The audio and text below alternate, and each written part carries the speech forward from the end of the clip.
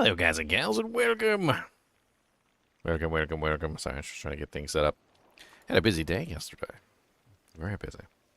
So, took one air conditioner out of one window. Took another air conditioner out of another window. Took that air conditioner, put it on the street. Took that air conditioner that I pulled out of the first window, put it into the second window.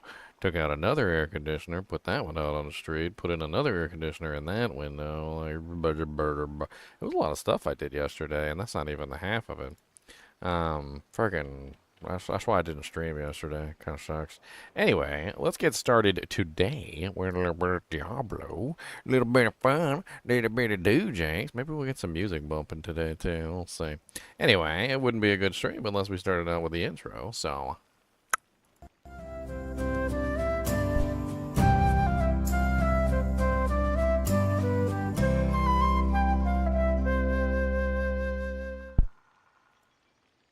Alright, so let's get this kicking today. What are we gonna kick? I don't know. Let's kick something. Bow, bow, bow, bow, bow. We need some music too. Let's get some music running.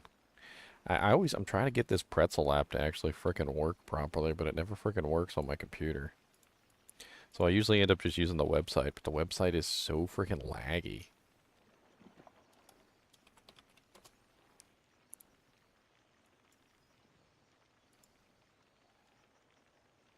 Bow, bow, bow, bow, bow.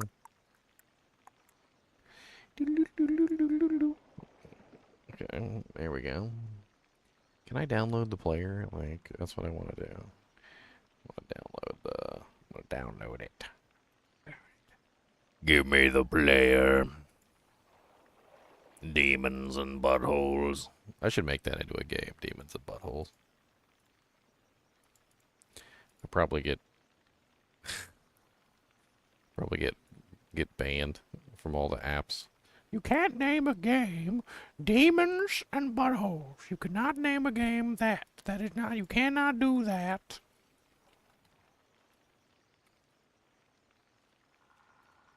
Cannot name it Demons and Buttholes. My publisher's like, can we change the name to something else? No. Ah, but come on.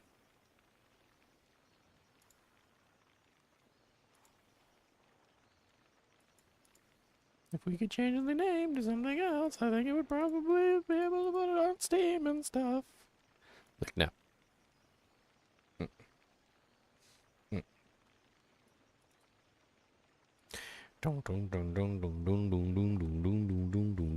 know, let's start out with some chiptune. I like the chiptune music. Let's do that.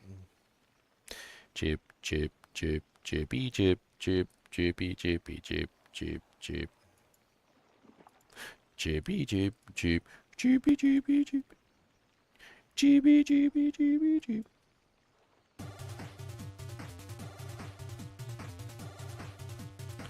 A little bit louder. Let's go. A little bit. That's a little bit too loud. 9%? That seems about right.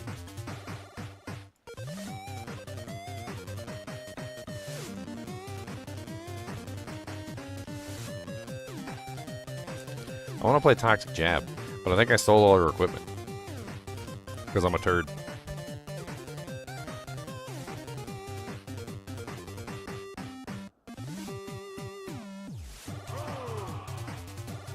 Oh, it's the cow level? Moo, moo, moo, moo, moo, moo. Well, we don't have time to gear her back up. Let's just go to the cow level. That sounds like fun.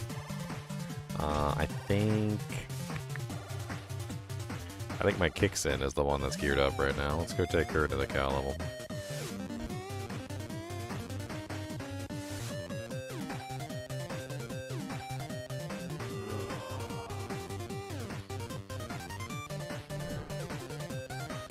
I always loved music like this.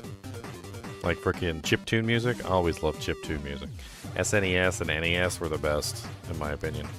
Just excellent, excellent chiptune music.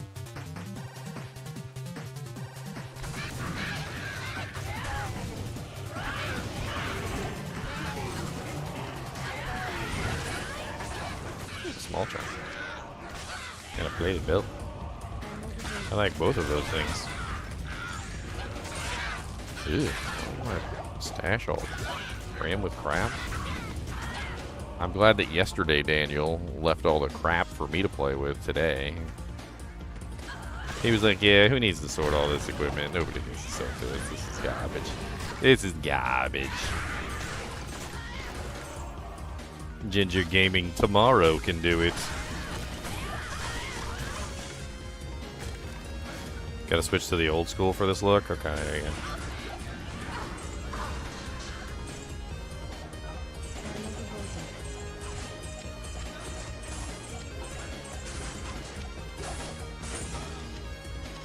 Like it. Ah, what the hell?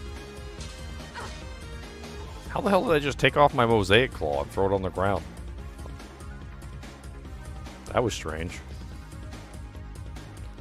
Apparently we gotta go deal with crap.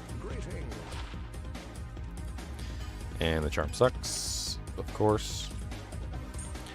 And the belt is... it's actually pretty good for level 13, but it still kind of sucks. Boop, boop, boop, boop, boop, boop, boop, boop. Looks like I was just being super lazy and just shoving stuff in my sash, so let's just continue that and we can just transfer this on to tomorrow, Daniel. Super tomorrow.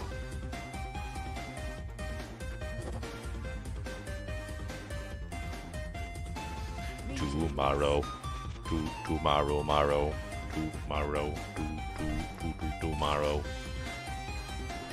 I need my Merc. Where's my Merc at? Get back here, Mercy Merc. We got work to do now.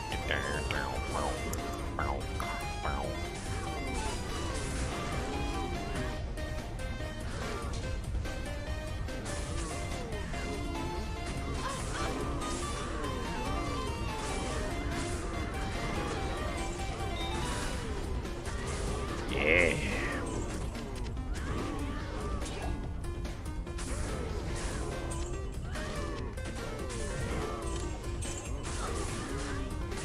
Ooh, antlers.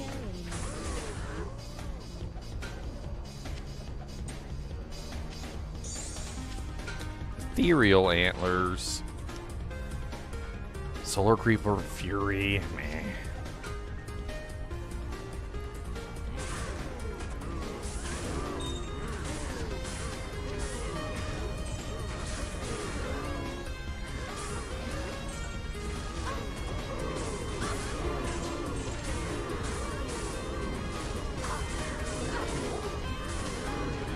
Poor little moo cows. I gotta check those blue maiden jets.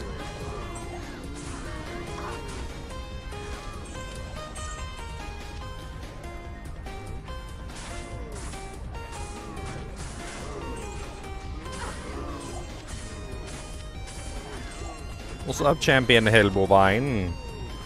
Bovine of championness.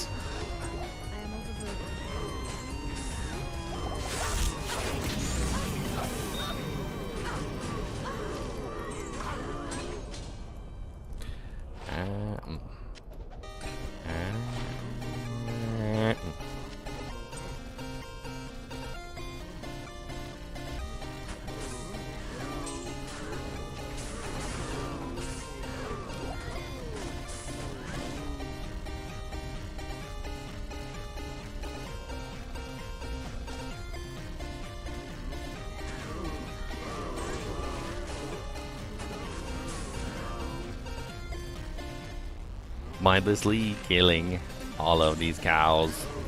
Oh, look at them. They like to move.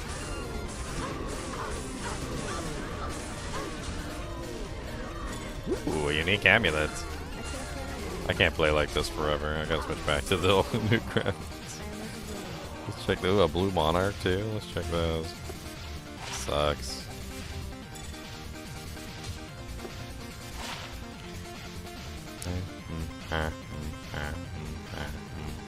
It's actually a pretty good champ shear. It's level 23. It's 62% enhanced, 9 max damage, 138 AR, prevent monster heal, and it has 5 mana after each kill. It's actually If I had found that leveling up, I totally would have used that on like a melee character. Totally. A Mahim Oak Curio. Oh no, I'm out of identifier scrolls. Danger. Danger.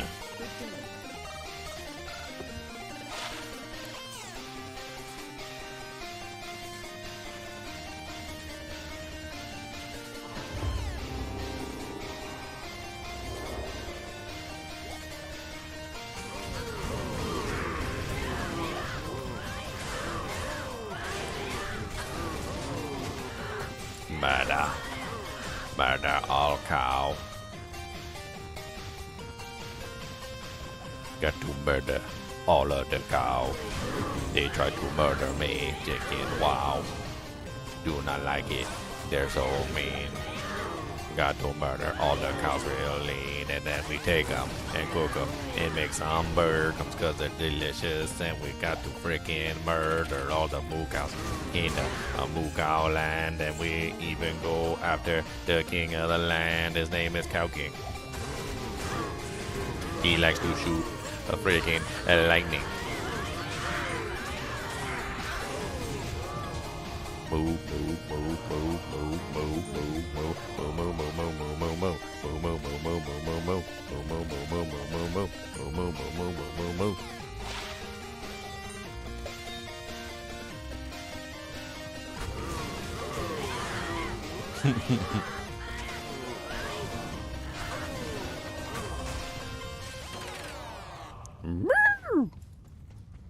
There you go. That was the Moo Cow song. Hope you guys enjoyed that.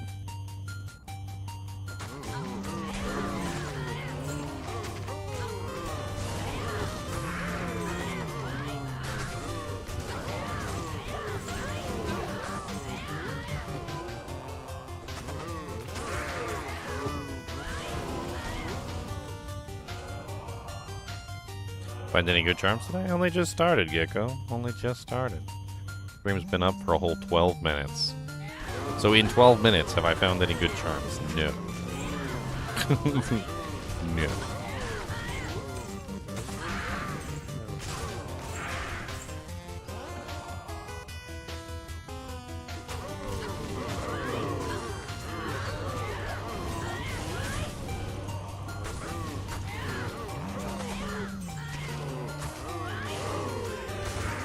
Come together and get kicked. That's right. And I almost one-shot that cow. He was at like 1% HP.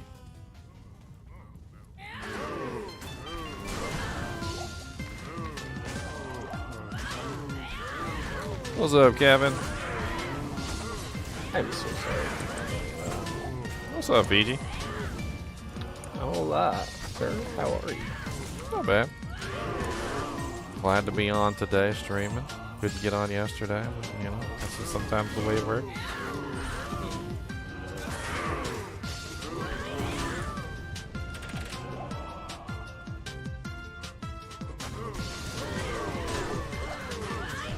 Need to get regen his burr rune.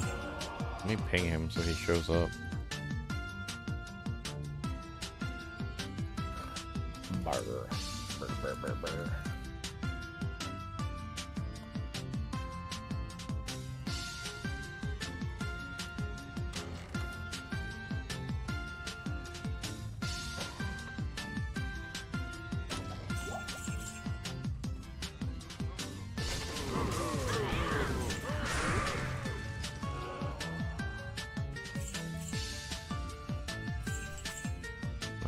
Cow level's pretty much done. Moving on to the next cow level. Gonna kill all of them devils. Tried to kill me with a big halberd. So I gave him a freaking turd. I don't like it. Very mean. But I cook him up on the... Dang it. Running out of rhymes, huh? Nah, just didn't have a good one for that, for the cooking thing. I sung myself into a corner. I could have gone with lean, but lean didn't really work. Yeah.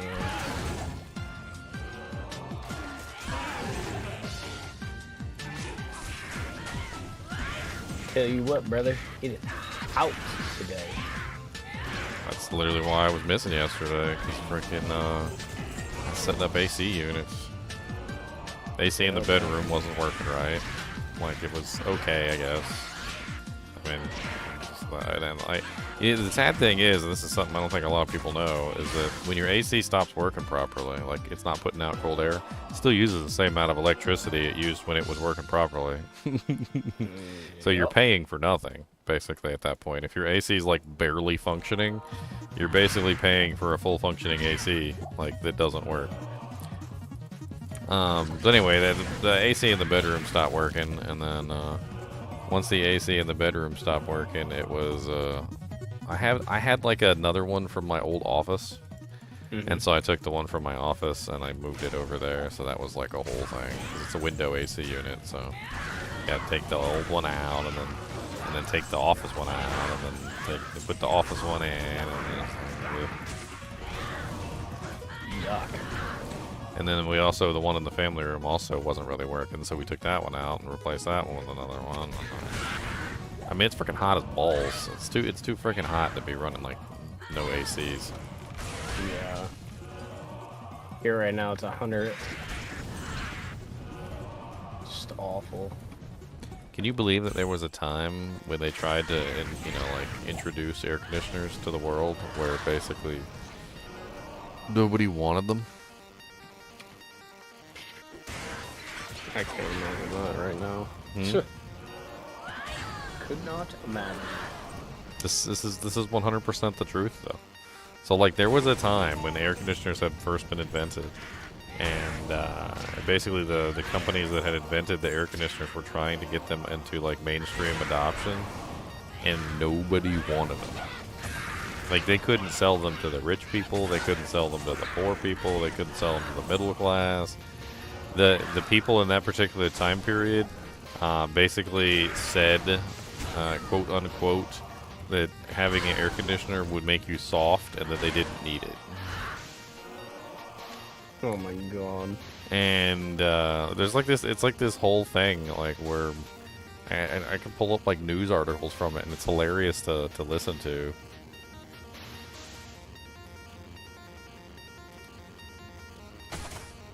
That's just wild.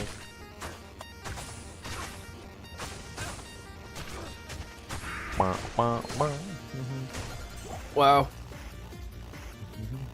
Me and Ferret, our first run we found a Vex, and this run we just found an Ist. Nice. I think it's our turn to find some high runes.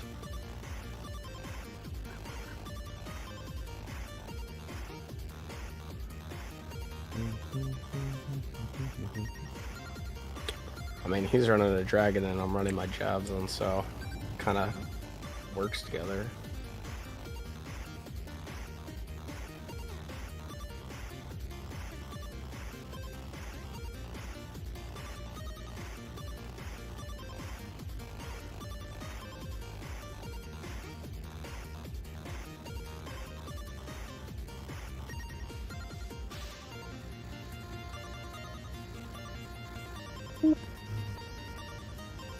So, I theory crafted a budget Uber Smiter using the full Grizz set, and it works really, really well.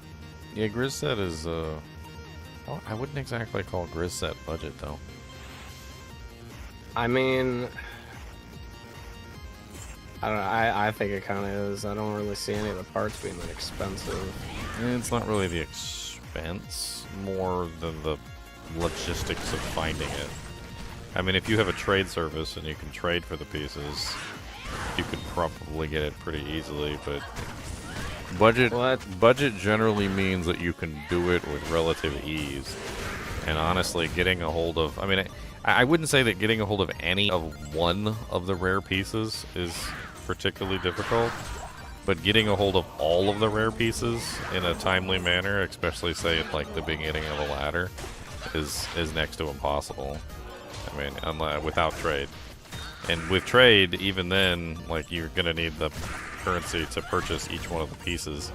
The body armor is extremely common, so we can just rule that out. You will definitely find the body piece, 100%. Right. But the helmet, the shield, and the weapon are all among TC-87 bases. So Caduceus is a TC-87 base. The Vortex Shield, I'm pretty sure, is a TC-87 base, and the Corona is a TC-87 base.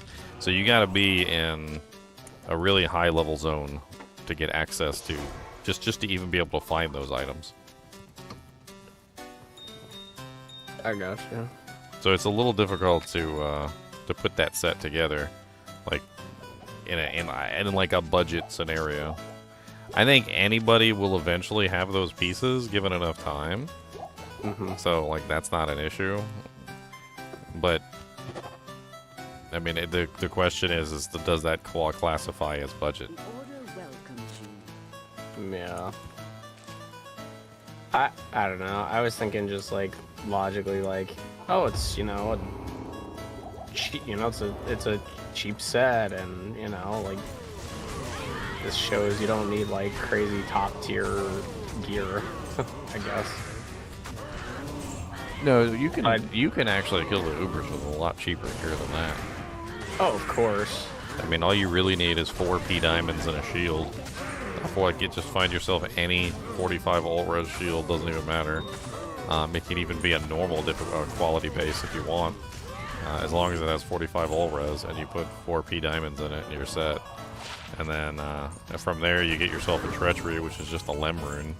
I mean, that's lem runes are common enough that even when I do my solo self-found runs, I usually end up finding one or two by the end of a run.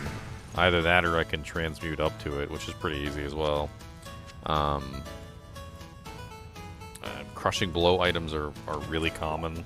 Like Crush Flange is probably the easiest one to come by. It's even easier than coming by a black, because you just basically find it usually somewhere like from normal Andy or something stupid like that, and it can be socketed and you can put a shale rune in it.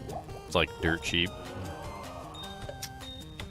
It's actually one of the best ones because it has 50% fire res on it, which covers up the spirit resistance issue, so that you don't have to worry about the lost resistances from spirit.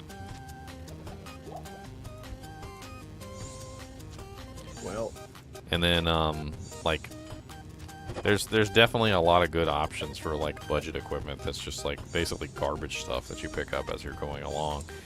I mean, if you take a look at my solo self-found paladin, like my the North Star Smiter, boy, I was using the most budget equipment. Boy, I don't even know. I killed P8 Ubers with equipment that I wouldn't even, like, in a normal run, I wouldn't even deign to look at. Yeah, that's fair. I just figured because I never see the Griswold set really used. So the Griswold set has a couple very good uses.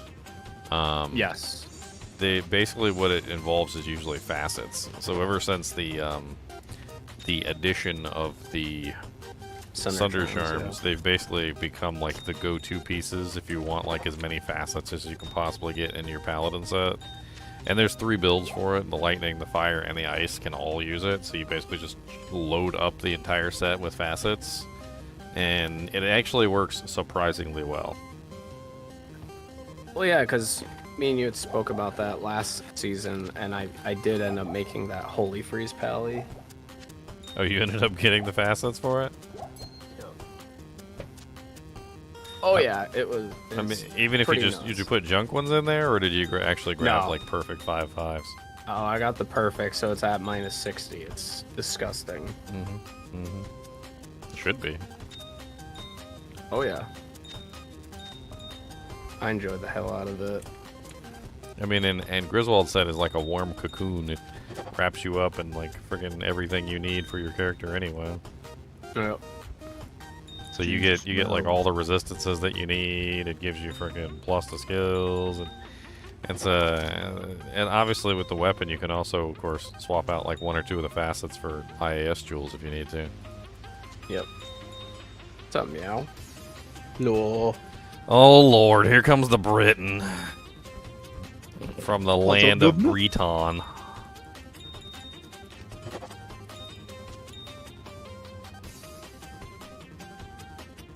I don't know who upped to Sivub's weapon. But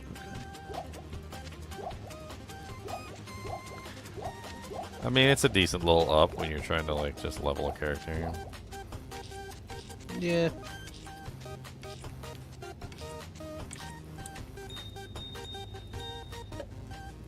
I got enough skulls to reroll this item. Get rid of some of these regular skulls. I don't need these in here. To be honest, my favorite runeware to make in a pally shield by far is Sanctuary. I mean, you make a sanctuary and you get a good roll on a 45 ult res pally shield. It freaking that'll set you up. A lot of people underestimate the like amazingness of having a like really good resistance shield.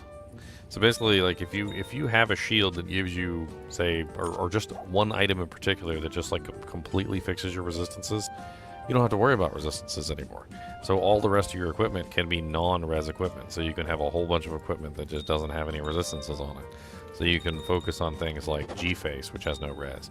You can grab yourself, you know, like a freaking really nice crushing blow item that probably has no res. Your weapon doesn't have to have any res on it. Your, you know, like your belt, your gloves, etc. So like if you're a pally and you're rocking a freaking, what, 45 all res plus 70 sanctuary? What is that? That's 70 plus 45. 115 or something. That's like 115 all res on your shield.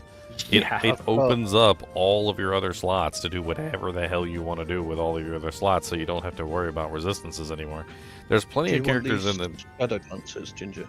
Shadow Dancers. Yeah, I'd take 2 them. skill, 23 dex. I'm in the swappy. Swampy. But I'm murdering cows. Why would you open up a swappy when the cow level is on the thing, you stupid cat? Because why not? I like to annoy everyone. I'll bop you on the head. Good evening. I'm gonna bop him right on the head. Yeah, I'll drop them over here, Ginger. Give him the bonk stick. I've dropped them on me. They're 2 decks off of perfect rolls, nearly. Where? I don't see anything. I see nothing. I dropped them underneath me. Okay. All right. I like it. I'm not sure what to think about it, but I like it. Well, good kick damage, faster hit recovery, you know. Oh, I know. I If got you I got already- upped Gore Riders, but I can swip and swap back and forth between them. I think Shadow Dancers is actually better for this build. Shadow Dancers are just amazing. How is that happening? I keep a couple times now. I've accidentally like dropped my main hand weapon. I don't even understand what the hell's going on. What an insight.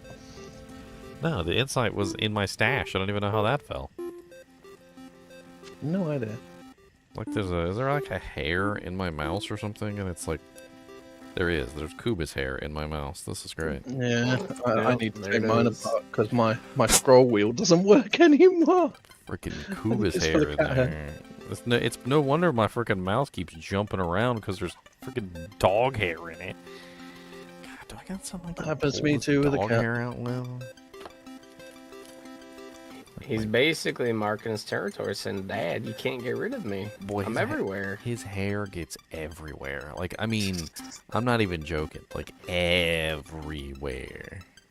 Didn't you want to try the Shadow Killer? With this There's a build? couple in here. Nah. With the Frost Nova stuff, I've also got a Nightwing's Veil. If you were going to try the Ellie kick thing. I mean, I tested out all of them, and basically the conclusion I came to was the lightning one was the best. So, Oh, okay. dude, some guy pissed me off when I was doing that theory craft too. I theory crafted what, like 5 characters that day. 5 different characters. I did the cold version with the Doom. I did the cold version with the Voice of Reason. I did the fire version with the Dual Phoenix. I did the lightning version with the self-wielded Infinity. I did the lightning version with the crescent moon.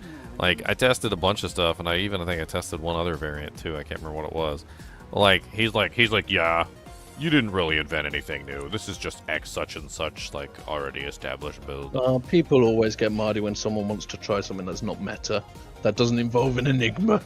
That guy sounds like a donkey, I'm not gonna lie. Is Like, oh, it doesn't have an enigma, it's rubbish.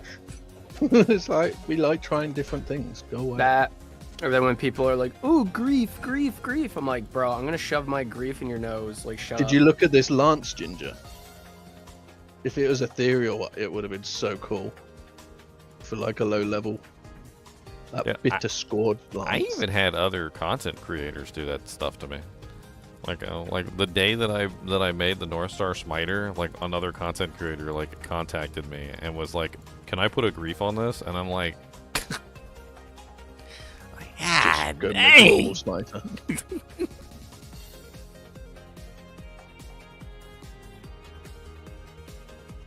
Region said Catnium can pick up the burr for him. He posted in the ladder chat. So I knew for years there was like, you know, dueling people would make like a Foden and a Smiter.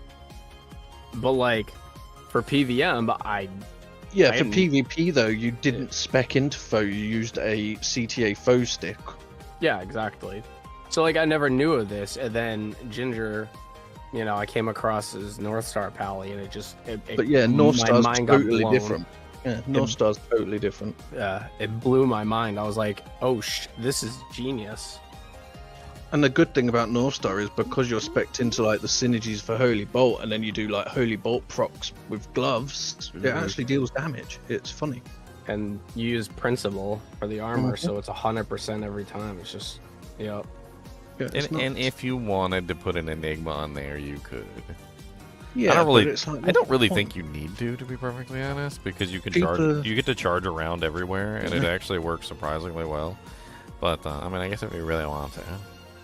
I It's just how avoided people wanting Enigma. grief on every melee character. It's like there's just, you know. Well, as long try as you something have a different. mobility skill, like this character has a mobility skill. I've got Dragonflight.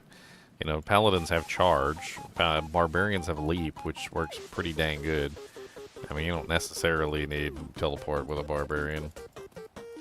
And I think the main problem that a lot of people have is they come to like you know, like when you're in Worldstone Keep and you go to Worldstone Keep and like you see like the entrance is over there and you can't leap to it because it's like, you know, through the Yeah. wall.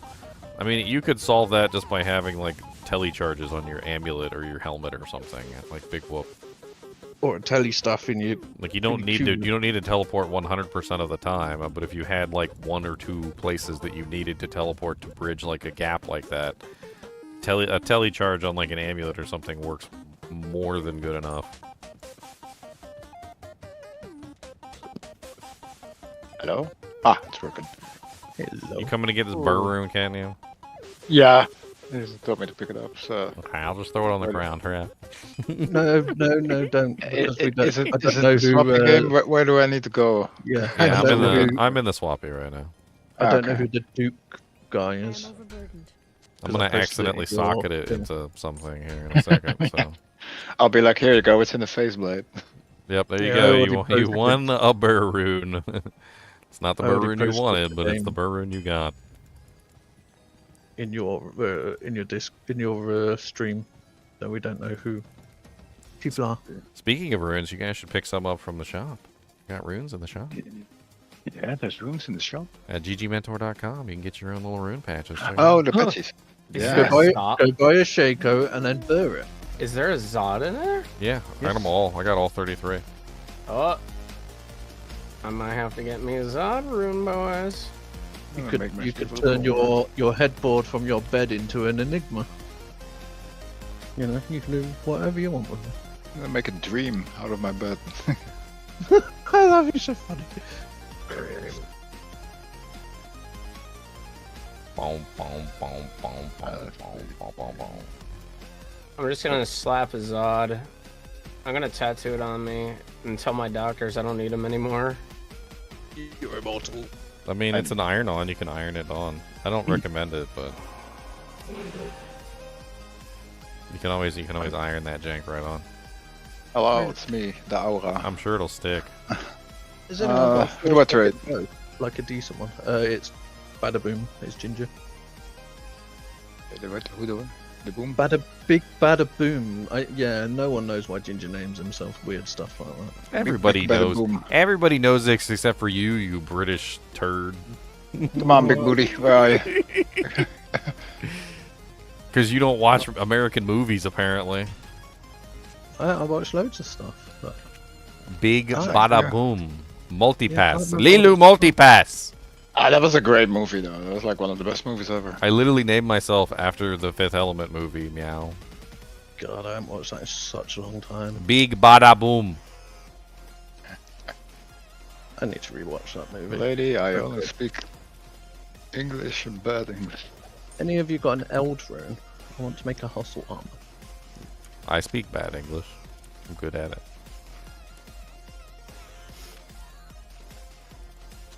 Can I throw stuff on the ground here? No killer Cestus blades. I don't need this. I don't need this. Yeah, there's tons of them. I don't know why. Look at that, a grandfather. Why is there like 6 Shadow Killer Cestus blades? I dropped one, and then a load of others came in and dropped them. I don't know. Oh, hold on. I might grabbed actually need one to of look. them. I don't need 3. Grab the best 7. ED one. Who's what? Who's got ED? Grab the best damage one. Or something. The one with the best stats. I got There's cherry 2 of them. strudels today. Cherry strudels. Strudels. Oh, we found Marowak boots. The hell? Why is there a hole in the plastic?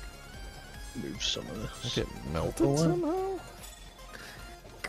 Good lord, brother. So Dude, that's weird. There's like a freaking melty hole in the side of the strudel container. it's What the so hell is up with that? Maybe your strudel's hot. Oh, where would that have melted at? Ooh, that's a nice hustle base.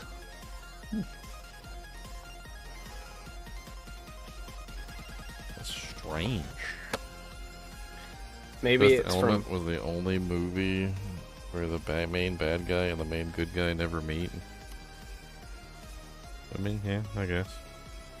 I've been watching Wasn't the main bad guy the evil force of the devil god that was talking to the I don't know. I've been talking to watching the main bad guy? Shogun. Like the main bad guy wasn't even really the main bad guy. It was like the force in his head that was talking to him was actually the Have bad you guy. watched it yet? Ginger? What? Shogun, the new series. That it's a remake of the original 1980 something or whatever one. Shogun? It's a series, yeah. It's really Now good we've- so far. Now we found an No, Umbreon. I watched the original one. I really liked it. I didn't want to Yeah, ruin it. it's good so far. It's got you should Google the main actor, the main guy that plays the Shogun guy is I can't remember his name, but he's like really famous Chinese actor. He's amazing. I can't remember his name, but you see his face and you're like, I know him. A lot of people probably don't even know what Shogun is. But I'll yeah, it's I'll really, really explain good. it. I'll explain it really briefly. I don't know about the new show. I'm gonna explain the old show. And if the old show ends up lining up with the new show, then oh well. It So does. basically, what the old show is, they have Shogun. It was a miniseries. I think it was a TV miniseries, wasn't it? Yeah, it was So- what 8 or 9 DVDs. Basically, it Back in the day. revolves around a crew. I don't honestly want to call them pirates, but I can't remember if they were pirates or not. They were pirates, yes. And they basically what happened is they crash in Japan. Like their boat, like literally sinks like near the harbor or something, or I can't remember exactly what happens. But they basically get stuck in Japan. Yep. The Japanese people like don't want anyone on the land at that particular time. The Japanese, like I'm not No, sure it's if not. you guys It's are. not the Japanese that don't want them. It's the Catholic Church because they've taken over because it's Well, that no, this part is of Japan was split up into. this is where during the the, time of uh, isolation, though. No, it was to do with the Catholics. What is it? Portugal got that part of land. They split up the New World, so that they said that you can take this bit of land and confirm them to Catholic. and that's why the Catholic Church was there. Well, then why were they Turning. confined in a building by themselves? They weren't. They were. In the Shogun movie, they were confined in a building by themselves. The only one that was they allowed got to leave the locked away. building was the captain. Yeah, they locked away the others. Yes, because they were prisoners. The only one that was That allowed to wasn't- leave was the yeah. captain. The captain basically became like a, like a member of like Japanese society at that particular Yes. time. But no, Um, the But anyway, the prison kind of like the whole plot is that like the captain kind of almost becomes like indoctrinated to Japanese, but like like methodology. Like he gets used to the pleasures of being a like Japanese person. Like he gets baths, Yes. and he uses toilet paper, and he goes back to the cabin at one point and to like see his crew to see how they're doing. And he's like absolutely disgusted with how filthy and nasty they are, like fleas, and like they smell like poop, and like he literally almost vomits like when he goes back to see his crew because of how disgusting they are now to him. And But yeah, the new series is really good. It follows the same line as the old series, like the same story. It's just it's a renewed. good miniseries. It's nice. Yeah. But I'd say if you haven't watched the original, do the original before you start this new one. Because the original's just a classic. It's amazing. But yeah, I think you'd like the new series, Ginger. It follows the same storyline.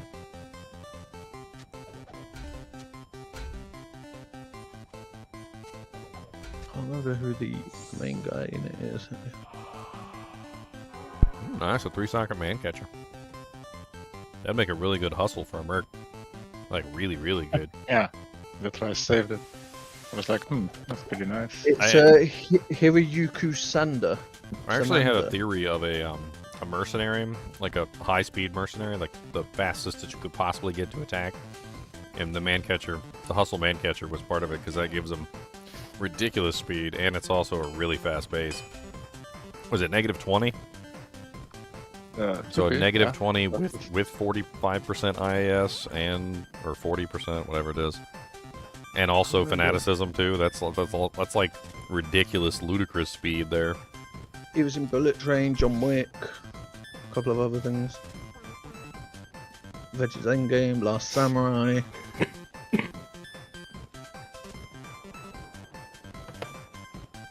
Definitely a good actor. But yeah, I've enjoyed it so far. It's been really good. Because a lot of the remakes I worry about, like Charlie and the Chocolate Factory, that was terrible. I don't know why they keep remaking everything.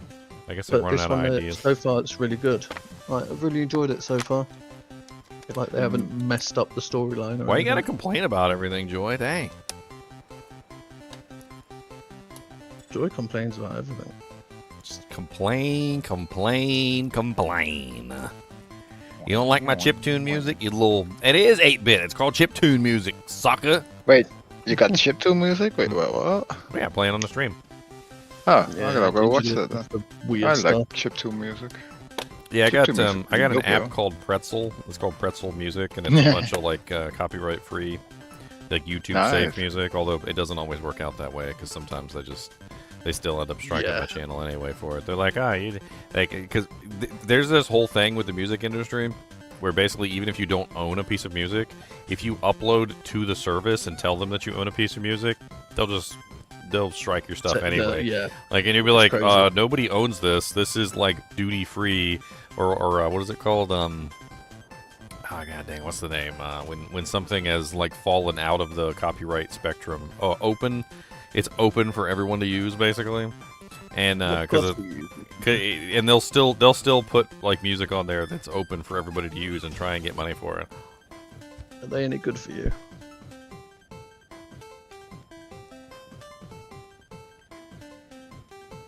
Nah, but they're pretty good though. They're just not for me. I thought I would check. The music rocks, man. It's nice and relaxing. If anyone finds a low-level 4-socket inside base bow, let me know. Let's see what else have we got here.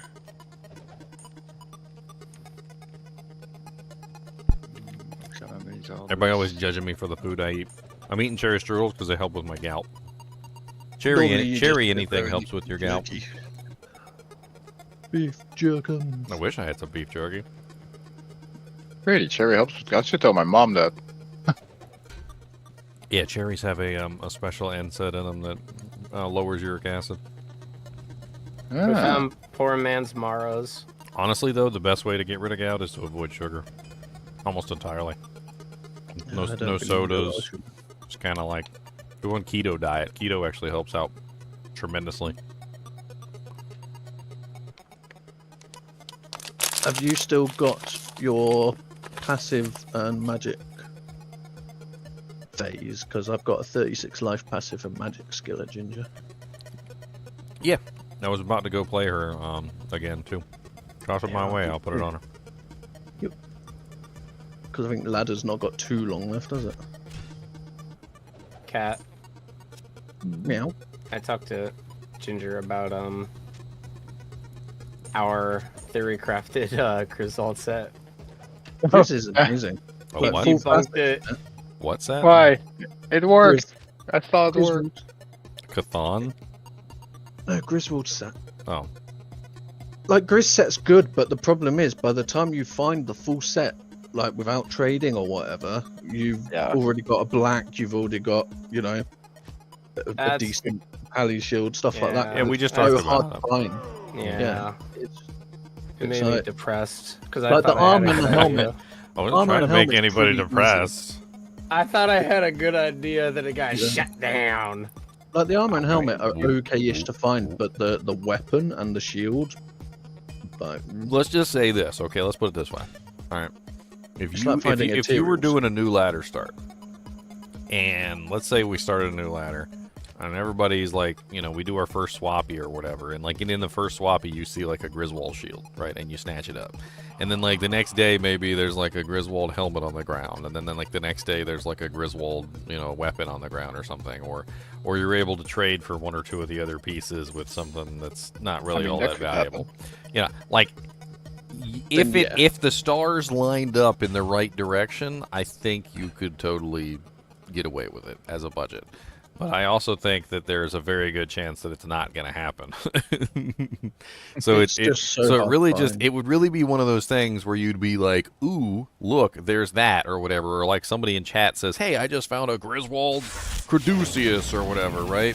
And then you would, you know, you would go from there. You'd be like, "Oh, well, he just found a Grizz Caddy. Like, is it 4-socket?" And you just like, and that's when your eyes light up and you start putting together all the pieces.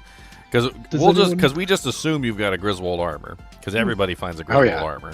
So if you find Griswold armor and then you find at least one other piece, you only got 2 more pieces to go at that point.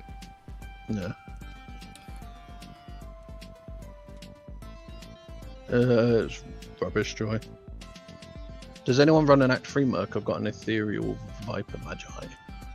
So is that Ooh. is that Fancy. swappy done? I'll open it up. Yeah, you can. Yeah, there's not a lot left. If you guys want to go get some doojanks, there's some doojanks for y'all. I need Annie. That's what I need. He can't wear any equipment. Well, she can't wear any equipment without the Annie. What stat Annie do you need? It's okay. I got a really good one. I'm just swapping it back and forth between characters. Okay. I need to check some more mules actually. Yeah, empty it all out. Joy Why said not? he's so far away from humanity that if he screamed, no one would come to help him. Well, we know who to murder. Wow, that got dark real fast. Anybody want to craft something? Gotta come in and drop some crap off, actually. Ginger likes to craft. I mean, I've got like over 100 jewels here. Ooh. Definitely taking a Durials for the Murky Merc. Hey, a Dory. And a mage blade. Oh, I never did find a good amulet for this character, did I?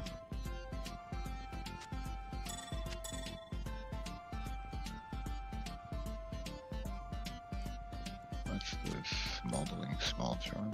Should I? Yeah, I'm gonna do it. This is great for leveling up, by the way, what I'm about to drop. Link. The Holy Thunder. Yeah, yeah. Yes, sir. I put that in a. Pretty cool. I think it has one to Holy Shock on there, Yeah. if I recall. Yeah. I want to see, damn it. I stole the Mavs bow, because why not? Oh, a T-stroke. I will definitely Good. take these T-strokes for killing bosses.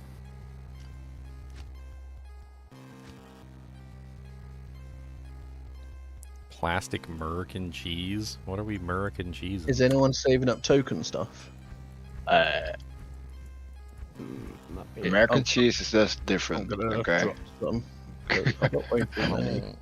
I mean, it really depends on which one you get. Like, I feel like Yeah, American cheese is judged unfairly. enjoy. I mean, you guys have some okay cheese. I mean, Oh, I like the spicy Mexican cheese. It's amazing. No, I mean seriously, like there's good ones and there's bad ones. Like it's if we're talking about like American cheese, what you got to know is that American cheese differs depending on the amount of oil content that's in it. So regional too, right? the lower Like different the environments. oil content, the better it tastes. So when you're basically looking at like the different cheeses, like, you know, I'm not really sure which brands to call out, but if you get like really crappy American cheese, it's like almost 90% oil. It's gonna taste like dirt and broken dreams, and you deserve it for buying that really garbage level frickin' American cheese. Like, just why did you buy that? Why did you do that to yourself exactly? I mean, that's basically how I feel about that. I think when people say American cheese, most people think of those hamburger slices, the melt cheese. Well, Yeah, yes, the but that's what I'm plastic talking about. Rubbish. So there is a oil percentage like amount in each of the different American cheeses, and like the good ones have really low oil percentages. I don't know what it was, but I think at some point or another they decided that they were going to try and replace the milk content in cheese with oil, and somewhere along the line, like some of the companies took it way too far, and they started adding more and more oil content, and the more oil that you add, the nastier it gets, and the more milk you add, the more delicious it is. So it like, yeah, there's like a thing on the back of the package, I can't remember. I did my research on this a while ago. Like if you do like craft singles, Oh, Kraft. That's the brand. if you look at the back of the package, where is it?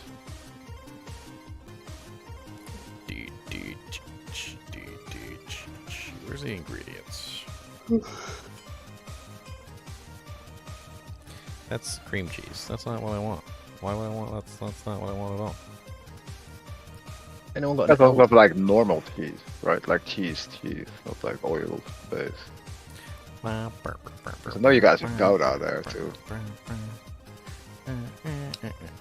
Well, a good majority of our cheeses are imported as well, Alright. so So if you take a look at like craft cheese, like on the ingredient list, so if, I don't know if you guys know this either, but I'll just state this as well. So if you guys are unaware of how the ingredients work, is it's listed by highest percentage to lowest percentage. So milk is the highest percentage in this. See how it says milk first, and then cheddar cheese is second.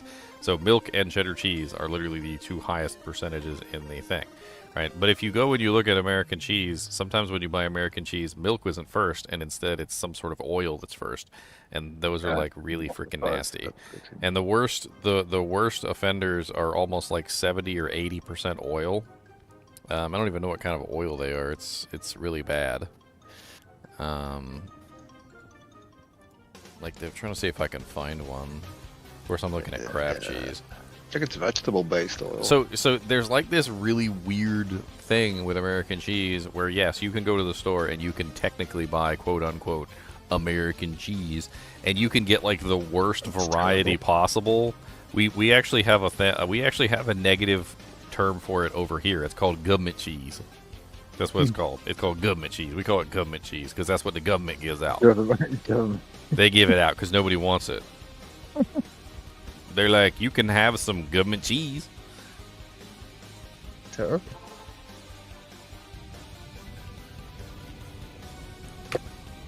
And it's just really silly because the whole thing with the frickin' American cheese is just weird. Because there's probably, I don't even know, there's probably like 100 different varieties of that stuff out there. You never know what you're gonna get. I mean, I would agree with a lot of people when they say that they don't like it, because most of it is bad. It's really bad, and it's really just because there's just way too many. There's way too many of them out there. Like when you go to a store and you get a burger and they put American cheese on it, like what are you getting? Are they giving you Kraft? Are they giving you Borden? Because Borden singles are freaking delicious, by the way. Or they're just giving you plastic. Or are they just giving you, like, yeah, is it literally just a piece of plastic that they cut out of, like, the container? It really wouldn't surprise me, to be honest. But it's like the cheese in Mackey's, it's like just plasticky cheeses. Well, this is I know that there's one at Kroger. It's like called like IWS cheese slices or something like that, and it's like the worst brand. Yeah, some of them it's cheese. literally just like a slab of plasticky horribleness. It's like it's like the worst flavored one out there. Nobody even buys it. People don't want it for free. Hey, kitty cat, cuddles, come on. Good girl. She was throwing up earlier, the poor thing. She had an upset belly today. Skim Me too, with it being like 40 degrees Celsius. Yeah, it was warm here today too in England. I was quite shocked. Really? I was like, oh, the sun's out, what's happening?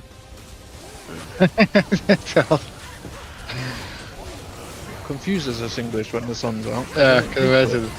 all the pale British people like, oh! Oh no, I'm melting.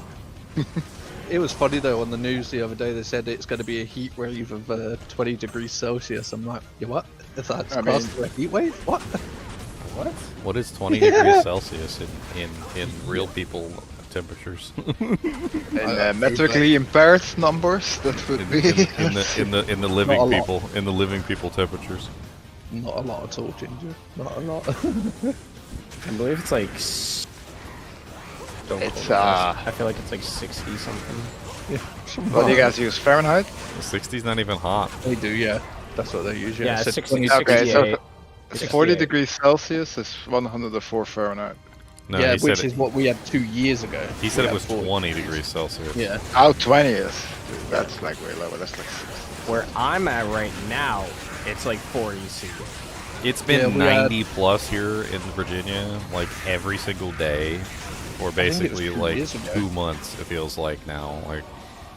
So this is hilarious. Okay, so in my car when I bought it, brand new, there's this little door. It's kind of like an ashtray, but it's not. It's like right there under the clock, right? And it opens and closes, and that check never stayed closed. Never. Like even when I bought it brand new, like it would just fall open on its own randomly while I was driving. It's so hot that everything in the car has expanded, and it's been so hot for such a long time that this is the first time in a very long time that the door actually stays closed. I guess the door expanded, everything expanded, Yeah. so everything got bigger, and now the little door actually stays closed. It's amazing. That's the worst thing, though, is Apparently- when you get in a car when it's that hot and the car's just like a sauna. Apparently It's my got, like, car leather must have been upholstery designed in in the car, Texas yeah. or something. Like that's where my car is probably supposed to be. It's just probably supposed to be in Texas or like Mexico or something.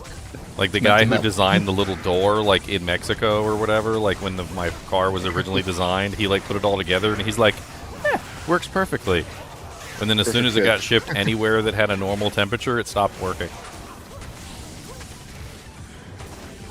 No, I think it was 2 years ago we had 45 degrees to like 120 odd. And that was the hottest ever recorded in English history. It was quite interesting. So speaking of hot, I was actually reading or watching a couple things on the like the probes that were sent to Venus. You know, Venus is like one of the hottest planets because it's got like the atmosphere. It's really close, like, and like the CO2 like causes the heat to build up. And apparently, like the temperature variance on Venus is insane. Like, hold on, let me. Did you see the thing about the probe around the sun they did recently? That thing came really close to the sun, and they took some measurements. but oh, the heat shield on that thing alone. So the temperature variances on Venus are between, what is it? Negative 173 degrees Celsius Jesus Christ. to upwards of 462 degrees Celsius, that's like during the daytime, or 864 degrees Fahrenheit to negative 45, negative 279 degrees Fahrenheit during the night. So it's cold. It's cold enough to So like double freeze you. Well, not only the freezing part, but also the I bet it'll the 864 melt it. degrees Fahrenheit is enough to melt most electronics and basically cause most of them to just fall into disrepair. So it's like the challenges of trying to make a probe that can stay alive in the Venus atmosphere for even like a tiny period of time is interesting insane. to look and see how they're trying to figure this out. I mean, 'cause they it's have got- things it's like got to survive extreme heat, but then extreme cold. well, they got like refrigerants in there, like basically they filled it with like things like liquid nitrogen or like things that would basically keep it cool for a prolonged period of time, so that it could try and like do something. And then they have to worry about it literally like all the components like freezing, and obviously when you get that cold, things are gonna start cracking and buckling under the pressure. I don't know. It's really interesting to look at like that because they actually landed probes on Venus, and they only survived for a very short period of time. But it's enough time to get readings, which is the good thing. But that's Let's nuts. see. It was 127 minutes is the current record. Wonder what they build it out of. That was in 1982. The Soviet Veneria. Veneria? Why does it sound like a venereal disease? Veneria 13 sent the first color image of Venus's surface. I mean, it's interesting stuff to look and see how they try and engineer these things to survive extreme temperatures. But yeah, because you don't want You it should to look at melt the solar when it probe, the freezes. Parker solar probe. That's also pretty cool. Closest approach to the sun on the front of the temperature 2,600 Fahrenheit. Jesus Christ! Uh, I mean, How there the are hell there does- is does- stuff there is stuff that can survive those temperatures. Like, oh yeah. for instance, That's graphite. nuts, though. Graphite is probably the best media I would think of, because graphite just doesn't really tend to burn very easily at all. It's used for crucibles and all sorts of other things. I mean, I have a graphite crucible that's actually pretty neat. Pretty sure plasma torch can get up to those temperatures. Graphite 25. melts at 3,600 degrees Celsius. So, it's capable of withstanding some pretty serious temperatures. Let me see, what's the temp of Yeah, the it makes you plasma wonder what they torch? build Would be- this stuff out And of. in Fahrenheit, that is 6,740 degrees Fahrenheit, or 4,000 Kelvin. Oh, Lord. Oh, I'll just stick to England. the plasma torch we have at work goes way up there.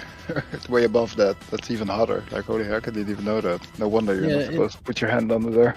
It makes you wonder what we build certain things out of to survive. It's the same as like stuff that goes to the deepest parts of the sea that we can reach. Oh yeah, Like the what- pressure and everything. Like the pressure and everything. Like it's interesting how we design stuff.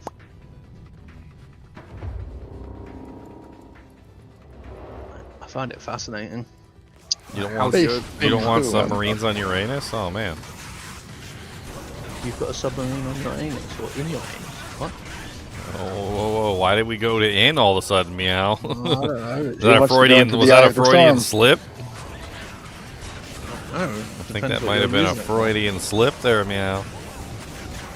I watched the trailer for that new Twister movie, that remake. It looks terrible. Honestly, I'm only Doesn't it looking have some of forward the to that original one. actors in it? Don't know. There's only one movie I'm really looking forward to, and it's called Those About to Die. What? Yes, it's This sounds brutal. it's the gladiators. You know how they used to go, Ah, "We that are about to die salute you." okay. It's called Those About to Die.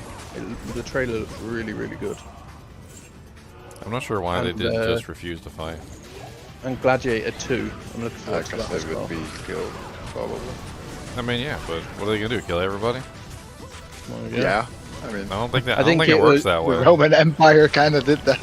I think they fought because they Yeah, got but it paid wasn't. for it. But it wasn't the Roman empires that owned the gladiators. Well, they got money for it, and they could also win their freedom. So I think it was that whole, I could maybe be free. I think the alternative would be like getting whipped or tortured or something. Like they I would think they would not actually kill you. Yeah, they won't kill you because a lot of money went into training. Yeah, a that's what I'm gladiator. saying. They won't actually kill you because it would be it would No, financially but they- ruin them. It would financially ruin them They if would they torture the understood hell out of you. if they understood the mechanics of how money works and like Oh, yeah. how a business was run, and literally they could have financially Ludus. bankrupted the people who Yeah. own them relatively easily. Well, that's what Spartacus. They could have was all even about, done it where in they the worst escaped. way possible. They could have done it seditiously by making the fights as boring as possible. Well, yeah, they could have just sat there and slapped each other for an hour. I mean, also you have to consider that in those times, like servitude and slavery kind of was like But that's everyday where thing for most Spartacus people. came in. Spartacus was the uprising of the gladiators. Yeah, yeah. Where they killed all their masters. If you haven't seen that series, watch it. Spartacus, absolutely amazing. It's got Kirk Douglas. It's a shame that the obviously the first season of it, the guy died from cancer. But I'm glad they carried it on. But they First sort season? of You talking about the movie Yeah. with Kirk Douglas? no, there's 4 Gladiator seasons, but the first season the guy dies from cancer. I thought, And then I they thought re- you were talking about Spartacus the movie. It's like Oh, no, a the 3.5 series. hour movie with The Kirk series Douglas. is amazing. Old school movie. Yeah, you should try the series, Ginger. It's brilliant. Okay. Capua.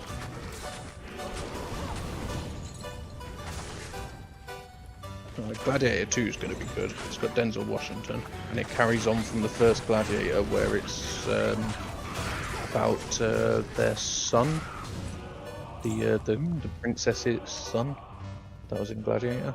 So that's going to be interesting. You have to rewatch that whole movie again. Just to... Yeah, brilliant movie. And it's funny though, because it still looks perfect, and it's what, 20 years old?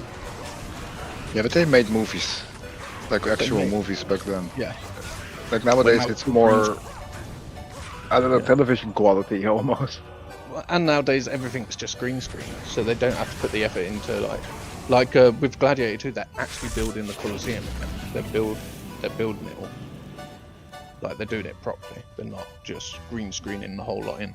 I don't know. They got to do something about this green screen stuff. I don't think it's the future of anything. Like, I think yeah, it's I do slightly understand losing But I losing missed. ground. It's like when you watched what's that Egyptian? queen? There's a scene with Ian McKellen when he was recording the Lord of the Rings, and they have Yes. him inside of a green screen room, and he's trying to do his part, and there's no other actors present, and he's literally just he's in this like I mean, it doesn't even look like a real place. He's just like the whole room is basically just green cloth, and he's just sitting on like a green chair or something, and he's doing his part, and he literally breaks down, and he has a freaking like mental breakdown.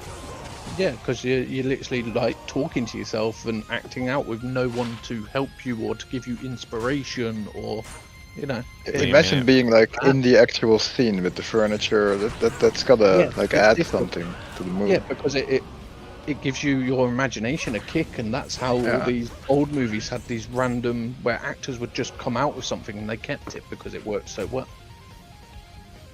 It's like watching the old Cleopatra. They built it. They had to build the whole set. Like we don't have any of that. Like I love special effects that we can do now, but I also think If they combine it well with practical, like they did in It Mad Max, would the be remake, great. that was pretty decent. it makes me sad because it's like it used to be about acting and about the sets and everything, where now it's just we'll just add it in with generated rubbish. It's Well, just not the I same. liked the movie tricks. I thought they were really neat. Like when you go back and you watch the original Star Wars and you see like the floating Yeah. cars and whatnot. Yeah, exactly. They pulled off some tricks. Like that Oh, wasn't yeah, that the wasn't models. editing. That was some tricks. Like, I remember Like a they movie. pulled out a bunch like, of you tricks could to see- come up with them floating cars. And then what made me kind of upset was later on when the movies started to get released on like Blu-ray and stuff like that. You heard what's his name, George Lucas, talking about going back and like touching up the original films to like remove, because you know they obviously they're, even though their tricks were really good and it did in fact look like they were floating, you could sometimes like see the wires, or maybe you could see like the methods that they used to pull off the trick. And he when they literally went upscaled, back and he literally like took out like all the like things that made it look like it was, you know, that you could tell like what tricks they used. The most obvious example is the floating car. Let me see if I can find the before and after. Or you could see the rigging or something, right? Yeah, I remember watching some alien movie or something, and you could see like the wire on it and stuff. And So this was how they actually did it. Let me see if I can pull this up. So there were a couple tricks that they used. One of them was a mirror. So you see how the floating car has a mirror along the bottom side. So as it's driving vertically, you see the sand below it, and so it makes it appear that it's floating, even though it was just like a regular car, basically. it was the same as Lord of the Rings job, where they made Gandalf look so big compared to the hobbits. Have you watched about that? Yeah, that was pretty cool how they Like, did they that. made they made one table, and then his table was closer to the camera, and all this lot. And Well, Gimli like, the way Gimli it was built. John Rhys Davies, and John Rhys Davies Yeah. is not a small person. Yeah, Like it a was lot of amazing people how don't they did even it. a lot of people don't even know that that's Oh, no, John he's a Rhys big guy. Davies Yeah. because John Rhys Davies is such a big person. It's so amazing how they came up with the whole, well, closer to the camera, further away. The way they built the table, like the table that he sits at in the Hobbit's hut. I'm trying to see if I can Like, find like a picture Really cool. of John They Rhys also- Davies. So here's a picture of John next to a bunch of other regular people. Look He's at a how big guy. look at how big John is compared to like that's this is the cast of basically Lord of the Rings, right? So we got like, what is that, Pippin, that's Samwise, you got I don't see Frodo in here, but that's the elf. Frodo was Why can quite I a not remember small the guy. elf's name for some reason? Where are the pictures? I'm not seeing But you can see he's huge. But like when he's standing next to the other people, like he doesn't look huge, right? He looks tiny. You know, definitely cool how they did them tricks. It's the But- same as when you watch like the making of Wallace and Gromit and stuff. But this Like, isn't it's amazing. this isn't the first time though that they've done this. So No, like there's many TV shows over the years where they've taken somebody who's really tall and through the tricks of photography made them look short. One of the most obvious examples I can think of off the top of my head is frickin' Riker from Star Trek. So if you ever, I don't know if you've actually seen Riker's real height. Riker is freaking huge. He is ridiculously tall. I think he's like, what is he, like 7'10" or something, or 7'9"? I can't even remember. And like compared to the other people in the show, he's ridiculously tall. Let me see if I can find a picture I of just it. find it fascinating how they do some of this stuff. But it's sad that nowadays most of it's just an actor in a green room, you know. Like I remember watching a thing about Daniel Radcliffe when he made Harry Potter, and it's like they actually put him in a massive pool and like told him to try and drown, like to see how long he could do his breath and all that. Like they would never do that sort of stuff nowadays. Like it's just crazy. Or it's like Jackie Chan movies where you know he's doing his own stunts and all that. You don't really get that a lot nowadays. Let's see, William Riker is in the lore 6'3", but he's probably bigger in real life then. Jonathan Frakes. Let's see. here.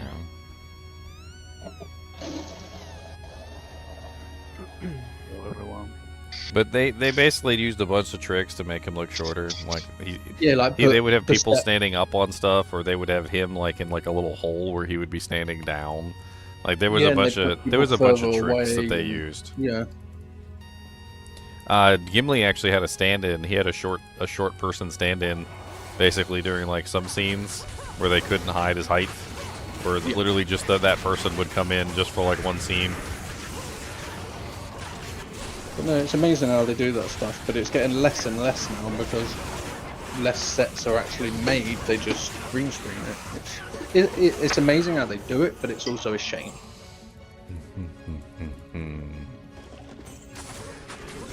Because I wouldn't be able to sit there and act in a green room, like you're not talking to anyone. There's no emotion. No, like I just don't know how they do it. I mean, sometimes there's other people in the room with you.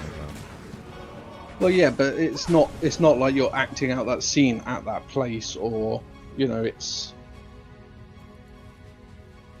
like where are you meant to get inspiration? Well, I think that CGI is just one of those things that, while it is useful, it's a tool. Yes, and it should be to help and make it's a something tool. look. Well, it's a tool that's being overly leveraged at this point. Yes. Like Yeah. it's not the only tool in the box, right? There's other tools. There's art design. There's like freaking. There's set and prop designers. There's all sorts of cool stuff. I mean, a lot of the props that we like know and love from a lot of TV shows were literally born from like the need to make a prop for something that they had no ability to to actually create.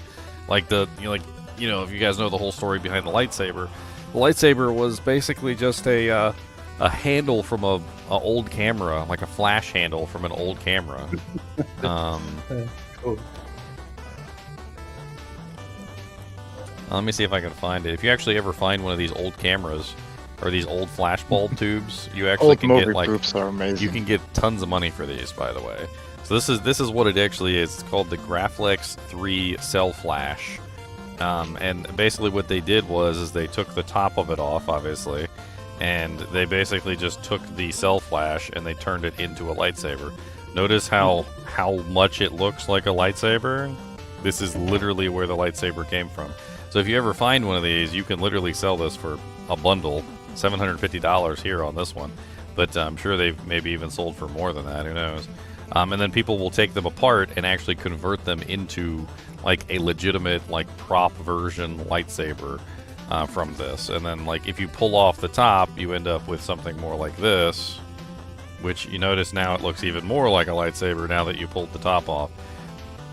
It's like if we didn't have prop designers doing their freaking magic work, we would be missing out on lots of cool stuff that like that.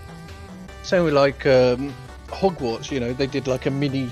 The same with like the Lord of the Rings. They did like the castle. They made a small version of it to do that intro where you see it in the mountains. It's actually just a really small model scale that they filmed.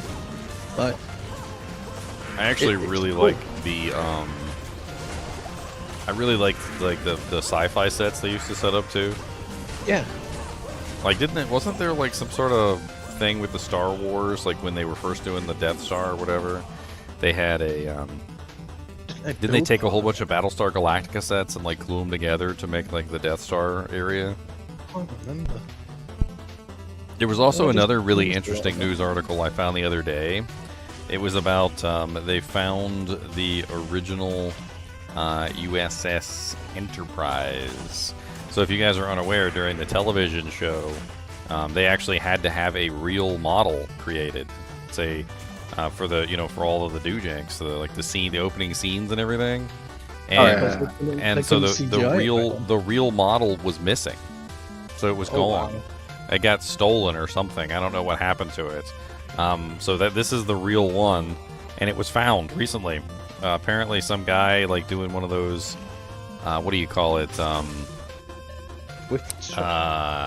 Where they go and they buy the storage units, like Storage Wars. Yes. Apparently, he went and bought out a storage unit, and it was inside the storage unit. He posted it on eBay, and within like minutes of him posting it on eBay, like people realized it was like the genuine one from all of the opening cutscenes and everything. And it's made out of wood. Nice. It's like carved, made out of wood, painted, has like the decals on it and everything. That's cool.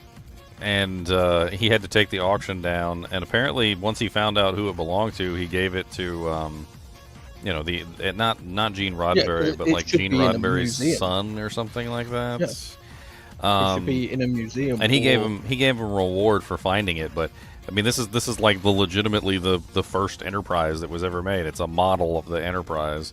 Let's just be thankful it was found by someone that has a conscience that cares more about. Look at how you know. big this thing is, though. Here, I got a better picture. Check out All the the models were kind of big back then. check out the Oh, yeah. size of this thing. Here, hold on. The Star Wars models for the Star Wars movies were also kind of big. Look at how Really big it is. big. Look, there's a guy right there. Like, there's another guy. Look, it's like that thing is easily the size of a man's torso. Yep. Well, they did a lot of that stuff though. Apparently, they're So gonna they have it. had the Detailed yeah. shots. They're gonna have it restored. So the Smithsonian is currently working on restoring it. Apparently, here's the It'll article. probably go in one of the. This it'll is- probably go in one of the museums, won't it? This is the article from NPR of them restoring it. I'm gonna link it in chat for you guys if you want to read it. And it's gonna be hung from the Smithsonian National Air and Space Museum in Washington D.C. But they're actually taking it apart and like, you know, fixing it, like redoing the doojinks, painting it back up. It's a 200-pound what? 200-pound model. So this must be a different one then. This must be a different model of the Enterprise, because that other They one would was have had not multiple. 200 pounds. They would have multiple of them though for different things. Like they would have a smaller. They would have a more detailed one for like close-ups. They would have a less detailed one for further Yes. away stuff. So there would have been multiple of them. But that one in particular that was found was apparently the primary one used for all of the opening sequences and like battle shots. So cool. So damn cool. And then they obviously have different ones that they destroy or blow up, and you know, there was yeah. But no, it's amazing how they used to do all that. Where nowadays it's oh we'll just green screen it in. It just upsets me. Blender on, great spaceship. It gets rid Oh. of that creativity. Yeah, did I put season 6? I didn't mean to put season 6. That's my bad. We are in season 7, aren't we? Yes. I think I reused like an older stream is what it was. Hang on, let me fix that. Oh, my poor mercenary died. You guys got my mercenary killed. I blame you guys. 3-foot Star Trek transport, yeah. They found like a whole video about that thing here. I love watching them storage things where people just go and buy out. Like same with like the sent back Amazon random boxes and stuff. People just buy them, and it's like you might get a load of rubbish, you might get something amazing, but it's interesting. I'm gonna be honest. As much as I shop on Amazon to buy things when I need it, a lot of the stuff on Amazon is rubbish. Oh yeah, You ever go on there during our Prime Day and literally like surf through there on the ridiculous. discounts, trying to find anything that's on sale that you might like? You're like, it's Prime Day, I gotta find something. And like It's like 4 looking at hours Wish. of surfing goes by, and you find like basically like 1 or 2 things that might be useful. And then you look at them and you're like, I don't really need these things. Like, they're not even really that good. I think I'll probably with just Wish, skip it. you know? Like, you go on Wish and the amount of junk that pops up going, you can get this for $1. You can get this for Dude, free, Wish just is- pay I don't Wish $1. buy is just anything as- from Wish. Wish is It's just true. as bad. There's like nothing on there Yeah. that's worth buying. Like, I don't. It's crazy. It's But I just. do like watching like oh what's his name, Linus Tech Tips did like a full computer Wish build of Wish, and it was just funny because like, is this actually going to be a 3060? No. Of course not. I mean, it's Wish. It's, And it's so all funny Chinese to rip-off watch stuff. like that. Yeah, but it's funny. I actually found that sometimes on there you can actually get like a 3060. So there are Sometimes, these yeah. I don't want to call them sales, okay? But how do I explain this? So there are these companies that put stuff up there, and they put the 3060 obviously up in like, you know, or I don't know, let's say a 4090. They put a 4090 up, right? And there actually is a 4090 up for grabs, right? But you're not actually purchasing a 4090. What you're purchasing is a ticket basically to the raffle for the 4090. Yeah. And how they get away with this is they always have to send you something, okay? So if you lose the raffle, they still have to send you something. And what they do is they just have a whole bunch of other garbage that they send, like little bouncy balls or like I don't know, like a dildo that some girl didn't want. I don't know, but they'll send you something. You'll get something in the mail, and you can order like 10 or 20 of these, and you'll get a different thing every single time. And I don't know who actually gets the 4090, but as far as I know, the 4090 does actually get sent out, but there's only one of them, and they still make out like a bandit because even if you say the 4090 is, I don't know, like say $1,000, right? If they get, you know, like they put it up there and they're like 4090 for $295 or $299 or something, right? And they get like 1,000 people to buy the 4090 for $299, and 999 of them get disappointed. They still make out with like $2,000, so they don't care. Knowing Irene's luck, she probably got the deal there. The only problem is though is they don't really, because it's not really explained to you properly. They don't really explain to you properly that you're not actually buying the 4090. You're buying a raffle ticket to the 4090, and that's where the kind of like the shady part of it comes in, because they're not actually telling you that you're buying a raffle ticket. Crazy. I found a bunch of those auctions on Wish and like Temu and stuff like that, where it's basically just like a raffle in disguise. Funny thing about dildos is I was watching on YouTube. Whoa, Meow. First you're putting trains up Uranus, and then now we got... he was doing car boot. He was going to car boot sales, like buying like PS2s and stuff. And he walked up to one like stall, and they had this like 18-inch big pink massive dildo, and he's just like, what the hell? And they were sat telling him about like old grandmas that used to line up to buy them. And I'm just like, oh my god. Jesus Christmas. Like, could you imagine? Like 70, 80-year-old grandmas coming to buy this big... Oh, Jesus. But it was funny. No, it was a massive pink one. Old ladies need love too, Meow. Old ladies need love too. They gotta pay. God. It's funny, some of the rubbish I watch.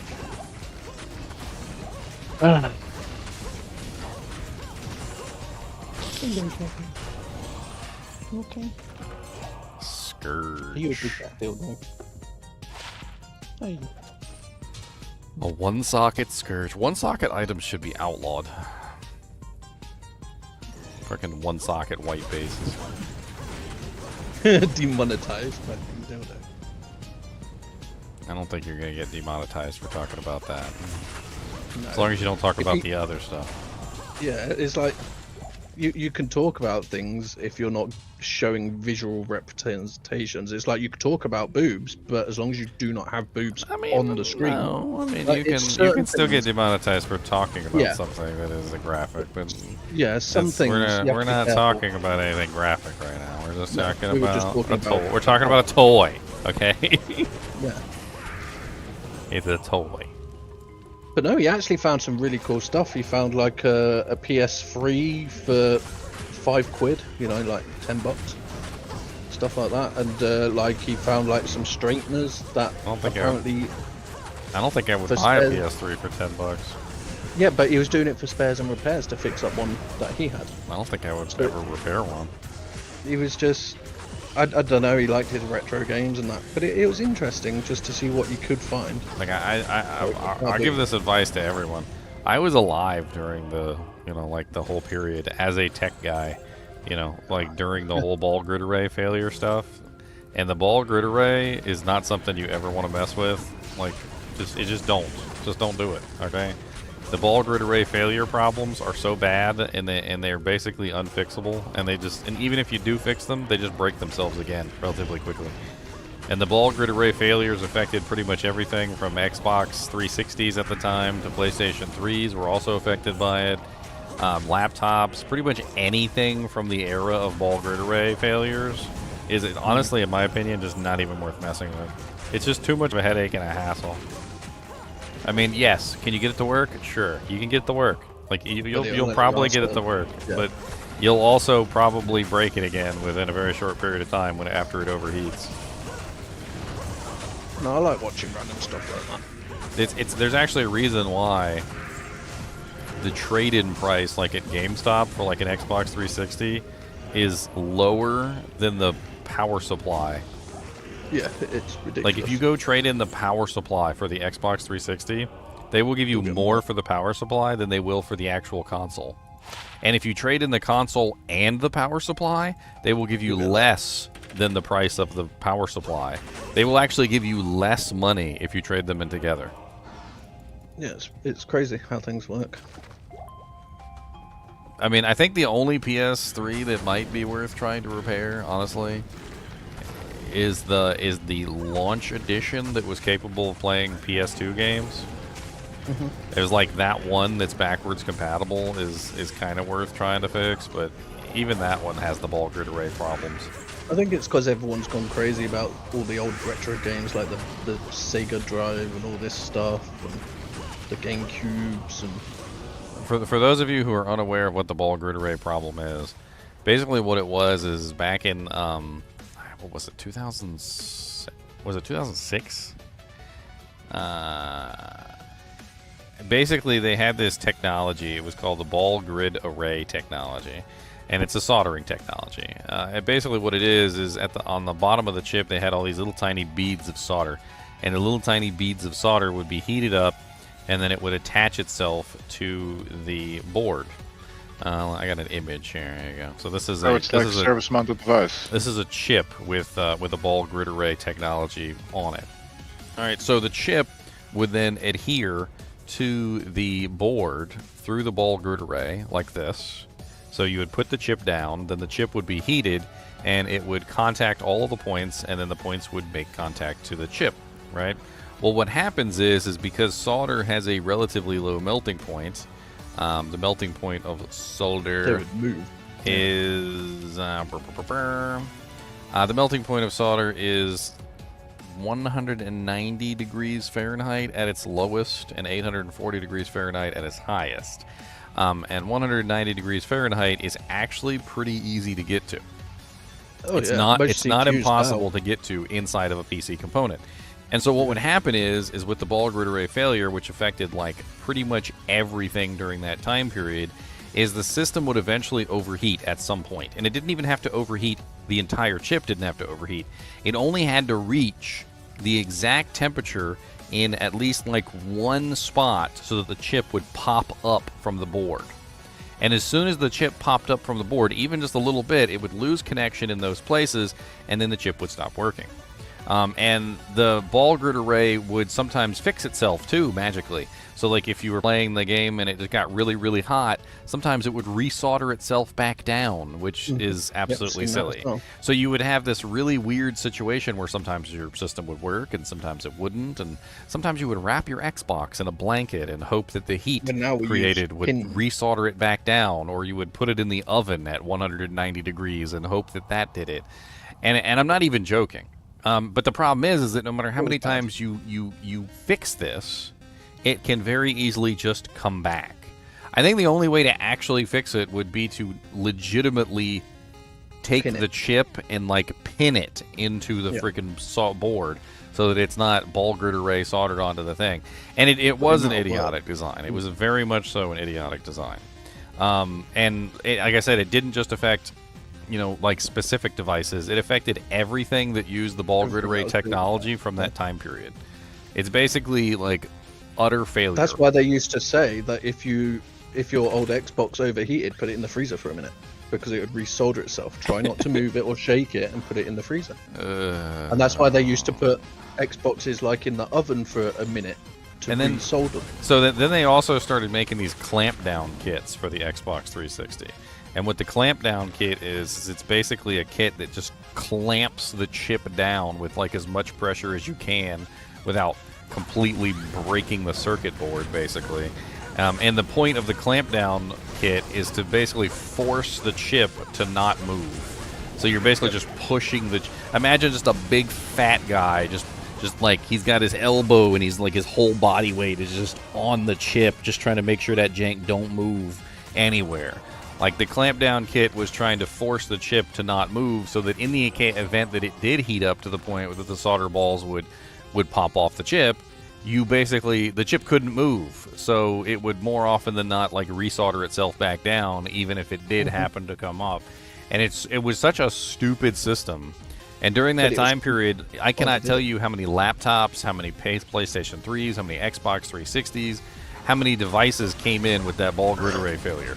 It was an epidemic across the entire technology industry, like for years until they got rid of it. Now we use pins. Hit me with a portal, Ginger. Hit you with a portal. Oh, you left. Oh, I just finished clearing it out. I'm going to 5.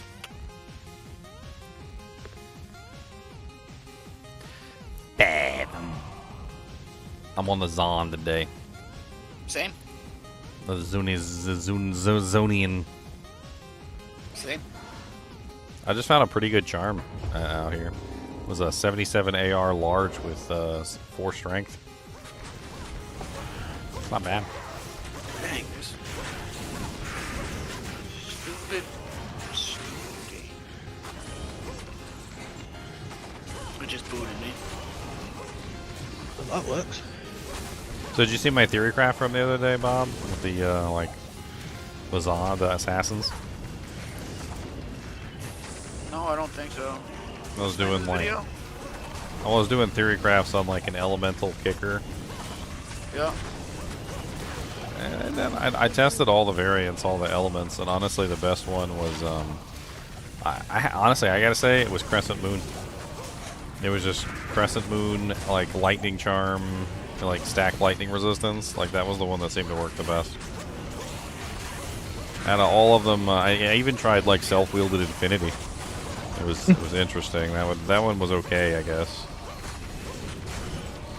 The Phoenix one wasn't bad, but it didn't really have the AoE potential that the Crescent Moon did.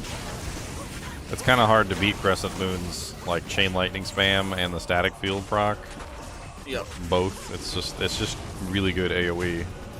Yeah, but they're Wanna pop chips a TP that up? just have contact points. They're not Did soldered. you see my new toys, Ginger? What new toy? What was your game? I saw you post a faith bow. Faith, yeah, which looks. I pretty sold the cool. Faith Bow. No, okay. My new toys. Okay, you made yourself a fizz boson. Yeah. Fizzy fizz. Fizz. You got portal scrolls, or do I gotta walk to you? Oh, I just walked from town, so I thought you were just gonna walk out with me, sir. I would have if I didn't have to reload. Really?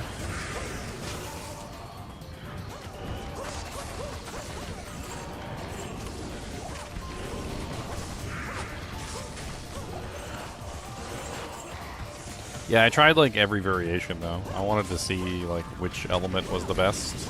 So I Yeah. did like a dual Phoenix Fire. I did like Doom for the cold, and then I also tried Voice of Reason for the cold.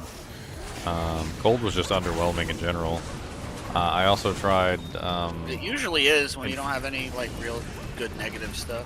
that's Burger Hey, King the Burger crown. King crown. Basically though, like lightning, I think it's just really just a matter that lightning just does way more damage average than pretty much any other element. I think at the end of the day, like if you compare cold to fire to lightning, I think lightning just in general has a higher average damage than all of the other ones, including fire.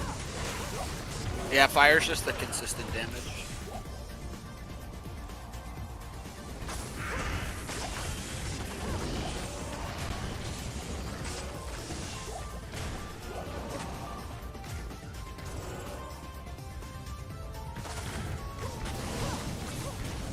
Do you have a elite polearm base? I just picked up a hustle. Do a hustle. I It's need it's an F3 socket man catcher. no, I need to make a pride. Oh, Eggtail doesn't have a helmet on. Soda pop. Soda pop. Dang, everybody's showing this. Who's Taylor? Impale her? I don't know, but he doesn't have GGM tags. I know, so no GGM. so tag. he's He's a creepy. noob. Noob. Got the No, it's Morbius. Yeah, so he's Hello, definitely a I'm noob. here to pump you up. Definitely a noob. For real.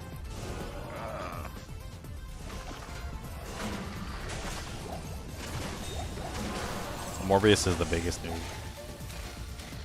I'm off for a bit, guys, but I hope you all have fun. Alright, meow. Have a good one, bro. And you guys. Oh, my damage fell off.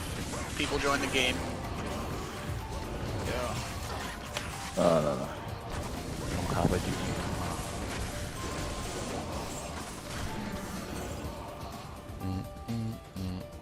What the hell was that desync? Help with forge. Did you do your hell forge in here? The hell is a rune forge? That's not bad. You Yeah. already did your forge here, right? That's not the best charm I need. I need to. Ginger, can you give me the waypoint real fast for? You can't do it here. Oh, I know. I just don't even have the waypoint. He don't got the waypoint. He's a sucking sucker. Thank you. Why he I'll be sucks so back. bad? I'm gonna go help him with his forge real fast, I guess. He could just make number 5 or 6. We can go do it. Let's make number 6 and we'll go do it. He's probably on EU servers. Oops, I didn't mean to do that. I made number So 6. he just joined on me and joined the game. Oh, well, he sucks then. So he super Yeah, sucks. noob. Noob. Even We already said- nooblier than before. For real. That's like extra noob.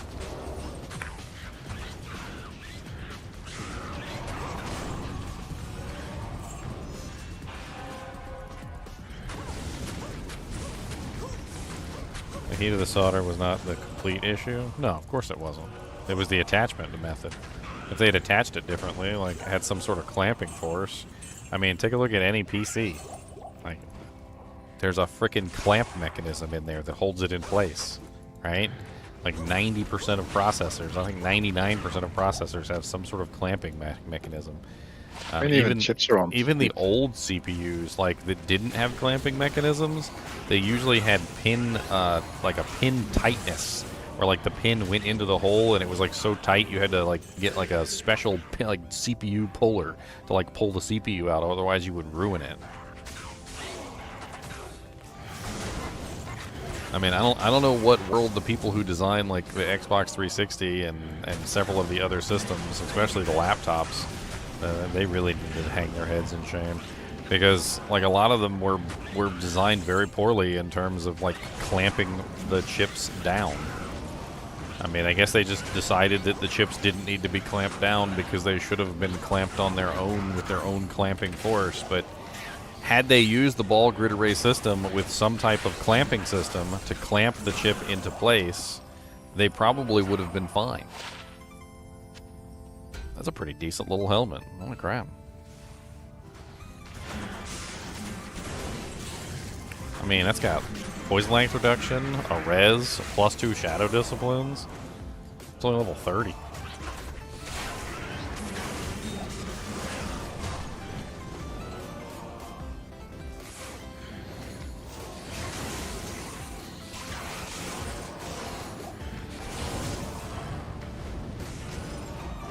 I mean, the moral of the story, though, is that they never should have used that system in the first place.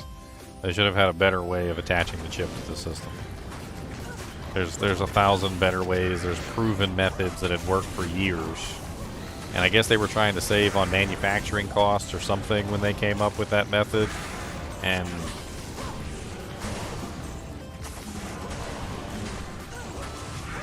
it was terrible. And you could also say that maybe it was due to inadequate cooling of the systems. I mean, I would add that into the talk as well, because I don't really think that a lot of like desktop units had the same issue. Although there was some ball grid array failure in video cards. I remember that some specific video cards had ball grid array failure problems. But it was mainly just due to the fact that the systems were just overheating all the time. They had very poor cooling, or it was in a laptop, and laptops had very poor cooling. They're actually known for being very bad at cooling. And you start shoving all the components into a small little tiny container, I mean, eventually the heat's got to go somewhere.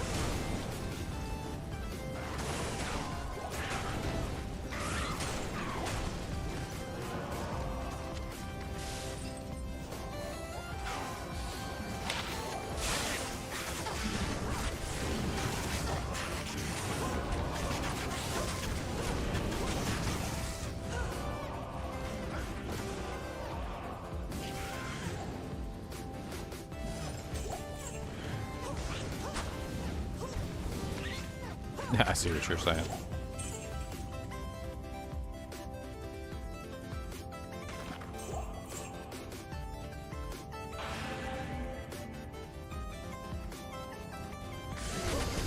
I wonder if there's any frickin' launch systems from that generation still working.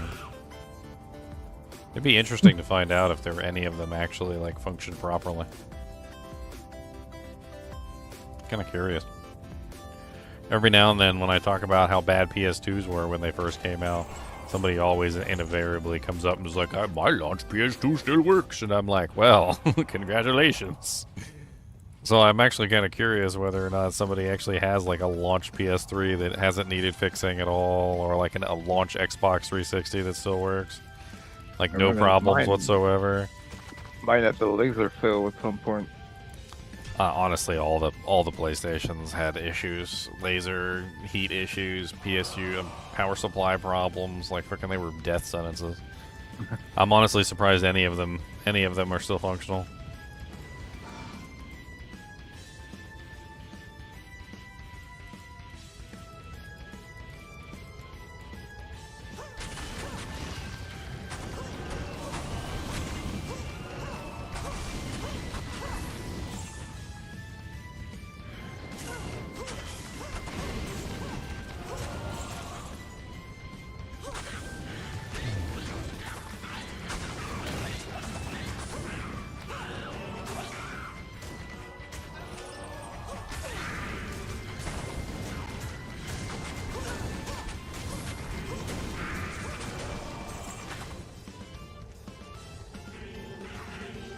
Piece of hardware that increases power efficiency of a CPU. I know for a fact that you can undervolt your processor, and that usually increases the power efficiency tremendously. Apparently, companies are just lazy in properly calibrating their chips.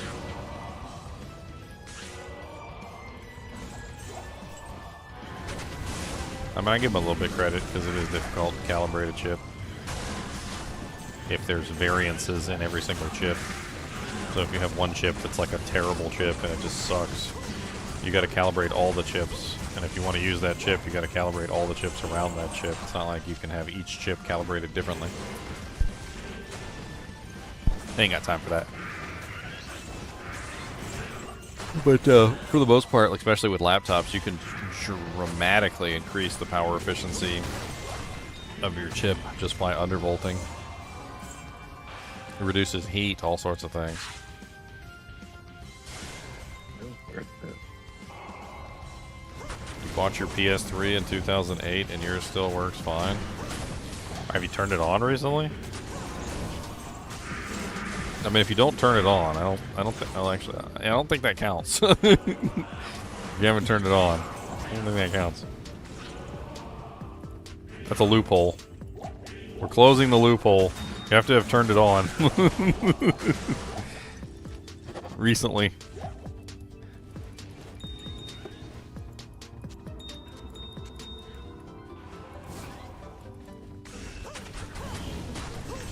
TP. No. I cast Unwiped Butt Cheeks.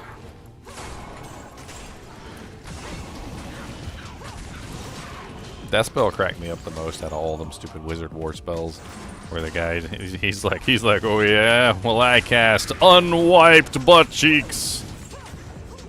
Just cast a spell and give somebody instant mud butt. I mean, that is evil. It's pretty evil. Yeah. Imagine fighting with that. Like, that's gonna be difficult. How are you gonna fight with a mud butt? Smelly. I mean, it's not just smelly. It's gonna throw you off. It's definitely gonna throw you off. Oh yeah. Definitely. Weird squishy feeling. Definitely gonna throw you right off your game. Like, I don't understand why you were a much better fighter yesterday. What happened? As you like got like a really weird walk toward the fight. Hello there. With dap. Yeah, you got a nice little IO rune from the forge, huh? Beautiful. Yes, dope. He almost got 2 perfect amethysts though. So GoPro. there's always that. Hey, if I was early start, I'd love that IO rune. Gimme. Gimme all the beautiful up, bro? IO runes. Alright, let's switch from chiptune music. So- We're gonna go to lo-fi now. Let's go to lo-fi. Luffy. Some little lofies. We'll do some lofies.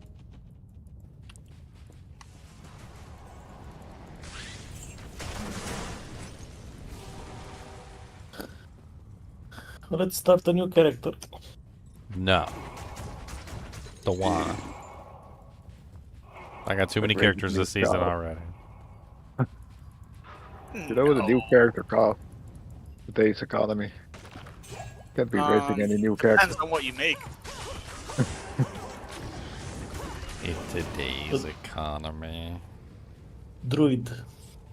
Super cheap. Yeah, someone gave me a torch, so I'm gonna make a character around that torch. So you did, but what?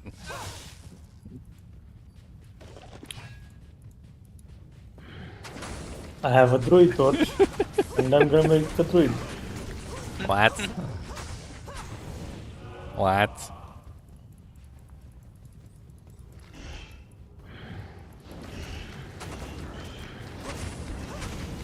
Burial grounds.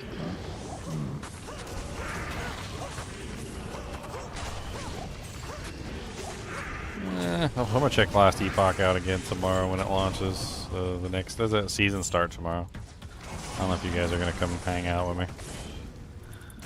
I don't own Last Epoch. Friend of mine's playing that. Bob's not gonna be there. That's it. I quit. I mean, how is the game? Is it like actually good? I mean, it was fun when I tried to play it on launch and got like stuck in loading loops over and over again. I told everybody I would go back and give it another try, but I haven't yet. So I figure a season reset is a good enough reason to hop on and give it a try. If I get stuck in more loading loops, though, I'm gonna rage quit. You're probably going to on a season launch. I guess it depends on how bad their servers really are. It's not really the servers so much as everything is instanced. That's part of their issue. Ah, I don't think they understood that instancing everything was probably not the best idea. Like, they should have had some areas, or at least like made the instances larger. It feels like just about everything is instanced. Like, walk through a door, instance. Like, go to town, that's an instance. Like, you set up a boss battle, that's an instance. And then, like, to make matters worse, they also have an issue where when you go to town, you go to the town instance, and then when you teleport back down to where you were, you don't go back to the same instance that you were in. It then re-instances the area when you go back to the place that you were, and then you end up in a new instance. So you go from one instance to another instance to another instance. It's really, You're saying that they're stupid. yeah, pretty. yeah.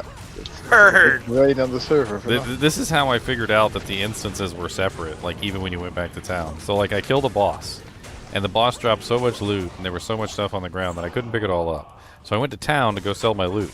I then came back down to go pick up the rest of the loot, and the boss was back, and the loot was gone. Huh. What? Infinite What? farming loop. And I'm like, okay, so my loot is just gone? And I was talking to some people, and they're like, "Yeah, if you go to town at any point, Oh, like busy. everything that's on the ground Ah, just no, disappears." my rod. Stop touching my rod. Yo, that was my rod. Okay, get your hands off. More dexterity points. Do I get to finally start putting points into Magic Arrow? Oh my gosh, I do. Magic arrow is very important for your build. You should have had that first.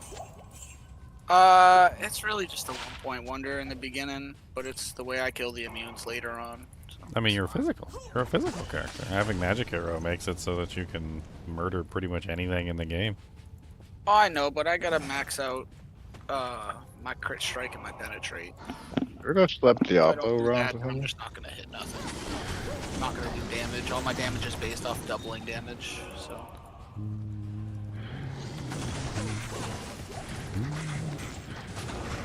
Just- I don't really do anything. Oh, you guys want to go do what, Chaos or Bell Runs or something?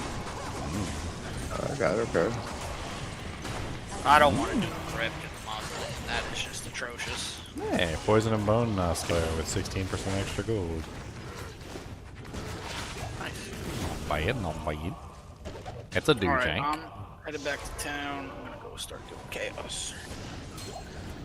Chaos.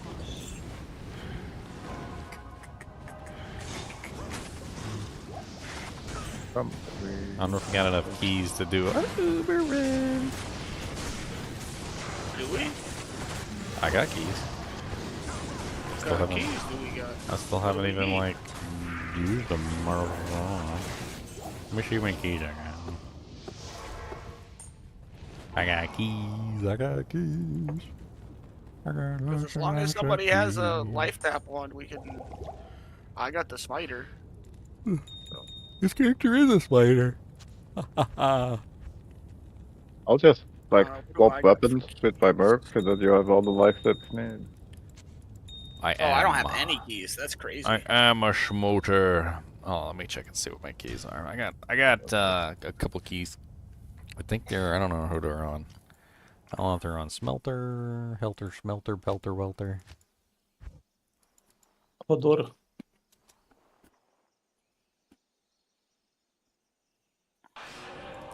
$10,000 on a simulator rig.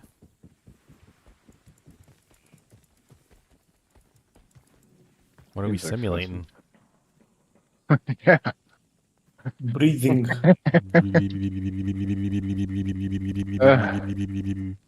Not my sex life, you would need a smaller server. I don't want to hear about your sex life. Which one? There ain't none. I don't want to hear about that neither. Alright, so I got 1 key of hate, 2 key of hate, 3 think key you're of gonna- hate, Oh, 4 key of That's hate, cool. 5 key of hate, 1 key of destruction. I got 5 key of hate and 1 key of destruction. So, not a full set, unfortunately. no. Hold on, I might have a key somewhere. Not even close. Your mom's a key. I got a D key. So we and a got hate key. I mean, if we're only missing These- T keys, that's not even really that big of a deal. These guts. These nuts. These keys are made for opening. Are these keys Oh, made for these Berserker keys? axe is just laying on the ground over there. Pick it up. I gotta get to it first. I can't teleport. I can just run real fast. Running real fast is acceptable.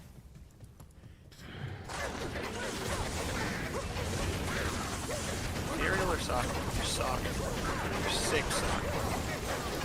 Ew. Chaos is up. Oh, I was running to kill the other thing. Oh yeah, go ahead. Do chaos. And there's a bunch of little pygmies down here, so I'm killing them too.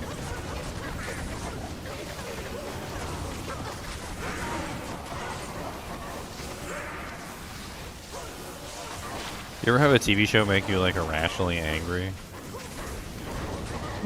Yeah.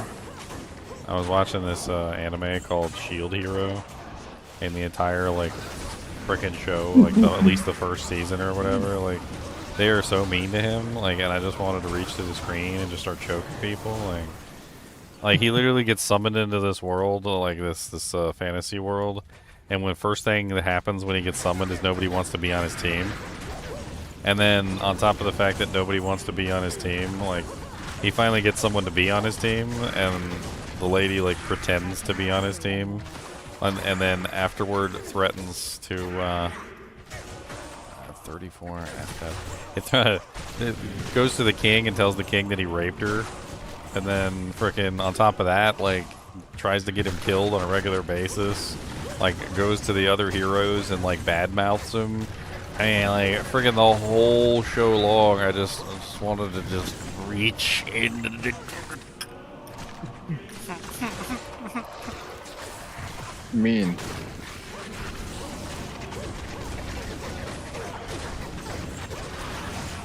And then at one point, the lady who's doing all this to him, like, that literally just frickin' makes his life a living hell. Like, they have these things in the show called, like, slave crests. And the slave crests will literally, you know, you can command somebody to do something, and if they don't do it, the slave crest basically, like, electrocutes them or something. I don't know what the hell, but it looks like electricity. And so they put a slave crest on her chest because they finally figure out that she's lying. I don't know why it took them, like, 24 episodes to figure that out, but they finally figure it out, right? And they put a slave crest on her chest, and they start asking her questions, and they command her to tell the truth. She never stops lying. The slave crest is just going off constantly, shocking the crap out of her. Every time they ask her a question, it's a lie. She never tells the truth, not even once. She's like a Karen. Never told the truth. Good to see you.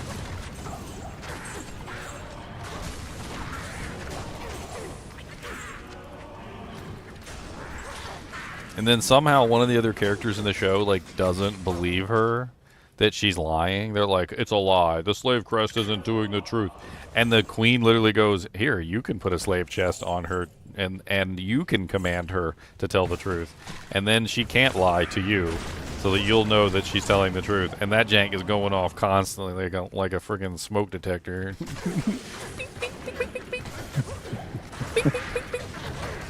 This shield bearer, shield I need to. It's called Shield Hero.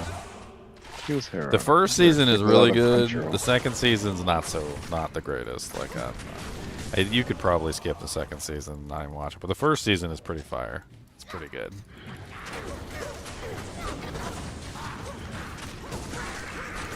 That's the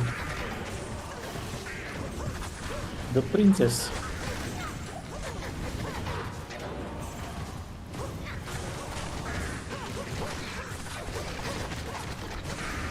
The lying princess. Uh-huh. The lying princess. She has a beautiful nickname. Yeah, I don't want to say. I'm not gonna say it on stream. That one will definitely get me demonetized. They don't like that one.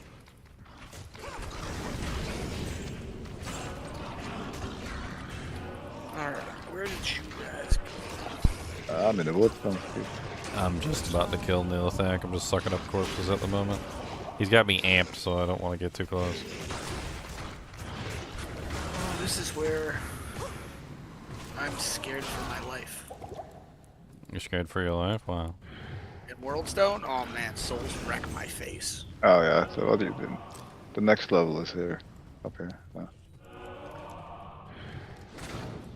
Souls just absolutely annihilate this character. Why is that? You don't have enough points in your dodges? You can dodge lightning, you know. I know. You don't have to beef them all up. You just need to beef the one up that's while standing still, projectiles, and then you can dodge lightning. It actually works surprisingly well. You just need to get the percentage up over, like, the threshold of usefulness. Alright, no key from Neil Fack. I'm going to the next game.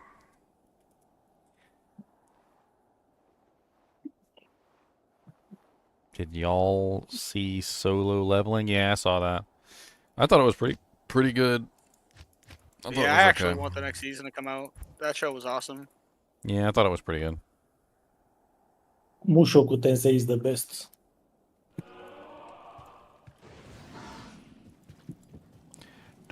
Jobless reincarnation for all the Americans. The what? Jobless reincarnation. Oh, yeah, I don't know what that one is. What? I don't think I've seen that. That's the best anime ever. Ow.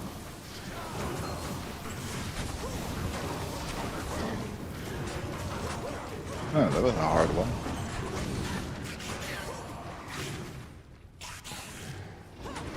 You should start watching right now.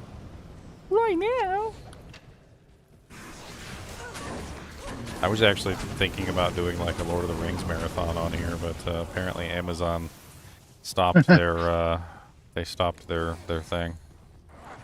They used to have this watch program where like through Prime you could watch whatever you wanted to watch on Prime, like if as long as it was apparently on the list. And viewers, as long as they were Prime members, could also watch the stream with you while you were watching the movie. But apparently they ended it a couple months ago. It was like back in, I think it was like April or something. Kind of sad. I was because I was actually seriously considering doing like we'll do like a Hobbit Lord of the Rings marathon day or something. I thought that'd be cool. Come on. We'll just watch all the Hobbit movies. No? In order. Just be like a freaking like 12-hour stream.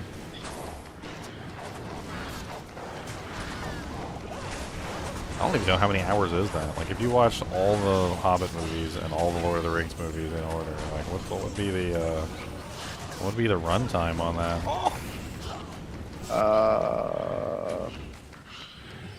Probably. They're longer than 2 hours, aren't they? Yeah, about 3 hours each. Yeah. So it would be about 18 hours. None of them are pretty long-winded movies. Long-winded. That's it. You're booted out of the kinship. No, they are. There's like a lot of stuff going on. Long-winded. Booted. This guy said Lord of the Rings was long-winded. Booted.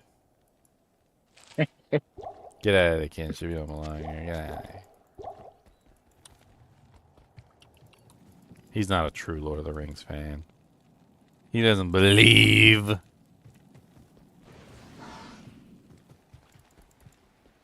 Yes. You will never be decrepified again. Unless you stand next to my decoy. Hobbits is precious.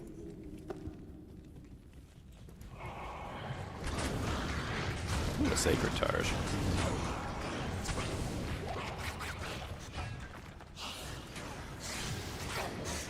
Anything good on it? I can't see it yet. It's in the middle of Neil Effect's little throne area.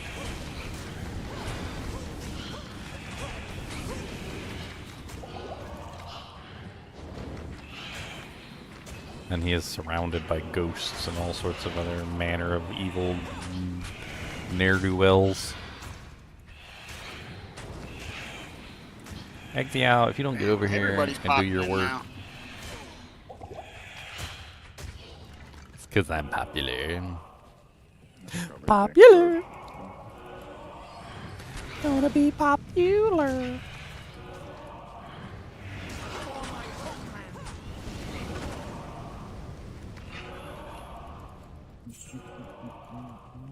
The Hobbit was bad? What?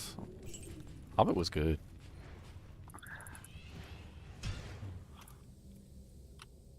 I need to hurry up and finish this Amazon. Irene's booted from the kinship too. She said Hobbit was long-winded garbage. You guys are all booted. Banned. Banned, booted, banned. Banned. Yeah, I fart in your general direction. How about that? I bite my thumb at D. Hey, Yeah. just Oh, you think? Oh, you think Hobbit was long-winded garbage? Fishing or Oh, something? okay, all right. Here, pull my finger. Steel Skull? Yeah, something. Yeah, pull my finger. Hello, everyone. Hello. What's the torch? Steel skull. This is like. Those are some of the sickest leveling boots I've seen in a long time. So, what was the torch? Yo, You know what? I forgot to pick it up. these are pretty nice Lamau. boots, man. It's probably Level gone now. 16, they are pretty nice. Yep, it's gone. I forgot to pick it up. Just cleaver. That was great. I'm amazing. No. Makes You were no never sense. in my kinship? What? Bromac, sorry, buddy. You deserve this. Invite him just so we can kick him. No, he did himself dirty. He shouldn't have told me he wasn't in the kinship, because now that I know he's not in the kinship, I have to punish him in another way. And the punishment has already happened. He just doesn't know it yet. After He'll you. figure it out next time he types in chat. He's muted. No, I took away his moderator status. Can't have a moderator in the YouTube that doesn't like hobbits. Now the other moderators can pick on him too.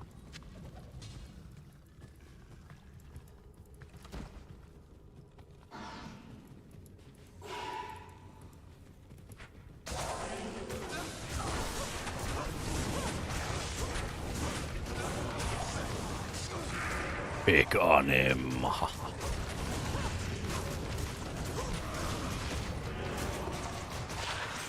Ow.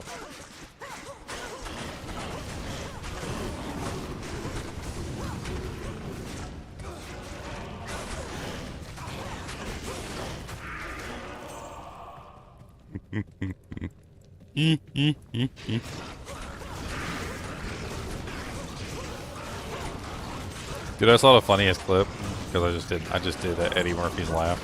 Did you know that when Eddie Murphy first did his laugh, like his first, like his famous laugh on camera, people didn't believe it was real. They thought it was like edited in. They thought it was like After Effects or whatever. There's actually a interview with him, Eddie Murphy, where somebody is asking him that question, and he's like I didn't. He goes, somebody actually came up to me and asked me if my laugh was edited in. You know that famous one he does where it's like I can't even do it. I can't even do it justice. Can't even do it justice. I think I saw an ad where he has a new movie with Axel. Oh yeah, they did Yeah, another the Beverly Hills Cop. movie. It's pretty good. It's got most of the major players in it. It doesn't have. I feel like it really could have used Bogomil. Bogomil was missing, but other than that, they hit most of the high notes. They gave what was his name from the movie? Yeah, I really expected Bogomil to like turn into the police chief. Yeah, well, they replaced him as the police chief with dang it, what was his name? Why am I like blanking on the frickin' detective's name? Well, because he was the captain, right, in the first two, and the chief was the like short fat guy. Yeah, the short fat guy is the chief now, in the new one.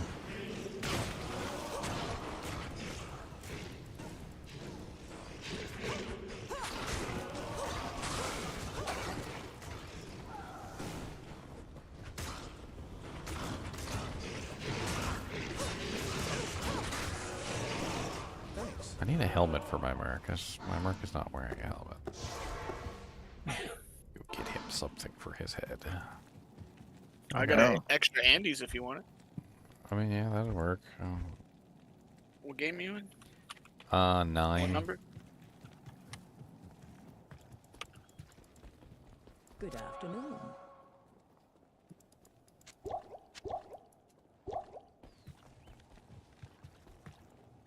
Eddie Murphy's best was Delirious. I don't know. The first Beverly Hills Cop is fire. Anybody who says otherwise is stupid. That's right. Coming to America. Delirious is one of his stand-ups, right? Yeah, but stand-up comedy is different than movies. I wouldn't really put them I in the don't know same if I boat. like Delirious more than I like Raw, to be honest. Raw was pretty good, yeah. Do you want the strength? Oh yeah, you can just get the strength. The life leech is both the same. There you go. I'll put that to good use.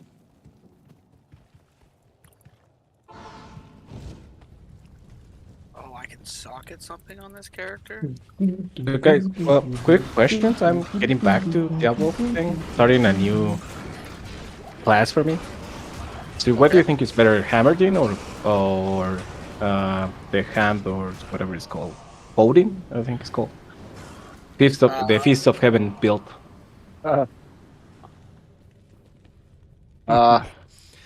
I'll I let, mean, somebody, yeah. I'll let somebody who But- actually plays yeah. Hammerdins answer that question. If you don't have gear, Foden's better because you don't have to be close to the enemies. If you have gear, Hammers outclasses foe by a mile. Okay, I do not have gear.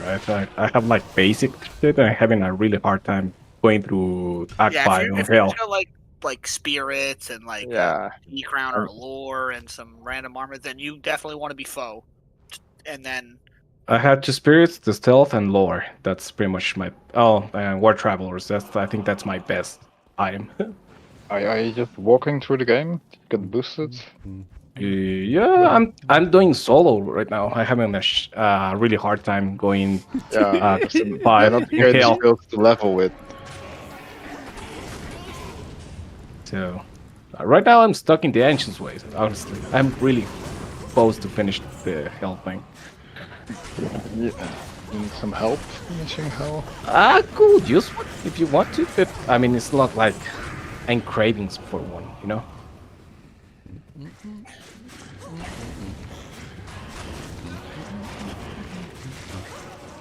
I can create a game. You could also make my foe Smiters or North Star Smiter, which I think is better. Better than everything. Yeah. I don't know. Better. Make a game. It's called Help 01 Passport 1.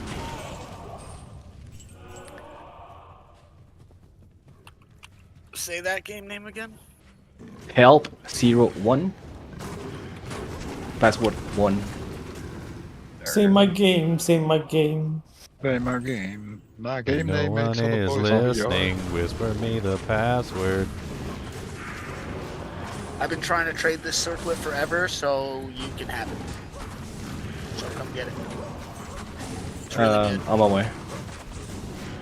Do you have FCR gloves? Gloves? No. Alright, you can have that and that. There you go. Ooh. Need like a hoto or something? Or... No, I gave him a 220 pally combat circlet with lots of strength. That's a shit ton of fast. Okay, that's gonna be really useful. Thank you so much, man. Yeah. Oh, here, you can have that too.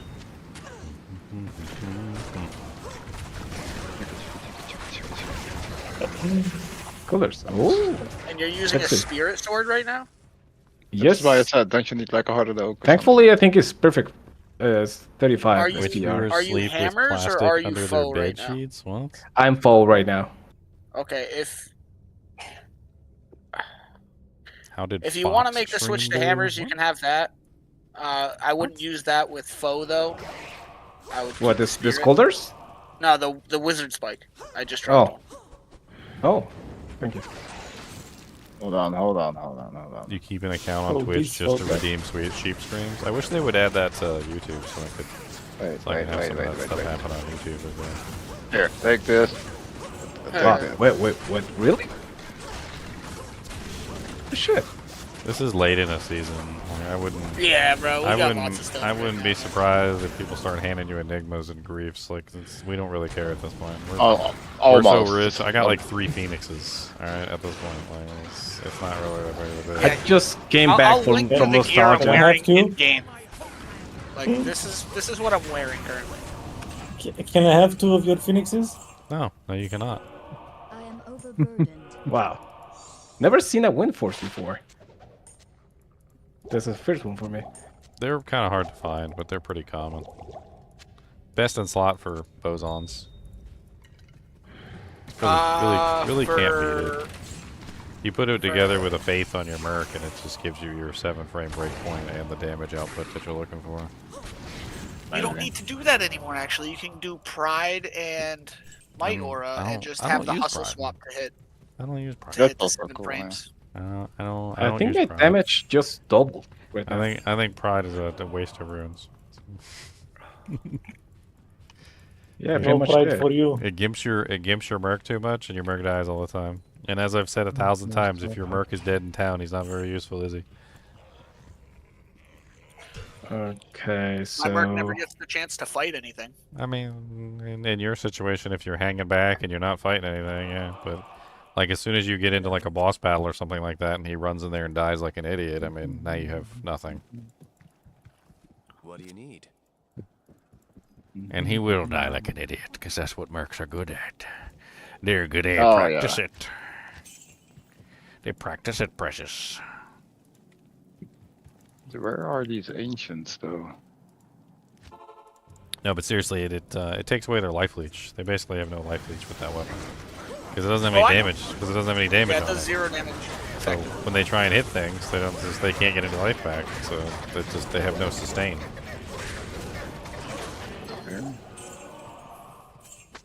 I can't think of any other way to really give them sustain either, because they don't function well with other dueling. I think the only real way to do it is with Cure. I don't think they get the regen. I've tested it. It doesn't seem like they actually get the regen from the cure. I mean, having the cleansing will definitely keep the curses off of them and stop the poisons from hitting them, but Yeah, you would still need a prayer merc, right? At that point, it's like, why would you use a Pride if you're not going to have a Might merc? You can take my portal. I'm at the ancients. I mean, wouldn't you be like numbers wise just curious? You know, you're Bobby Billions after all. Numbers wise, wouldn't it be better to just do dual last wishes? Like, have you worked out the numbers to see if dual last wishes is superior to, like, percentage-wise? If it's superior percentage-wise? Same exact thing, and it's not only that; it also is like 2 screens. The aura is like 2 screens wide. What's the percentage? Let's do the math on this. Okay, so Pride level is 34 Might aura. Hold on. So Pride is level 16 to 20. So assuming you get the highest Pride, which is 20. So Amazon Basing. So you were looking at a level 20 aura if you can get 20. So that's 345%. So let's get a little do jank here. Then we need the Might aura on the merc. So like, what's your Might aura right now on the merc?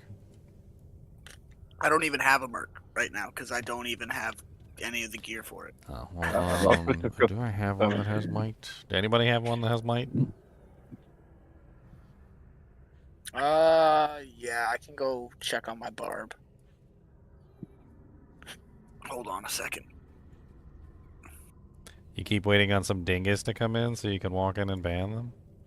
Dinguses don't like to hang out with me because I think I'm too good at crushing the trolls. Like, whenever the trolls show up, I troll them back harder than they troll me, and they just slink away. At level 92, he gets a level 19 Might aura.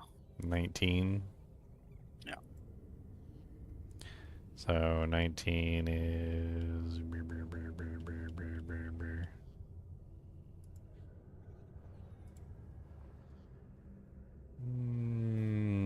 It's 230%. Okay. Okay. So we got a total percentage of off-weapon ED of a 345 plus a 230. That's 575. Alright, and then if you get 2 Might auras from Last Wish... About 15. which is what? Is there a Level range on that? 34. No, There's it's just no level range? 17 Might Aura. Okay, so 17 plus 17 is 34, which means you end up with 370% from the 2 last wishes. So no, it doesn't really equal higher than the Might Aura or the 2.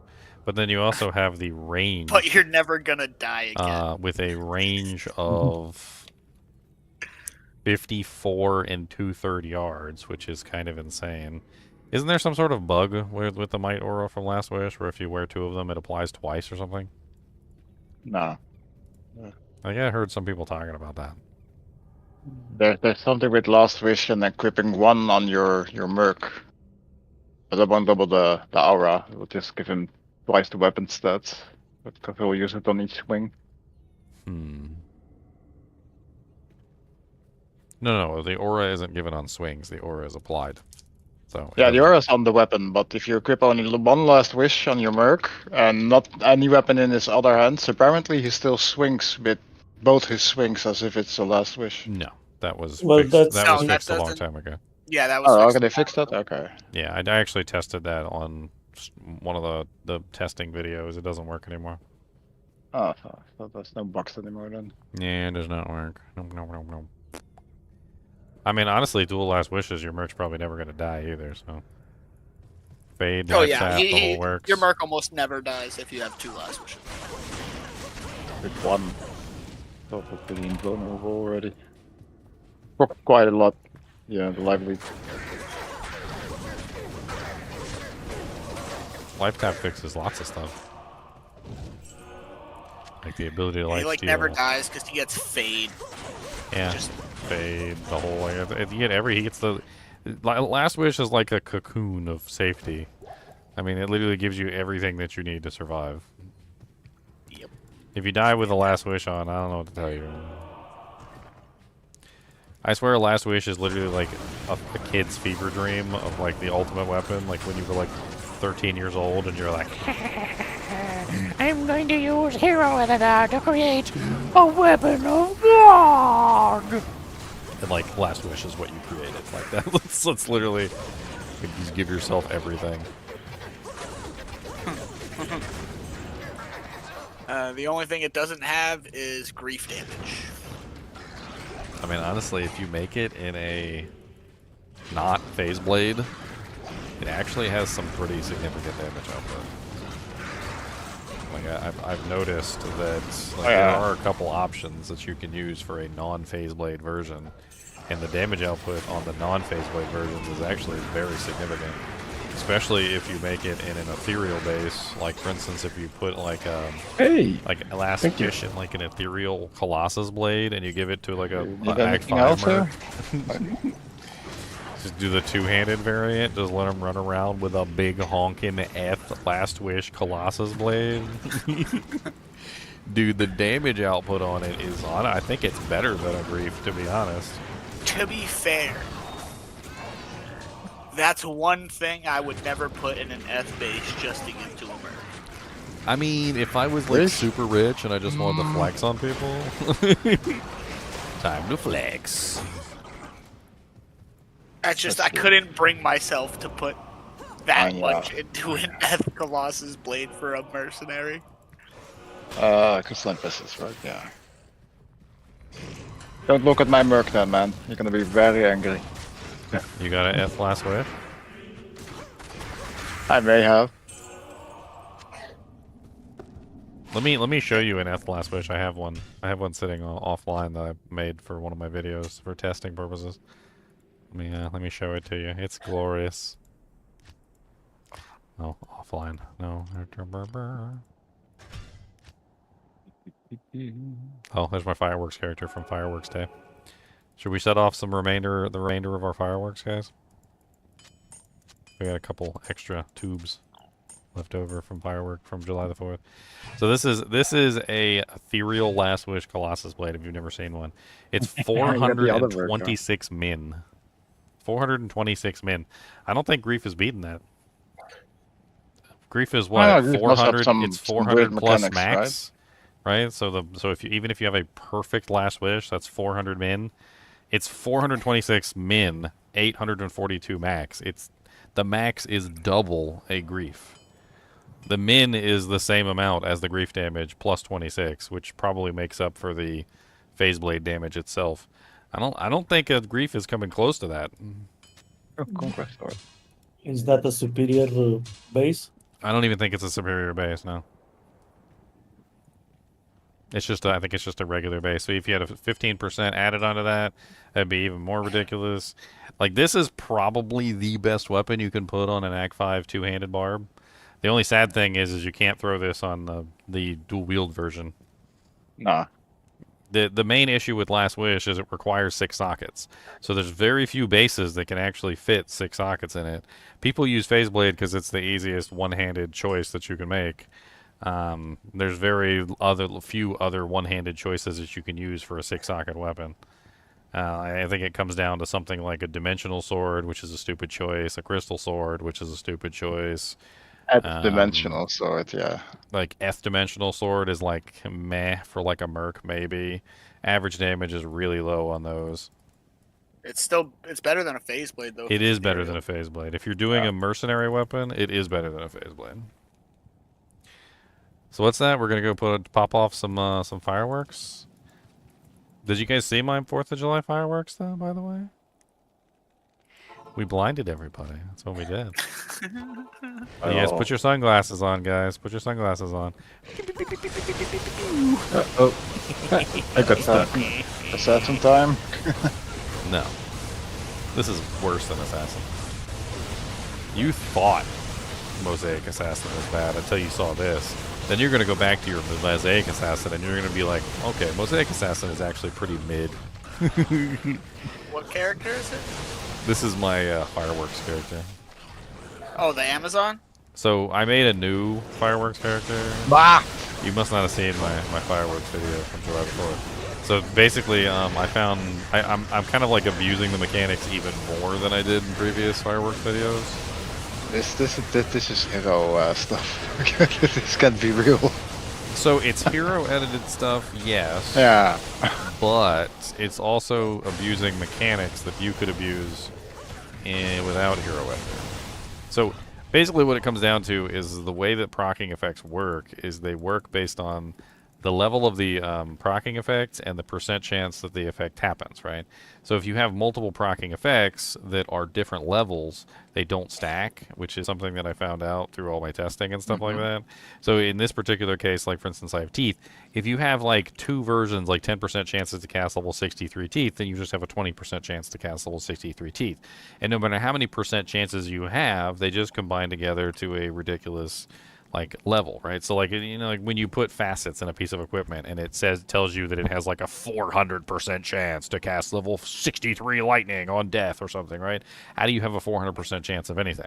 It's stupid, right? There's no such thing as a 400% chance. It's 100% or it doesn't go any higher than that. So what I figured out is that if you change the level of each particular ability, which I was able to actually do, like for instance, let's say you wanted to set up a chance to cast on hit or a wind struck Nova Sorceress or something, right? Well, you wouldn't want to go with all the modifiers because there's tons of Nova modifiers. You wouldn't want to go with all the Nova modifiers being the same level. You would want to find ones that are all different levels so that each one has a different chance of going off and so they can function separately from each other instead of combining together for 1% chance for one Nova. You could potentially have 7% chances for 7 different Novas, which is going to up your damage or basically make things really showy, whichever way you want to look at it. So with the fireworks, that's basically what I did is I realized that if I added multiple percent chances for different levels of the ability, that they would go off in tandem with each other instead of combining together into one big percent chance. And that's why you see, you know, like freaking 30 volcanoes on the screen. But you can do the same thing with actual legitimate items too, just by simply making sure that none of the items match up so that you have multiple chances for multiple different effects to go off. Novas, Frost Novas, you know, Fireball, Firewall, whatever it is that you're trying to proc. It just needs to be a different proc chance than the other stuff. Like when you're using, and give like a real example, like Carrion Winds. carrying winds will stack together and increase the percent chance, but it won't give you an extra set of twisters because they're the same. They're the same level. But if you put on the druid armor, what is it called? Can't remember the name of it all of a sudden. It's the one that gives you the twister procs. That one is a different level than the carrion wind. So if you pair that armor up with the carrion wind, you get 2 twister procs instead of just 1.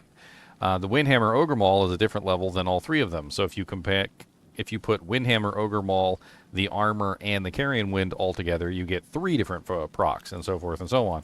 And so like I've got it in here, I've got a twister in here, and I could show you what it looks like to have multiple twister procs. It's actually pretty silly. So if you have multiple twister procs, it looks like this.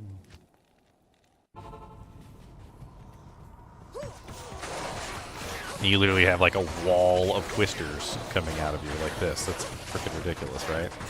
And that's kind of like the par for the course of what I'm doing is I'm actually like manipulating the game in such a way to force as many of these effects to happen at one time, which makes it look really pretty.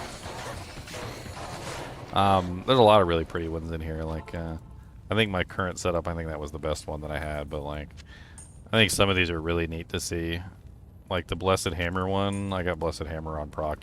There is no proc Blessed Hammer, by the way, within the game. But check this out. Look at my 8 trillion Blessed Hammers.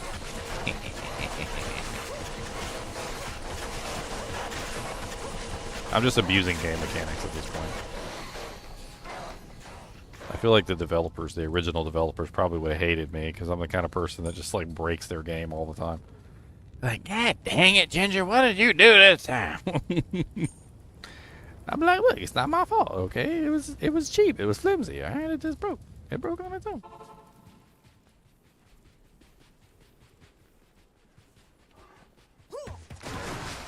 We got Frost Nova.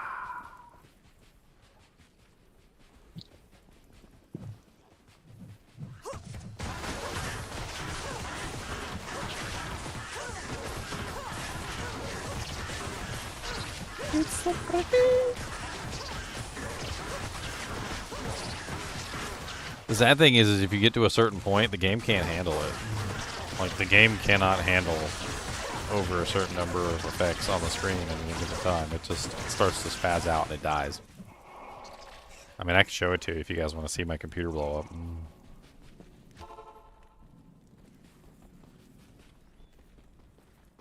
Let's show you what it looks like, boys. You guys want to see the ultimate?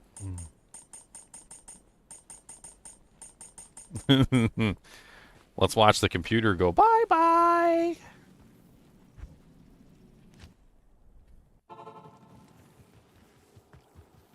Computer go bye-bye.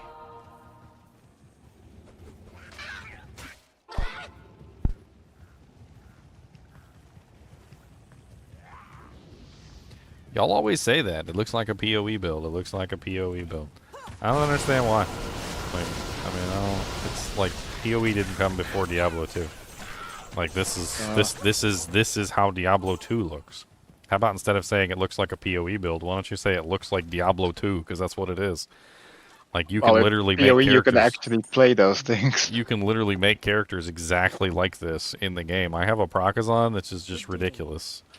Like, she literally procs meteors, freaking fireballs, like all sorts of crazy stuff. She's got bone spears shooting everywhere. Like, it's not a PoE build, it's a Diablo build. You can do this stuff in Diablo. You can make characters like this. I mean, they've existed for a long time. The only thing is putting them together to make sure they actually work.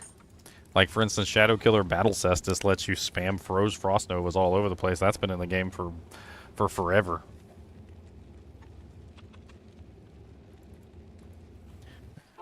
Alright, here we go. Blowing up my PC in 3, 2, 1. Pew.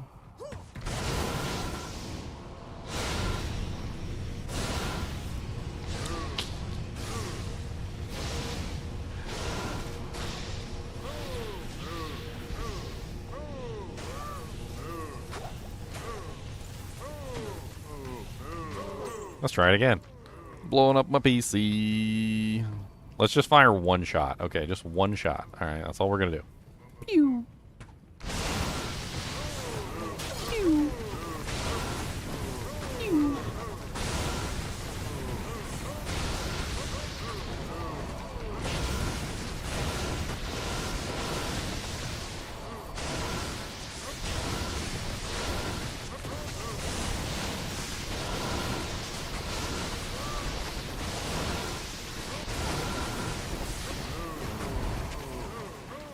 Oh yeah, the frames go down to like nothing. If I do slash FPS,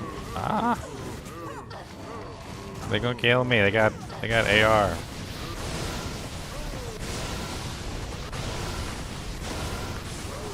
Who needs frames? Frames are for the devil.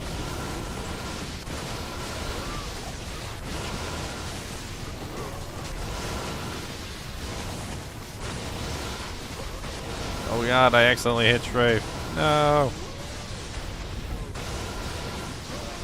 I didn't mean to.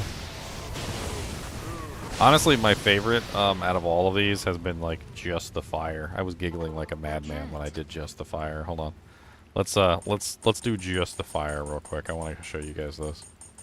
Like I think out of everything that I did, just the fire stuff was my favorite. We're gonna leave firewall out though, because firewall's laggy as all get out.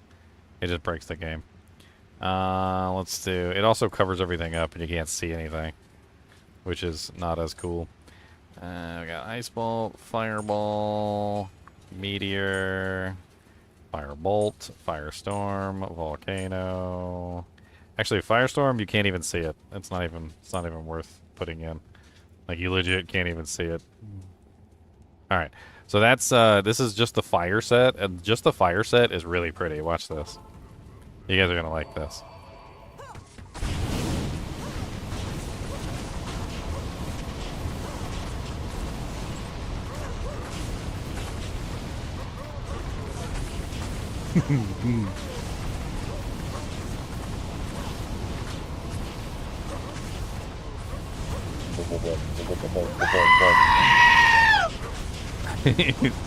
So many sheep screams.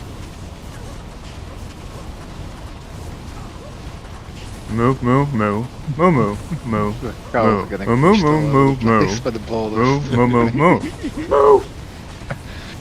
Dude, the boulders coming out are hilarious. Just shooting meatballs everywhere.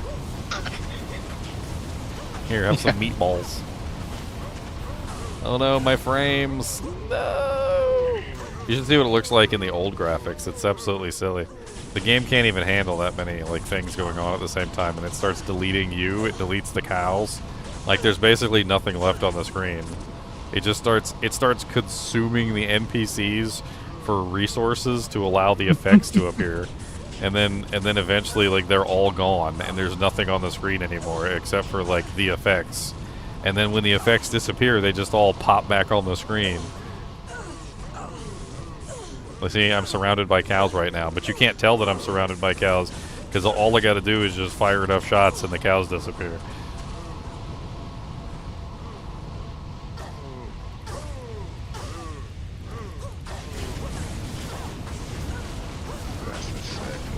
Get out of my way.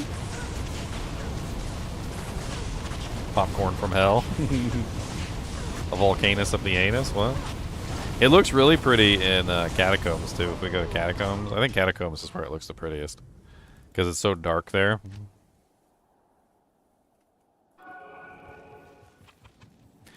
I totally clicked on the wrong one. So you go to Catacombs and it's like super duper dark in this area. And once you go down here, man, it's just like, okay. I haven't even fired off a shot yet, but watch. Y'all just watch. Y'all just watch.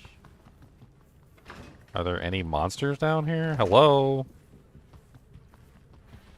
I just walked through like 10 rooms and there's no monsters in any of the rooms. I think they heard I was coming and they were just like, F this.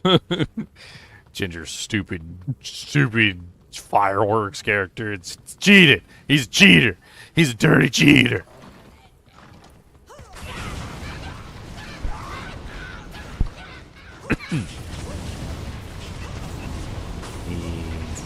So pretty. And then you laugh like a little evil child who's just like got way too much time on his hands and destroys his own castle that he built. Look at this guy. He's immune to fire, right? His name is Pitwolf. Let's teach Pitwolf a lesson about being immune to fire. Let's show him that he's not immune to fire. Let's just have so many volcanuses up under his anuses that he literally just never believes he's immune to fire again.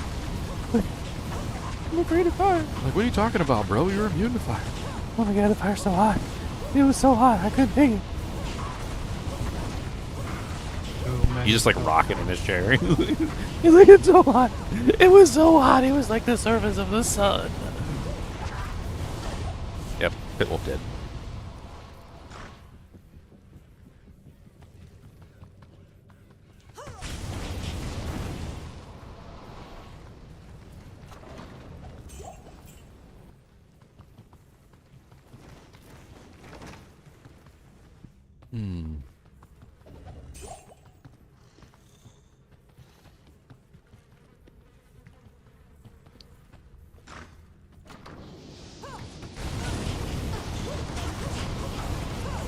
Ha. I'm gonna zoom in so you guys can really be blind. Yeah! Zoom in on that gargoyle trap.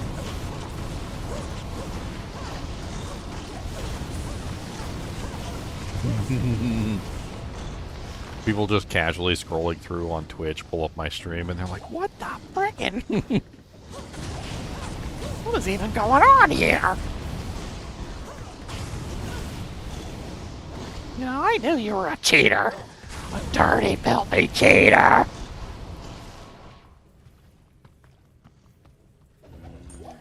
I mean, the colors are really neat. Like, I think the fire is my favorite, but you can go with any color combination. There's a lot of different color combinations you can do, and you can make like fireworks, different fireworks. So like, if we take the fire out, we can go with like just the blues. So let's go with just the blues. So we're gonna go with the holy bolts, frozen orb, glacial spike. We'll do bone spirit. I kind of consider to be one of the blues. That's fine.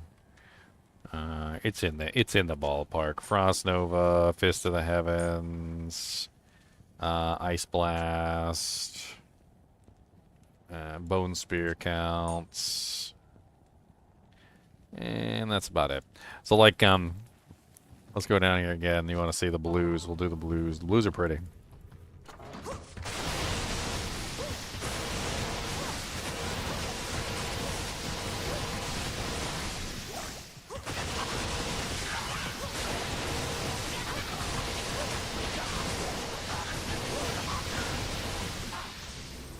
So many blues. So many blues.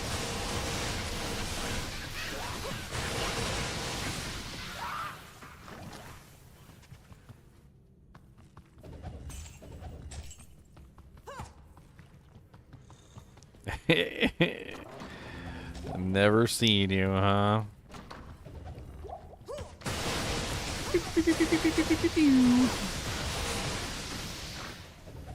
Now, I do feel like Blizzard kind of covers things up, so let's take Blizzard out.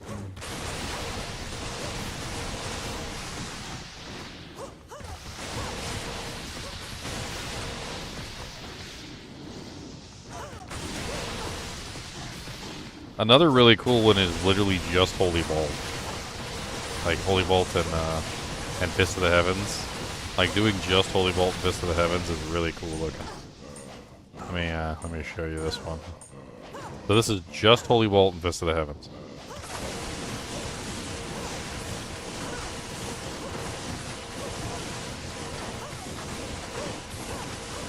Of course, and this is an enclosed area. It looks even prettier when you do it in an open area. Let's go teach. Oh yeah, here we go. This is great. I'll do it right here.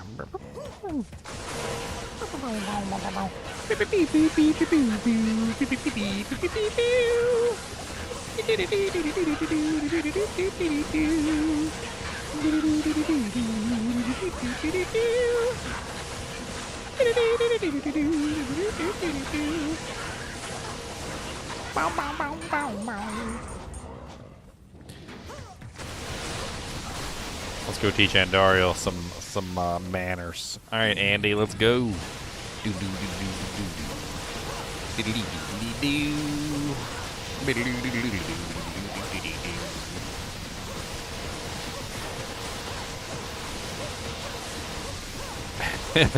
And Dariel's like, oh, this is nothing. Nothing!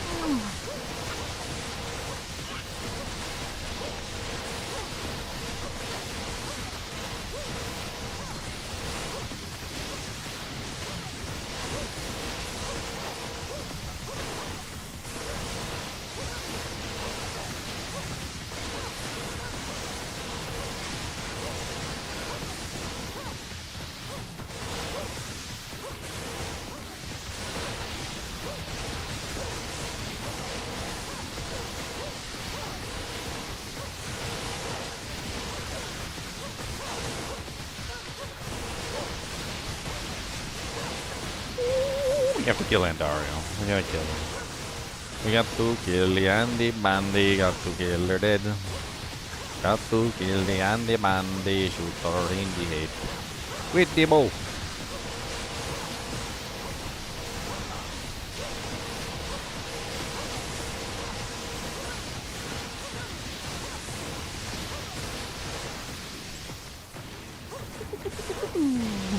Need some more monsters in the mix here. There we go. There we go. 4 monsters over there. They're just like, what is life? What is life? Baby, don't hang me. Don't shoot me in the butt.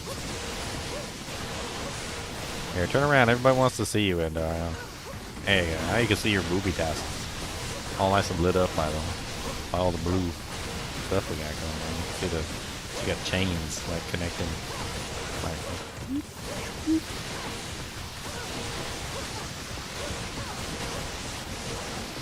how'd she get her hair to stand up like that, though? Like, that's what I want to know. That seems pretty other. She's probably got a lot of hairspray, you know.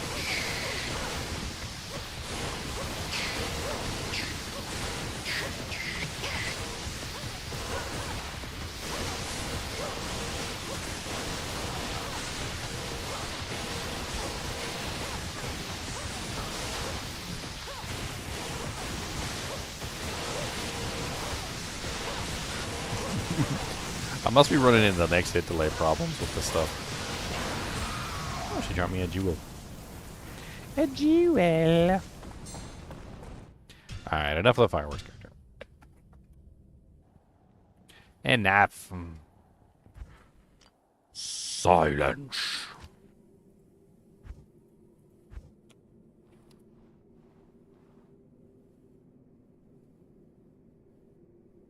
Don't pork the dork? What? Dorcas Porcus? What the hell's going on right now in chat? Pork dork, what? I'm hangry. I need some of these cherry strudels. Man, why does it keep doing that? Like, calm down, camera. Freaking dang. Alright, jeez. Oh.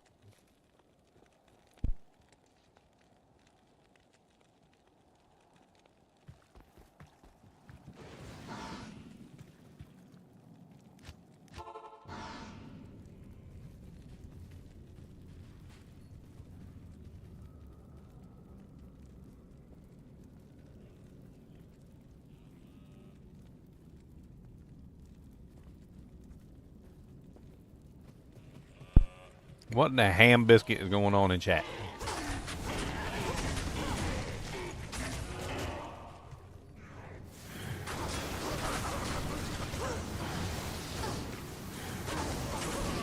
What in the ham biscuit?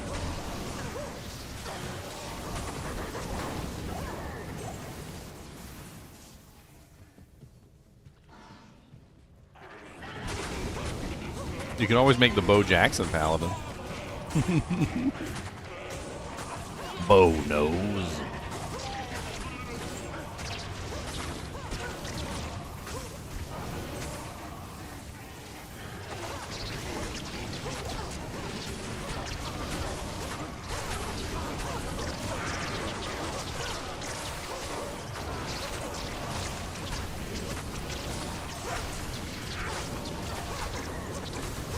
Dude, the Hierophants always freak me out when you kill them because they sound like mercs dying. You just reuse the same sound effect. I start fighting Hierophants and there's like mercs dying everywhere. I'm like, stop!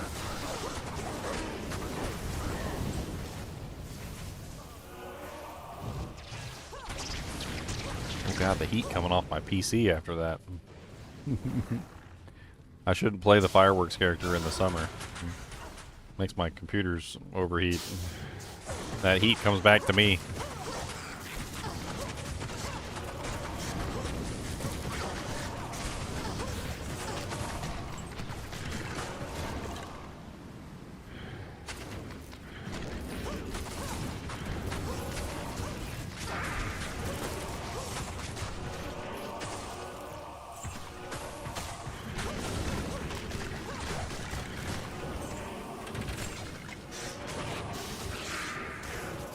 They stirred you up before you had your morning coffee? Oh, wow.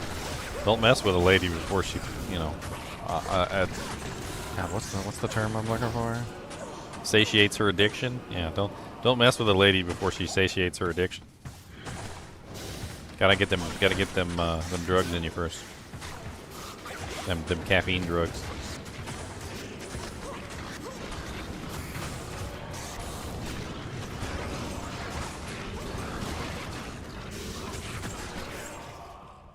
What's up, Neelathak? You have not given me a single key, and I'm upset with you. I'm very upset. Neelathak is not giving me keys. At all. Where's our key slave at? Badine? Who said you could sleep?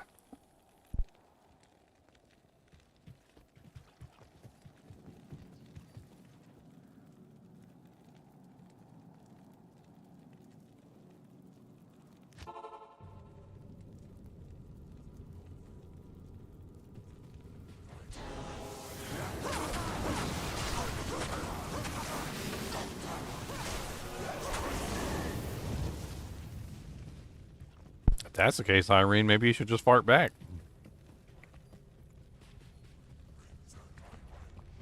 Everybody knows girls got the stankiest farts. Them janks be like broccoli farts.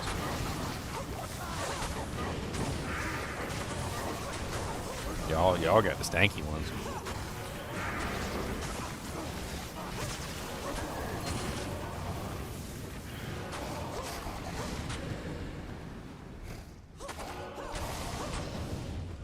I don't even know how, but half the time they just come out smelling like broken dreams.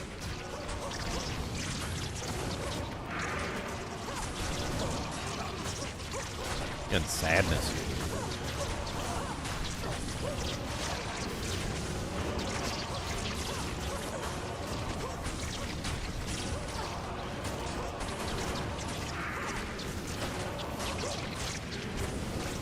These guys are all immune to my poison. I'm sitting here throwing poison javelins at them. Out of my way.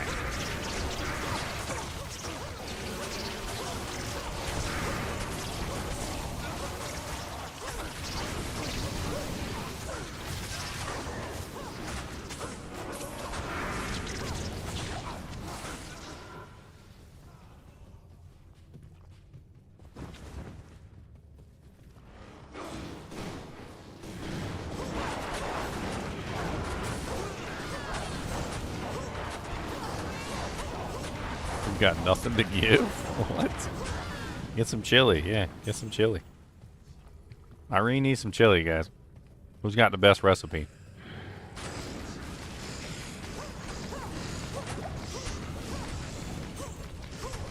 I got a chili I like to make, which is it's a pretty easy recipe. I'll give you guys my chili recipe. You guys ready?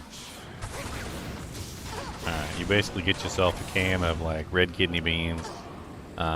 Just, you know, go ahead and put them in like a strainer from you can just put them in a can, it don't matter. Or you can make them yourself, you can do that too, if you want to be fancy. Get a can of red kidney beans, rinse them off, put them in a crock pot. Alright, that's step one. Get some black beans, rinse those off, put them in a crock pot. Alright, get yourself a big bag of shredded cheddar, sharp cheddar cheese. I mean like a real big bag. Dump the whole bag in there. Alright? Just the whole bag of sharp cheddar cheese. Alright. Then go grab yourself a bottle of Ortega taco sauce. You can get whatever, you know, spice level you would prefer. So it doesn't have to be anything like super fancy. You can get the mild if you're a baby. I mean, if you like it a little bit less hot. And then once you get your hot sauce, you basically dump the whole bottle of hot sauce in there. All right. Fry yourself up some meat. You can use taco seasoning on the meat. That's usually what I prefer to do. And then dump the meat in there with the fat and everything. And you just let that jank, you know, just simmer for a long time. You can put some. I usually put the chili seasoning in there too as well. But you know, it depends on whether you season the beef or not. So if you season the beef, you don't have to. If you don't season the beef, you definitely want to do the chili seasoning, one or the other. All right, and then after you let that, you know, just simmer in there for hours, and you mix it up every now and then. You get yourself some chips, or you can just serve it in a bowl. Doesn't really matter like which way you do it. And you just eat it. It's delicious. It's amazing. I don't know what to tell you other than it's amazing.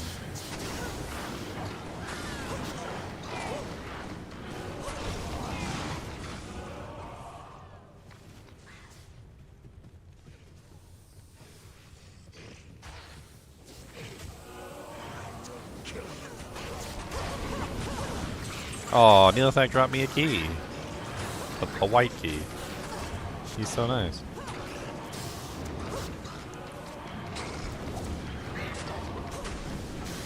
Hey, nice. Darkado found an F4 socket banner. Those are great for mercs.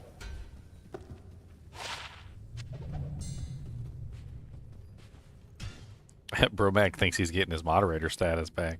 He dissed the Lord of the Rings and the Hobbit.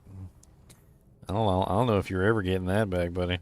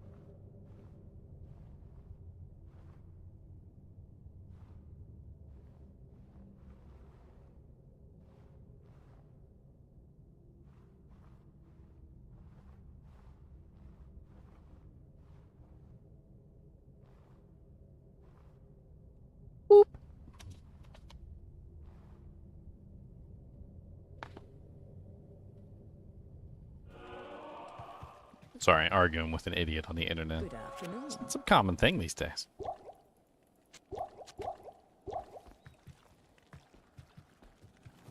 People like to troll my videos, so I troll them right back, usually. I don't let them get away with it. Yes, warrior.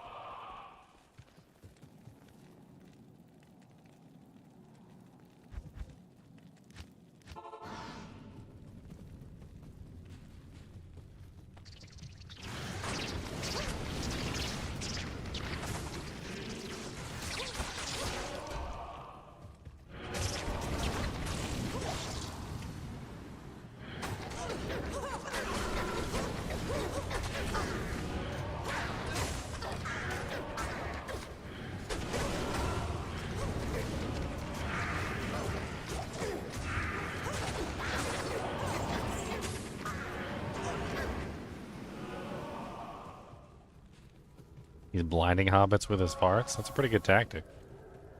They're somewhat immune to it, though, since they do that on a regular basis themselves anyway. Ugh, more maggots.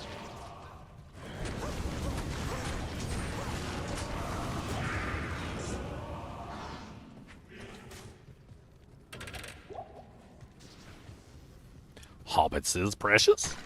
Hobbits is.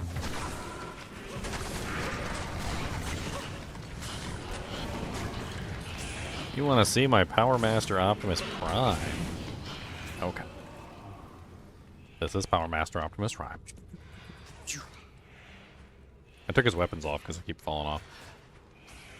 Plus, I don't want them to break, which they do on occasion, but he's got side cannons and stuff. I'm putting that back down here. Our Power Master Optimus Prime can sit with me for a little while. He can just chill out. Chilling out, Maxie, shooting some Optimus Prime B robot ball.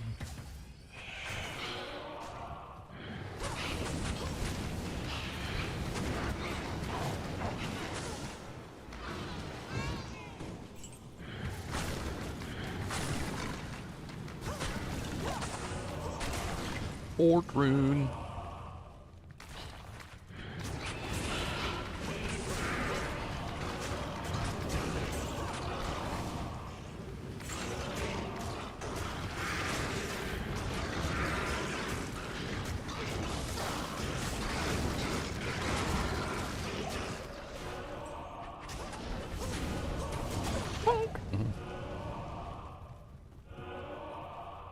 You're a wizard, Harry Potter.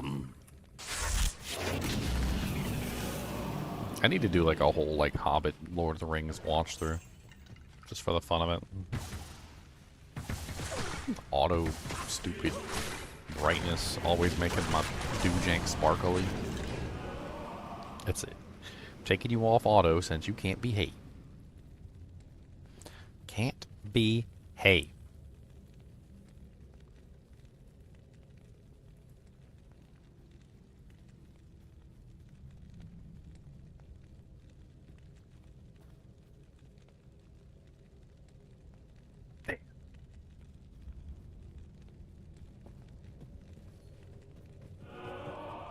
Whoa, who's pooping whose pants? What the hell? Why are their pants pooping? Don't poop pants. Definitely don't poop pants. That's definitely something you should not do. Do not do the pants pooping. It's not a good, it's not good. Oh yeah, let's do a refund of all of the points that people have spent, and well, what I can refund anyway. Refunding points. Where's my point thing at? It should be on here somewhere. Why are you missing points? I need you. I need the points for the Dueling and the viewer rewards. Where is my viewer rewards?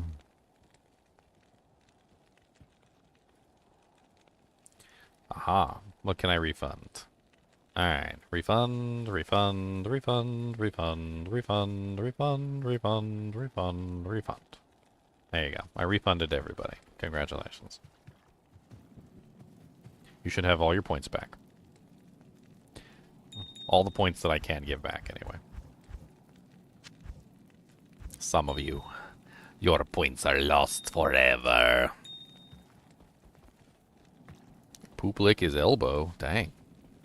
Cody, they're telling you to poop lick elbows. Would you like to poop lick an elbow? So no. So who wants to do that? That's Cody. Would you like a cherry scrutums? Would you like a cherry strudels? You want these? These want a cherry strudel? Yes. Eat the nugget to me! He said that cherry strudel tried to run away.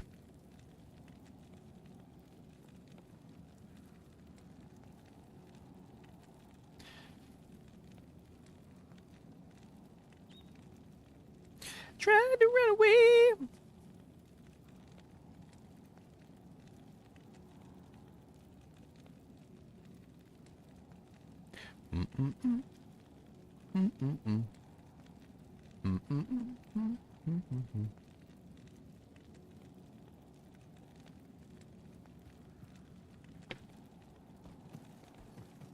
I don't. My points are gone.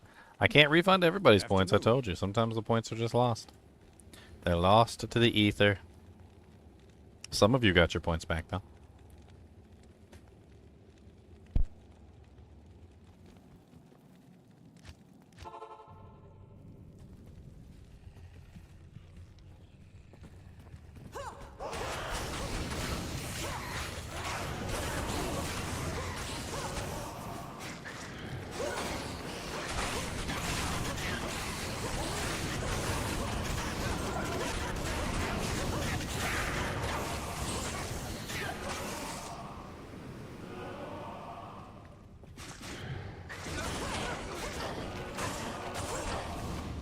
It's not really a refund, it's a rejection. So, like, when you make a request, I can reject your request. But, like, normally I don't bother. But I can go back through the queue and I can reject basically everybody's request. And the ones that it lets me reject, I just went ahead and rejected. So they've all been rejected. This is what the queue looks like right here. It's called the rewards queue. And whenever you make a request, I can then reject the request, and then the points get refunded back to you because I rejected it. So it's interesting.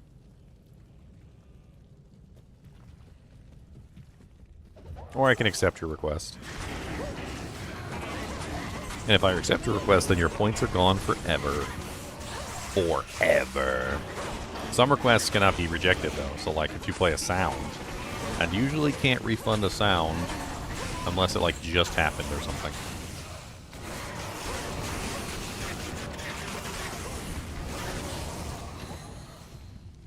Oh no, it's a crack licker wand.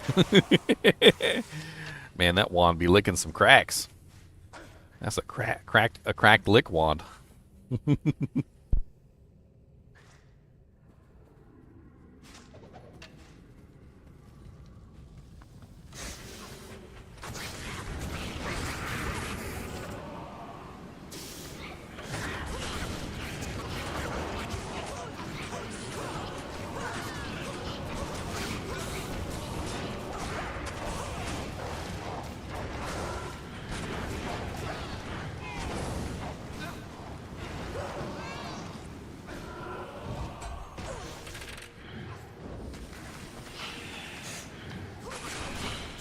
Man, they must have really hated melee characters when they came up with ghosts. Not only are ghosts immune to physical, but a lot of ghosts are immune to poison as well. Which is like one of the easy go-to melee like options to try and deal with physical immunes. Like the developer who created Ghost probably just had like a big middle finger straight up toward melees, and then like had like a picture of like a stereotypical melee character with like a red circle with the line through it.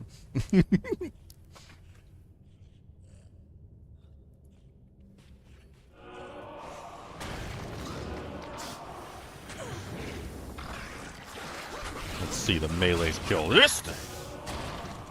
You have no idea of the power you face.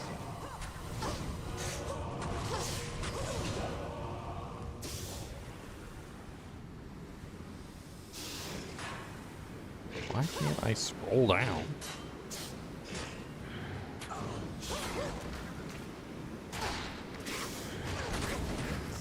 Rewan. Sad.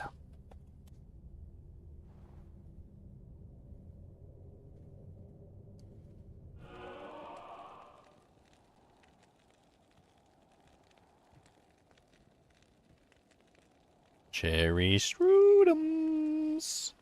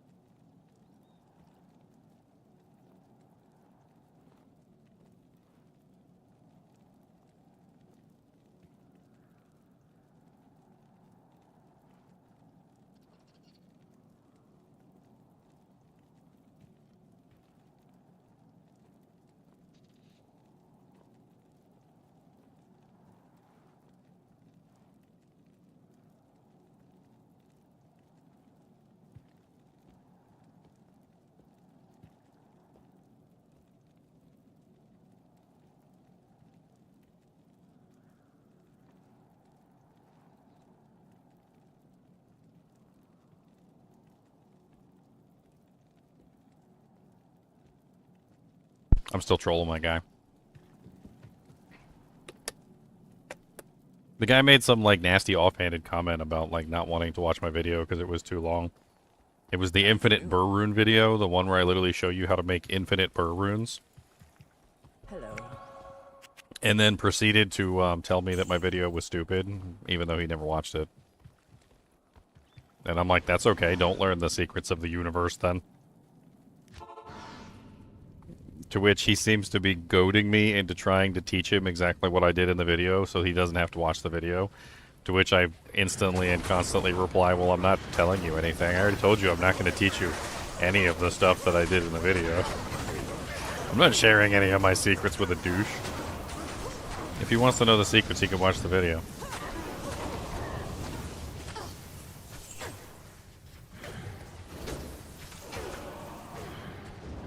What the hell are you guys doing in chat right now? I don't even know what the hell's going on. Grapevines? Extra chocolate chips? What the hell? Are these supposed to be euphemisms? Bromac, do you got a muscrack? The hair coming out so high that you got a muscrack? Because I can fix that. I cast mend butt crack. I will mend your butt crack. You will have no more.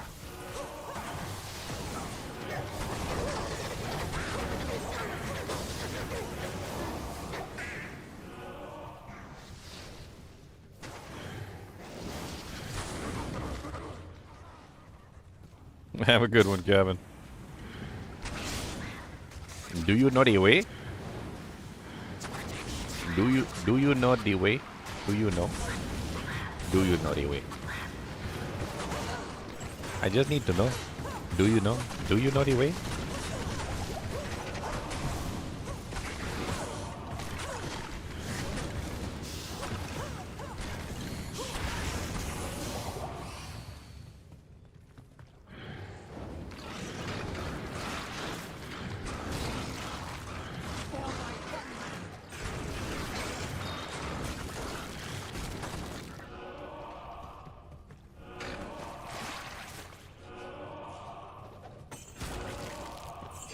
And he slowly died of poison. I am overburdened. Poor Neelathek.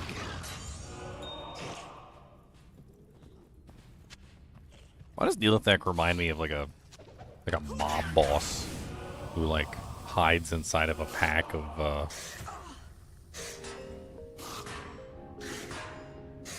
like a pack of you know, like bodyguards basically, right? Like hides inside of a pack of bodyguards. He's like literally like you pull up on him and he's just got like all his bodyguards around him in a circle. Because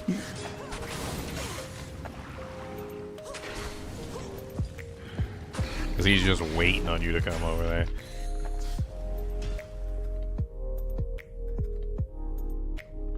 Yeah, you're in Australia, Irene. It's going to take a while for that fart to hit you.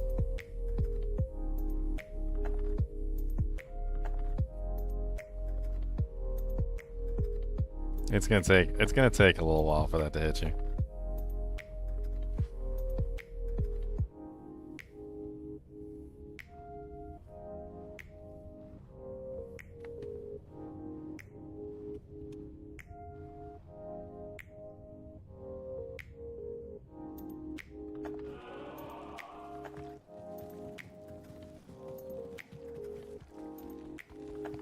Good afternoon.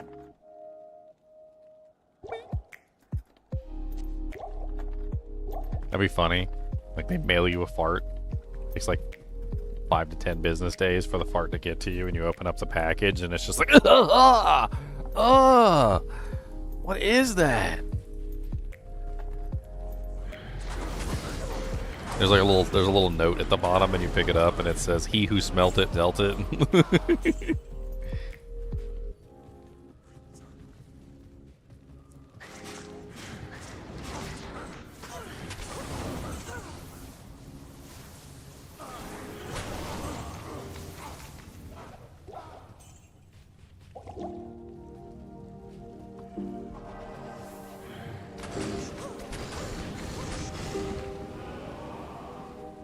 If it comes with sound.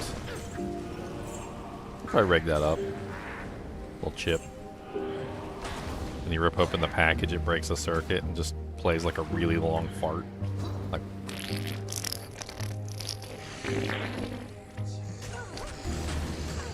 Or something similar.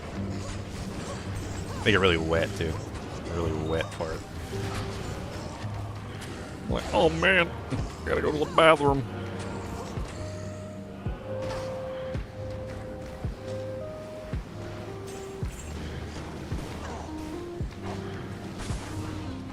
Like, could you imagine in Harry Potter, like with the spells that they have, they totally could like mail other people a fart.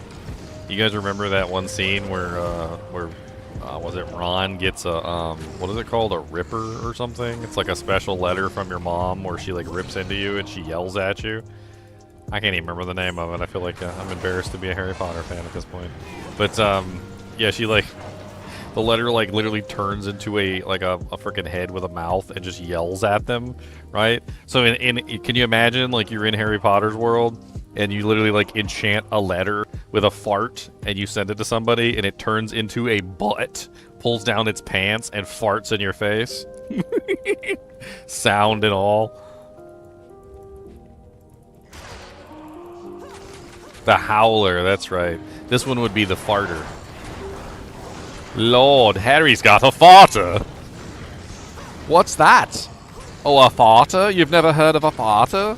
The letter transforms itself into an anus and farts right in your face. I don't know why I did that in the Terrence and Phillip voice, but whatever. Nothing wrong with little Terrence and Phillip. Nothing wrong with a little Terrence and Phillip.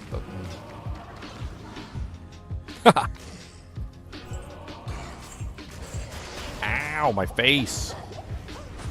Stop punching my face. Man, he has not given me one D-key like the entire time I've been farming this guy. I went to D-key farming and he just laughed at me. He's like, I'm out, bro. He's like, I only had like 10,000 for the season. Like, I'm out.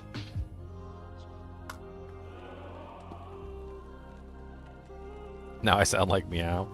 Good. Good. I'm a man of many voices. I thought all the movies were pretty fair to the books. I actually read each book and then watched the movie after I read the book. It was a little challenge that I made for myself. And honestly, although the first book was a little light on details, which I think they've made up for with the extended edition, I definitely did feel like the extended edition had a lot of the stuff that was missing from the first book, the movie. With the exception of the first movie, the second, the third, the fourth, the fifth, basically all the rest of the movies held pretty close to their book counterparts. There was a couple things that they changed in them that I really did not appreciate, especially considering how big of a deal they made about Dobby's death. Is they really left out a lot of Dobby's story, which was upsetting to me. But with the exception of leaving out much of Dobby's story, they actually did a really good job with the books and the movie, like translations. I feel like they were very, very close adaptations, about as close as you're going to get anyway. There was definitely some things in them that they changed here or there that were a little upsetting, but a lot less than other movies. Like I said, that first one was really the worst. The Sorcerer's Philosopher's Stone or Sorcerer's Stone or whatever. That one was the worst. There was a lot of stuff left out of that one in the movie. Like if you wanna get like the full story of the first one, I do recommend that you actually go read the book for Sorcerer's Stone, because the movie for Sorcerer's Stone doesn't really do the story justice. After that, though, they tended to do very well, keeping it like close to the story.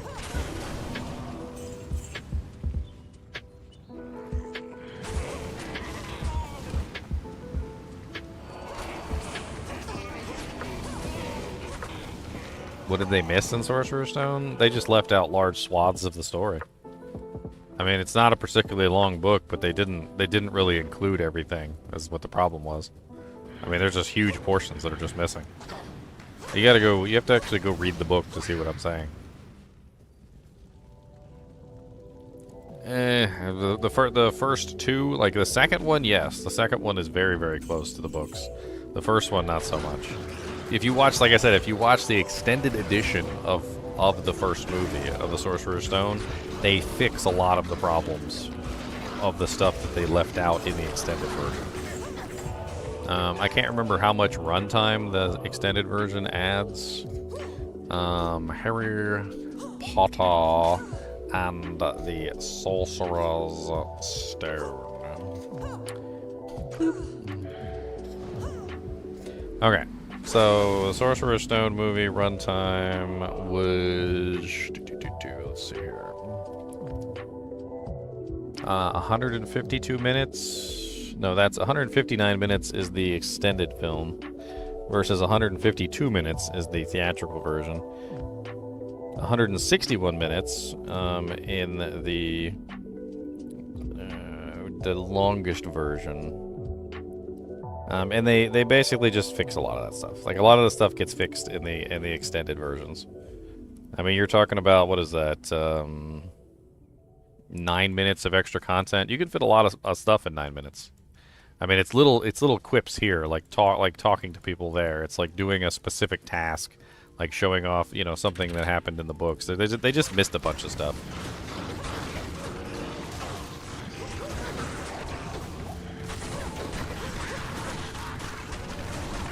And you'll notice there's no extended versions of like the other movies. I tried looking it up. Like there's pretty much no extended versions of like the later movies because they do a really good job including most of the stuff. Like I said, the main thing that they leave out of the movies though, which is really upsetting, is the world of Dobby. So Dobby's world is almost completely left out of the movies. They show a little bit of Dobby. They show a little bit of his world. But like there's whole scenes where Dobby goes into the back and he tries to talk to his, you know, like, I don't really want to call them family, but his people. Let's call them his people. You know, the elves. He tries to talk to his people, and they basically shun him. Like, he goes through a whole... I don't even know what the hell to call it. Like, he's the first free elf, really, that's ever existed. And the elves are all slaves, and they basically are racist against him, or... I don't even know, slavist? They're slavist against him because he doesn't have a master. And, They kind of just like boot him out of elf society. Like it's really upsetting what they do to Dobby in the books, and they leave a lot of that out. And it also kind of made me mad that they focused so much on Dobby's death when they didn't really show any of his backstory in the movies. Like they kind of just like went out of their way not to show Dobby's backstory.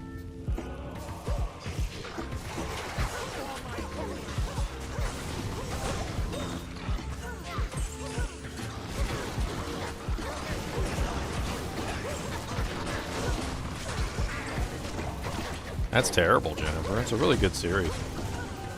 Harry Potter's like one of the best series out there. I'd hold it up to Lord of the Rings. I'd hold it up to Star Wars. I would hold it up to many trilogies and like series out there that are in the top of the light.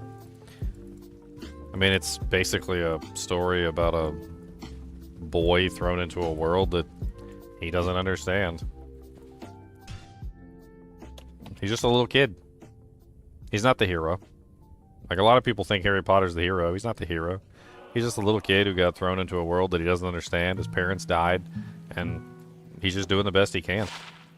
And, you know, like, when it really comes down to it, you know, it's really hard not to like Harry, because even through what I would call almost like infinite bad luck, even through what seems to be infinite bad luck, he manages to, you know, persevere to be the good guy, even though, you know, he had every reason to not be. He was given every opportunity to be the bad guy.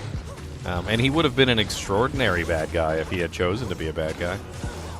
He could have teamed up with Voldemort. He could have been a bad guy. He could have just lived his life and like ruled the world as the Dark Prince or whatever the hell you want to call him.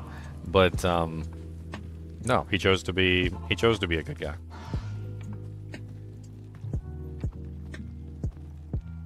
Hello.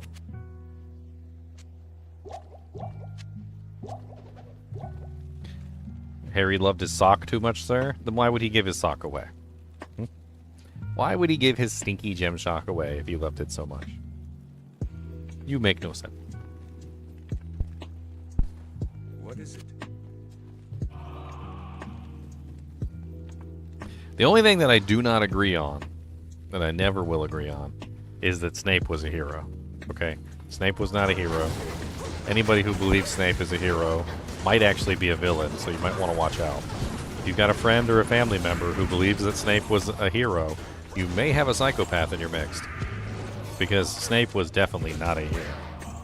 In fact, the funny thing is that even the writer of the books believes that Snape is a hero.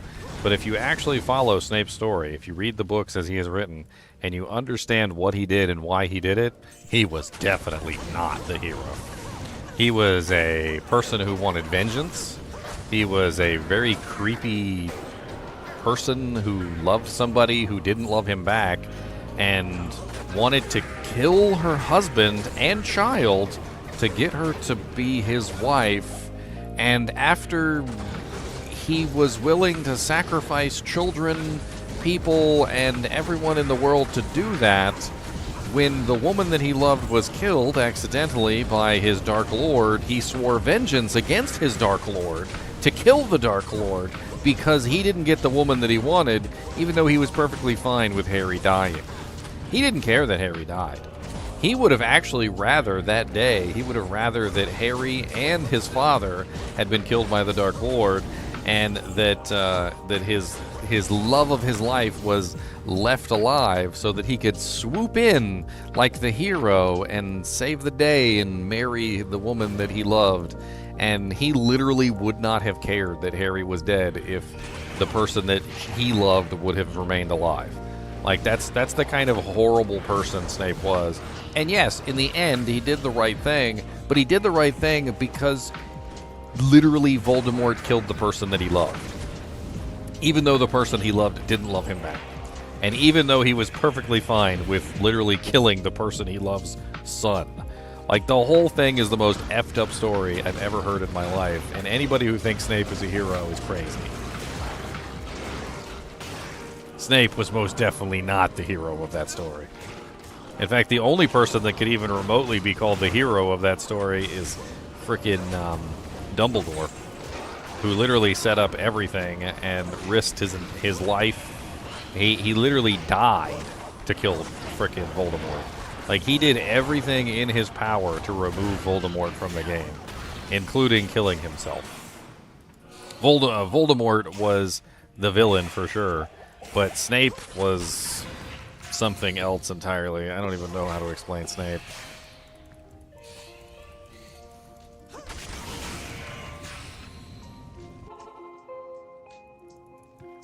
I mean, it's more than a selfish resentfulness. I mean, I don't even know what classification you would call that. Let's put Snape in a modern day reality. Okay, let's put him in the present. All right, without magic. All right, and let's say that you were Snape and you fell in love with, I don't know, Jenny from high school. Jenny falls in love with Bob. All right, Bob and Jenny get married. They have a child. Right. You're still in love with Jenny, and you literally are perfectly fine if Bob and her new child, Terry, get killed. Like, you're fine with that. Like, Bob and Terry can just die for all you care, and you're gonna swoop in after Bob and Terry die, and you're gonna marry Jenny, and you're the one that's responsible for Bob and Terry dying. Like, at what point in your brain do you think that the person you love would ever love you back if she found out that you were responsible for killing her husband and child?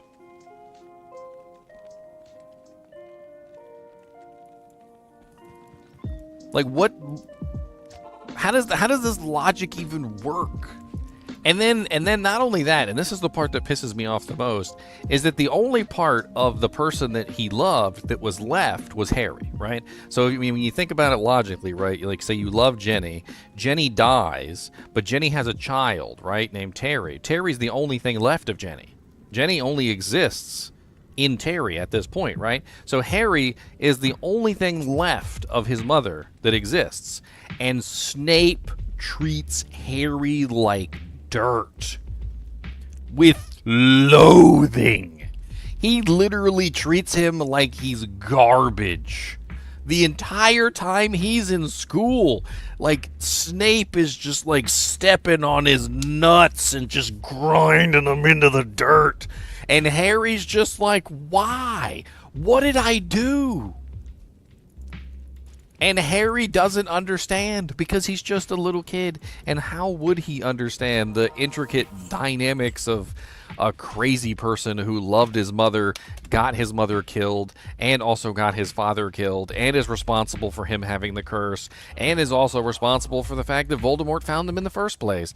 Like, how is he supposed to understand the dynamic of Snape's hate for his father, and Snape's love for his mother, and his utter loathing for him because he's the last thing left of his love of his life? It's just, it's the most crazy character that you've ever seen in your life, and Voldemort lost because he underestimated Snape.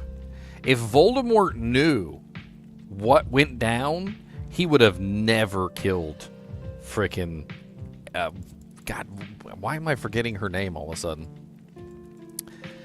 Harry's mom. Lily. He would have never touched Lily.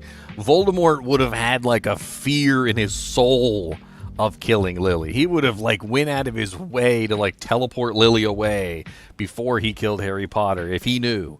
Because if he knew and he killed Harry Potter without killing Lily, he would have lived. But because he killed Lily, that was like the end. Like, Snape was more evil than Voldemort in my book, as far as I'm concerned. But he was only evil up to the point where literally if what he wanted was in jeopardy. Where's Corbin Dallas in this scenario? I don't know. Corbin's probably, let's see. Corbin's probably Harry's dad. He got killed. Yeah, that's probably it. Corbin was probably Lily's husband. Poor Corbin. He got Avada Kedabra'd.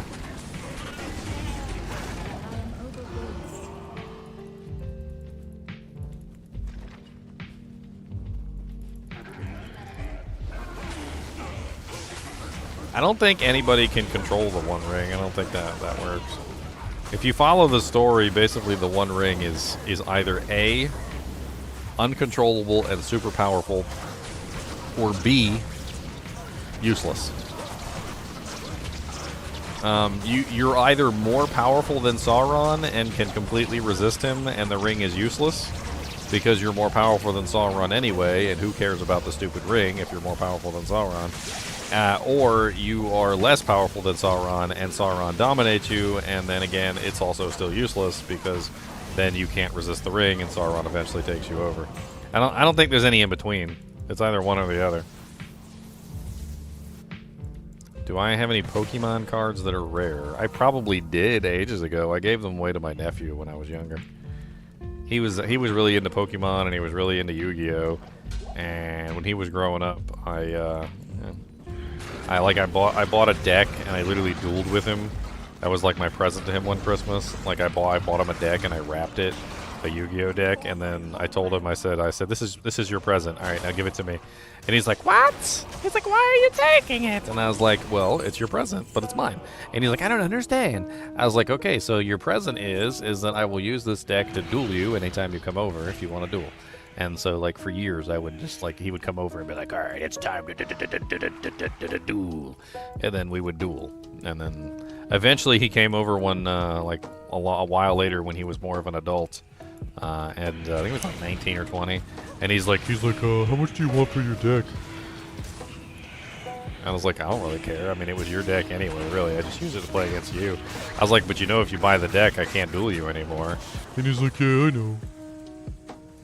He's like, so how much do you want for it? I think I sold it to him for like $20. I didn't care.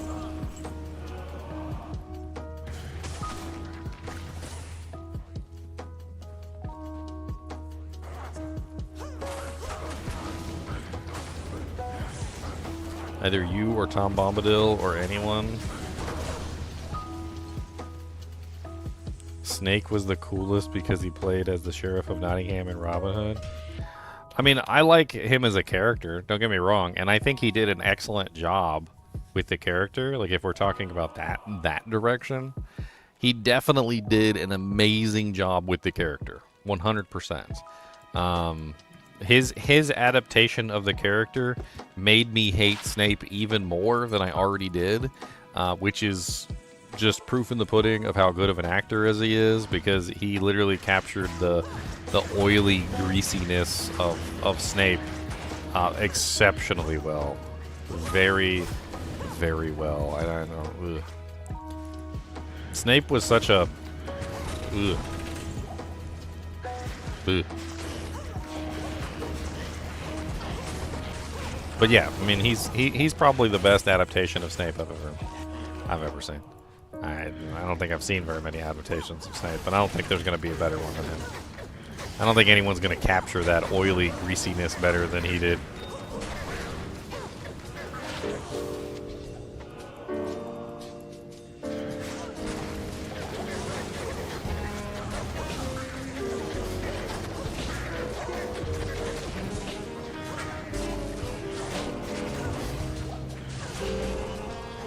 I think another one of my main issues with the Snape character is that he had every opportunity to not be a bad guy.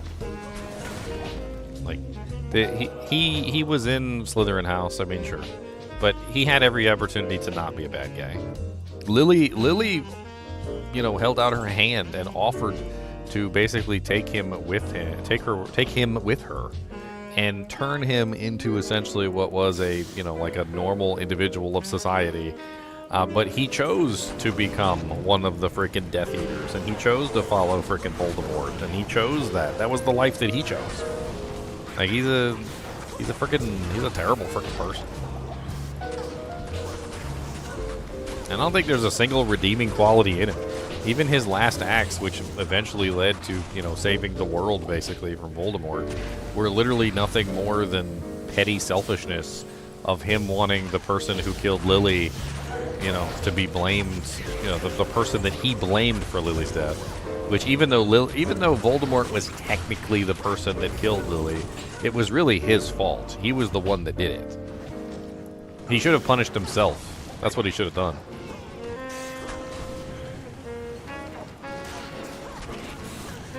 Like, that's the worst part, is that literally Snape was the one who literally gave Voldemort the information on the wizards that were hiding out. Like, he was the one that gave frickin' Voldemort that information. Now, technically, he didn't know that it was Lily, James, and on that ring. Give me the ring. He didn't know that it was Lily, James, and Potter, or Harry Potter. He didn't know that.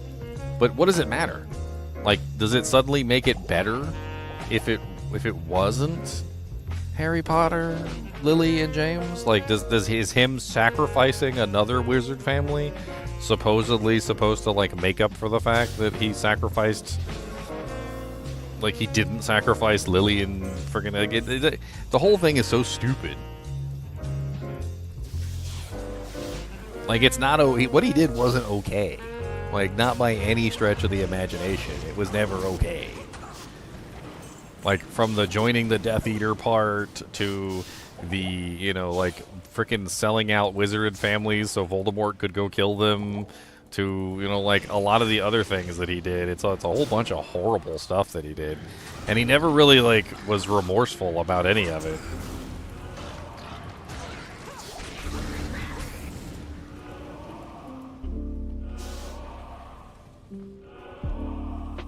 Snape didn't betray Dumbledore. So, yeah, that's kind of a misnomer. So you rephrase it. Snape didn't betray Snape. That's more to the point. Snape was using Dumbledore as a method to kill Voldemort. In a lie of self-delusion, he told himself that he wasn't at fault for Lily's death. That's basically what he did. And by telling himself that he wasn't at fault for Lily's death, he put himself in a position where somebody else was at fault for Lily's death, despite the fact that he really was at fault for Lily's death. The problem is that by lying and saying that you're not the one that's at fault, that it's somebody else, you then direct all your hate and anger at the other person. Who did he direct his hate and anger at? Voldemort. Was Voldemort killable? No. So when he trusted when he trusted Dumbledore, and Dumbledore didn't betray Dumbledore, he wasn't not betraying Dumbledore, he was not betraying himself. Because by doing what Dumbledore wanted, he realized that was the only way to kill Voldemort and get the revenge that he wanted, despite the fact that Voldemort wasn't really the one that was at fault for Lily's death in the first place. So he followed through what Dumbledore wanted because he knew that was the best opportunity to get what he wanted. Not because he actually trusted Dumbledore, not because he actually wanted to, like, follow along with Dumbledore's plan, but because he knew that that was the only way he could get his so-called vengeance. Chaos Sanctuary.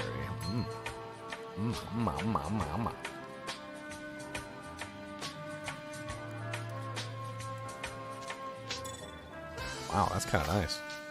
+2 Assassin with 68 line.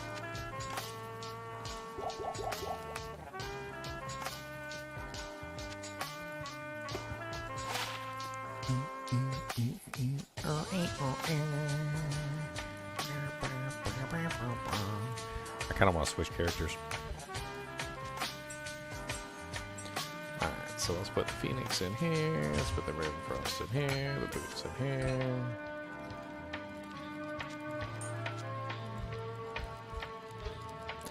Wow, wow, wow.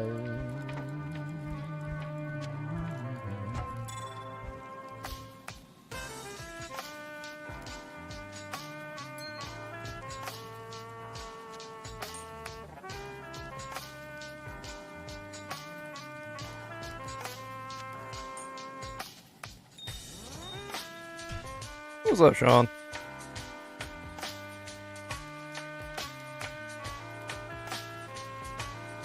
Now, there were tons of people in the Lord of the Rings world, what the hell do you say your name? Nerderus? There were tons of people in the Lord of the Rings world that could have potentially held the ring and not cared. Just most of them were out of the picture at that particular moment. In other words, they didn't really want to be part of the events of the world anymore. There was a lot of, like, basically anyone more powerful than Sauron, which at that particular point would have been anyone like Manwë would have been an option. Tom Bombadil, I think, is supposed to represent, technically, is supposed to represent, what's his name? Lord of Tolkien himself. It's supposed to be like Tolkien. And, I mean, there's a lot of specific things. Does that ring better than mine? Yeah, that ring's way better than mine. There's specific characters within the Lord of the Rings story that could definitely have held the ring and not cared. They definitely would have been on the, like, like, who cares, like, kind of like a spectrum of things.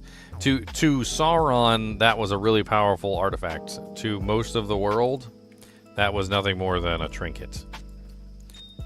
Especially anybody that was on the same level as Manwë. Manwë would have not even cared that that thing existed.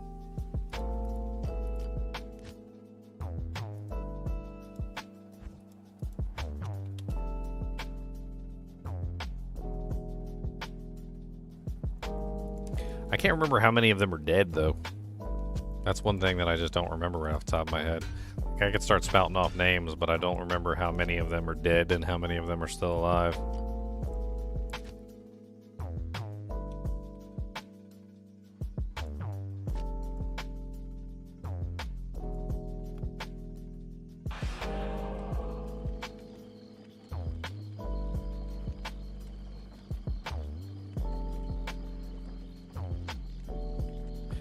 The battle for Morgoth is, against Morgoth was a really rough one. Like, really, really rough. It took a lot out of of the entire world to fight that frickin' bastard. Why am I missing stats? Is it because of the ring?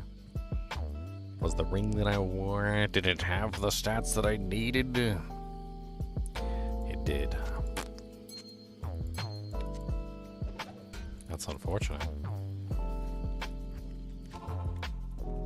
Manway? Manway, that's how you spell it. Who is Manway? He's one of the most powerful gods in the Lord of the Rings universe. I've read the Silmarillion, so I know a lot of this stuff. Basically, what happened in the beginning is there was one god, at least as far as the story of Lord of the Rings goes. And that one god was basically just alone. He was not really, you know, like, he didn't have nobody. There was no angels, there was no nothing. He started creating other gods. And the gods that he created were probably about half the power that he was, according to how the story tells the story. And each one of them was gifted with a specific power. And the specific power was kind of like one of them was really good at fighting. And another one was really good at you know, like building and stuff like that. And there were specific ones. Morgoth was given a very specific power. Although he wasn't stronger than the other gods that were created, he was like more cunning. He was like more conniving, basically. He was given that specific trait. Manwë, on the other hand, was one of the more good gods. In fact, they were all kind of good. Let's see if I can pull this up here. Yeah, here we go. Here's a list. I guess a list. So Manwë was the king of Valar. There was Ulmo, the Lord of the Waters. Ul, which is he's the one that actually created the dwarves. Rome, the Lord of the Trees. Mandos, the Judge of Dead. Lorien, the Master of Visions and Dreams. And I know there's more.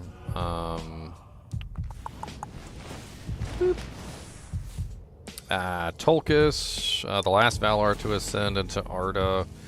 The final blow needed to imprison Melkor. Sorry, is it Melkor or is it Morgoth? Which one is it? Oh yeah, he was given the name Morgoth when he came down. That's right. That's right. So basically, like each one of these guys is essentially equivalent to Melkor, if not stronger in certain ways. And all of these would look at the ring and laugh. Not a single one of these would even care that that ring even exists. The ring is weakness to them, essentially. And there's a lot of them still exist within the world. They just kind of like have moved on.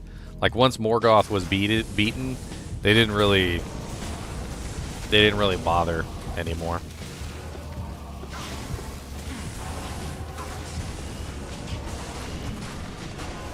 A mithril coil just popped out of somebody's butthole. All right.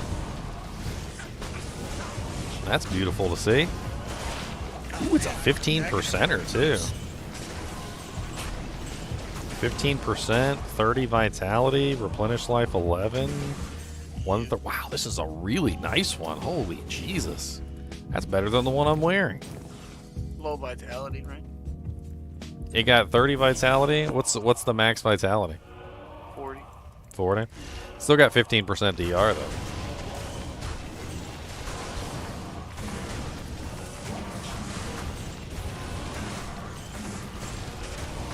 Demon head. Yeah, Chaos TZ's up. We're running some EXP runs if you want to join us. I think I was already ahead of you. Ha. I think my Holy Fire Paladin, he's the most EXP, so I brought him over here. Somebody else should probably make the next one though. Impossible. I cannot. Oh no, I got no ID scrolls. This is terrible. There's a Colossus sword sitting on the ground over here. What do you need?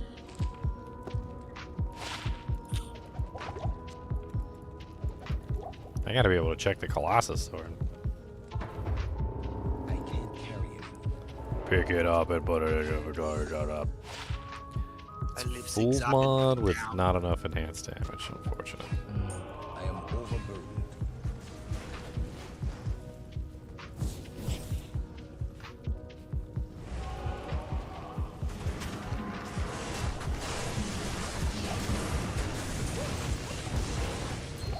Feeling under the weather, bro, Mac? Oh no.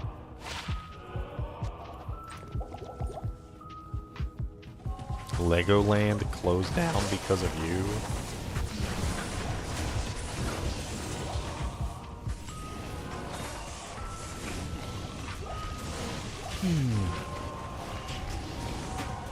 Have you guys seen that new, those new, like, building bricks that they make that are actually pretty cool? They're almost like Legos, but they're giant, monstrous Legos. You can build your own house out of them. They're pretty freaking neat. A Gorgon crossbow. A crossbow de Gorgon.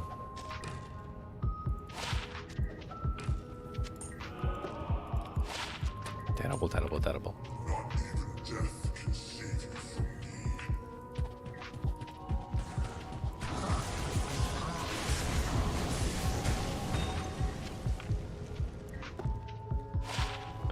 Oh yeah, he can make it. Yeah, Kane, you make it.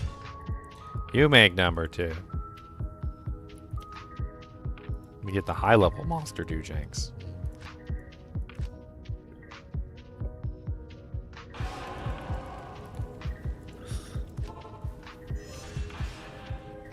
Burr, burr. Burr, burr, burr, burr. Burr. Bastard sword.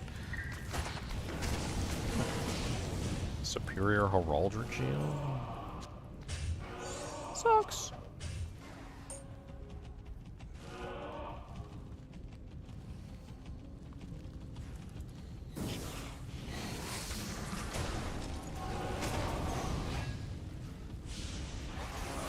On a side note, you found the helmet that has resistances to 13 being the lowest, 39 lightning with 25 teleport charges. Nice. Honestly, teleport on an amulet or a circlet is the best, because that way you don't have to swap for it. I don't like swapping. Saw a guy on Hardcore posted a clip of himself dying horribly. He literally like teleported. He had like a swap staff and teleported directly into a like mighted, cursed pack of monsters. But no, it was mighted and he was cursed, and he teleported directly into it with the staff out. And I was just like, oh no, oh no, he's dead. He's deaded. That's the smartest move he could have made.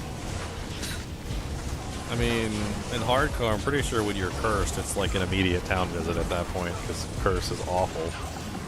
And then, like, from that point, using a swap teleport staff in hardcore is also, I think, a big no-no. Like, as a paladin, all of your defense comes from that shield. As soon as you swap, you know, your block chance is gone, your defense is gone, like, friggin'... Ugh. I mean, if it's just like a little teleport somewhere and you're just trying to like hop a distance and you know there's no monsters over there, I mean, I guess, but... I mean, he knew there were monsters ahead, like... It wasn't like he was teleporting somewhere safe. He was teleporting across the river of the damned.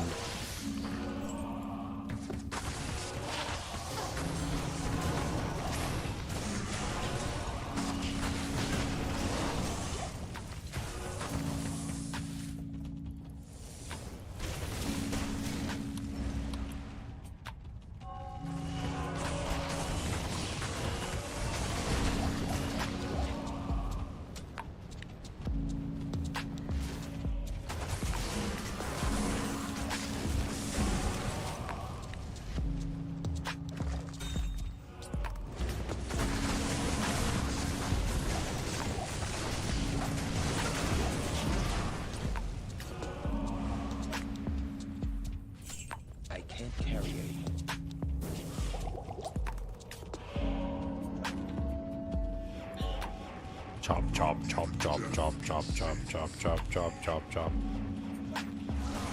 I hear when you kill Diablo on a Holy Fire Paladin, Diablo goes to his room and cries. I blew up. I shoot fire! He killed me with fire. I don't understand. He burned me. How did he do that?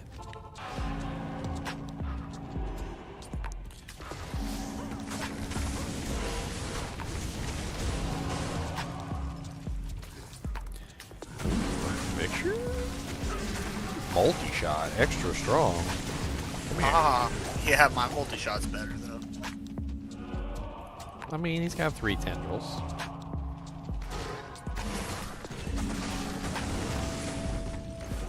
Wow.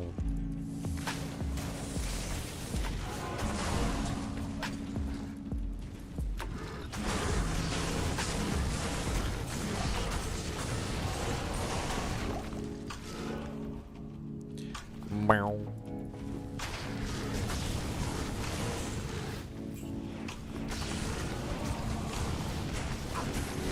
God, this computer makes so much heat. During the winter time, it's really nice. I'm not gonna lie, it's nice having the warm toastiness on your toes. But during the frickin' summertime, ugh. Ugh.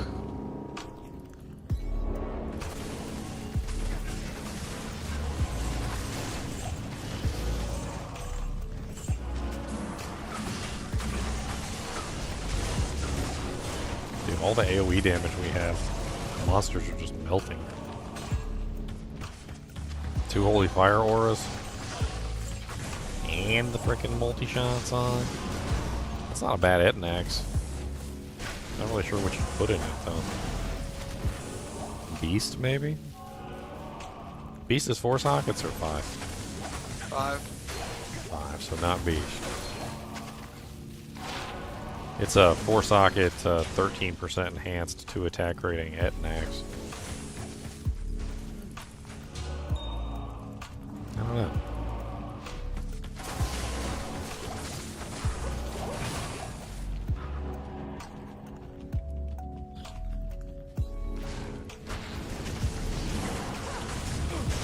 Armor and weapons is my paladin using. I'm using a phoenix and a phoenix. That's what I'm using. 2 phoenixes. And I got a hustle armor on, a crown of ages with 2 fire facets. You know, I got offensive aura skillers, etc. I'm a native use holy fire paladin, which is different than a dragon fire paladin, so I get more freedom in my weapon choices. I get more freedom in general.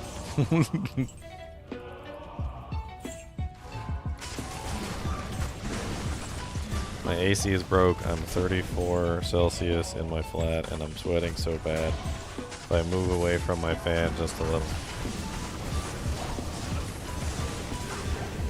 I mean, I've been there. I've been there. I had these little aluminum things that I cast back when I was doing metal casting, and I used to put them in the freezer, and then I would take them out and put them on my chest and let them cool me down. I mean, honestly, if you got something in the freezer that you can take out just to cool yourself down, I mean, it's not a bad idea.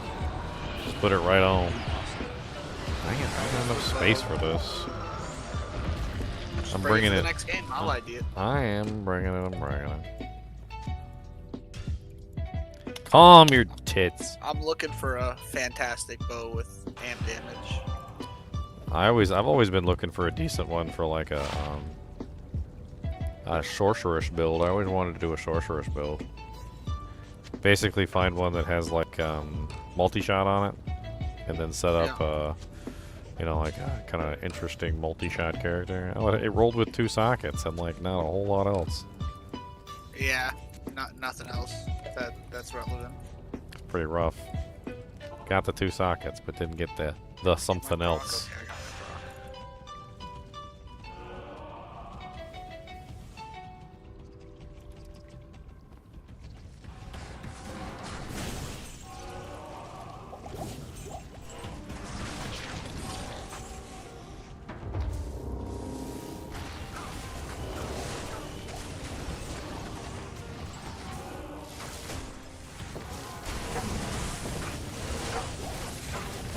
Hey, it's that crappy shield. I wish they would revise that and make it a little bit better, because it's not a bad shield. It's just it's too. Spirit. Well, the levels are too low because it's a Nah, I don't care about comparing it to Spirit. Tiamat's has like proc chances on it, but the proc chances are all too low level to matter at endgame. It's designed as a mid grade shield. Like it's designed as a shield that you would use when you're like, you know, level 38. So by the end of the game, the proc chances are useless. Like level 6 Hydra useless, level 7 Nova useless, level 9 Frost Nova useless, right? If they bumped it up a little bit, like that's a shield that I would really like to see become like an elite shield maybe. And then they take the levels of those, like maybe change it to like level 20 Hydra and I don't know, like level probably like 30 Nova, and then do like level 40 frickin' Frost Nova or something, because Frost Nova is the worst one of the lot. And then they could adjust the percent chances a little bit so it happens more often. That could be a really fun shield for a proc build. But as it is right now, like as it's currently set up, it's just not. It's not. The levels of those abilities are just too low. Even synergistically, even if you were to like put it on a sorceress and try and get like synergy bonuses out of it, it's still terrible. Are you just leaving all these beautiful throwing items on the ground? They weren't ethereal. Yeah, they still could still have amp on them.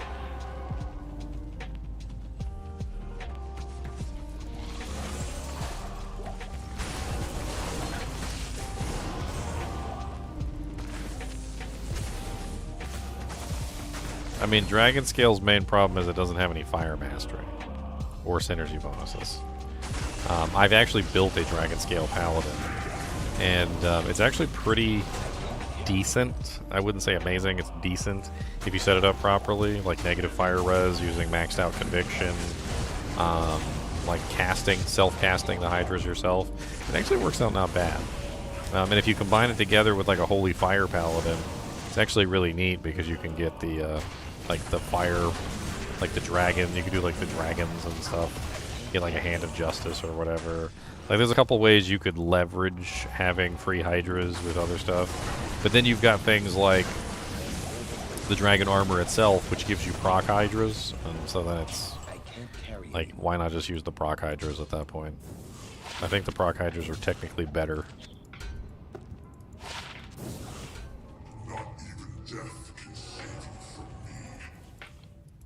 Yeah, come on in. We got room. Chances. Oh, what are we getting? Some Anarvin? Isn't he in the kinship? I thought he was in the kinship. Stream. 31% chances, anybody?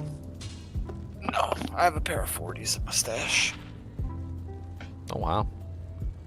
What a nice saber with no enhanced damage on it. It rolled 40% IAS, it rolled AR, it rolled dual leech.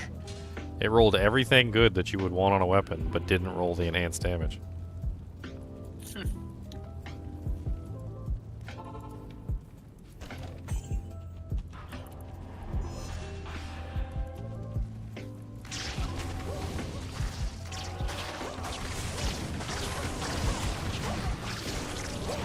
Yeah, we're in GGM EXP5 and that's the normal password.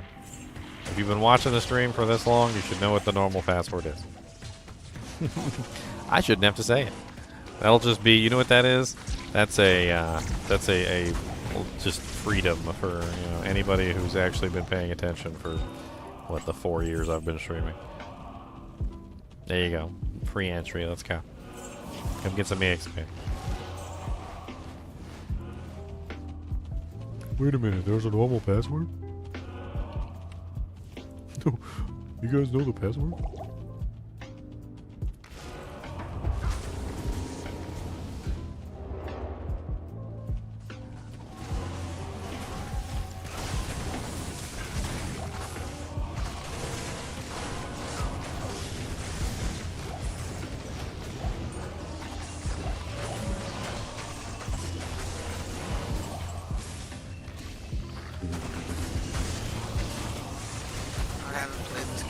So long.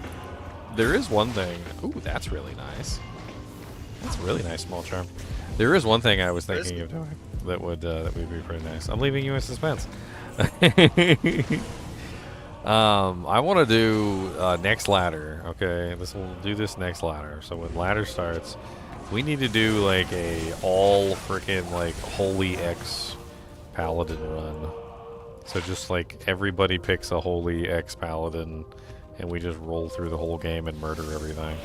And then we can have like one vengeance paladin in the mix too for the conviction aura.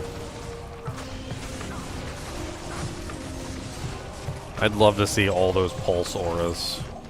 And then we could have multiple of each type too. It doesn't have to be just one of each type. Like we could fill a whole 8-man party with pulse auras and just walk around the game watching everything explode, freeze, and get shocked to death.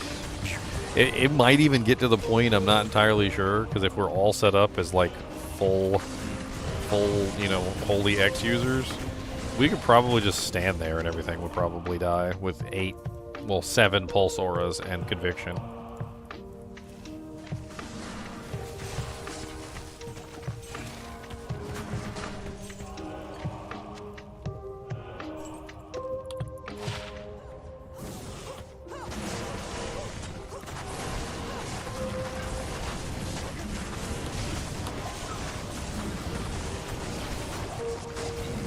Blade barrier. Ooh, it's an ethereal blade barrier.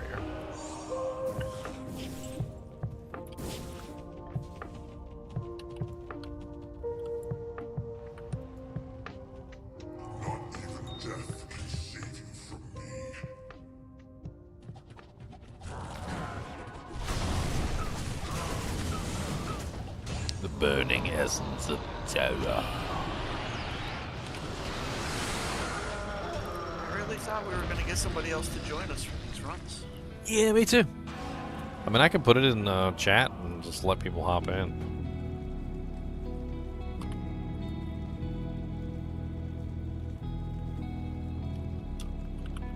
I mean, we had so many people on earlier.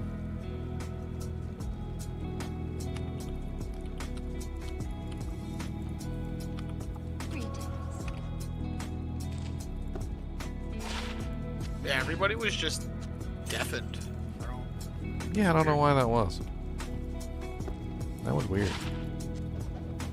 I looked in chat and it was like everybody had muted themselves. Muted and deafened themselves. I was away. That's why I wasn't like talking or anything. Well, good. Then you didn't hear me talking about you. That's okay. Oh, I was talking. Talking about your mama. That's fun. Ain't gonna hurt my feet. Oh yeah, Bob? Your mama's so fat, so rotund, that in the Battle of 5 Armies, she was 2 of them. Only 2? That's not even that big. They were pretty big armies.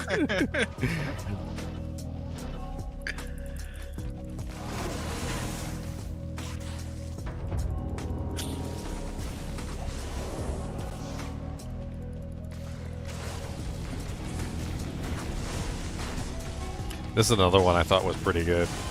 Your mama is so fat that when Sauron went to go look at Minas Tirith, she asked your mama to get out of the way because he couldn't see Minas Tirith because your mom was standing in the way.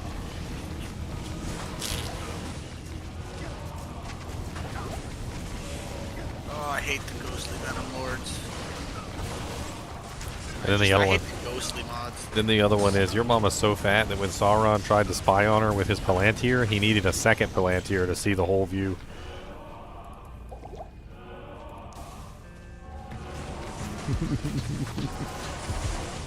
Lord of the Rings fat jokes.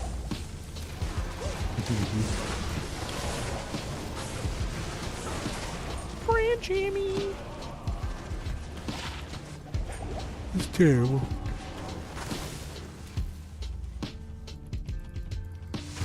My mother's a nice woman.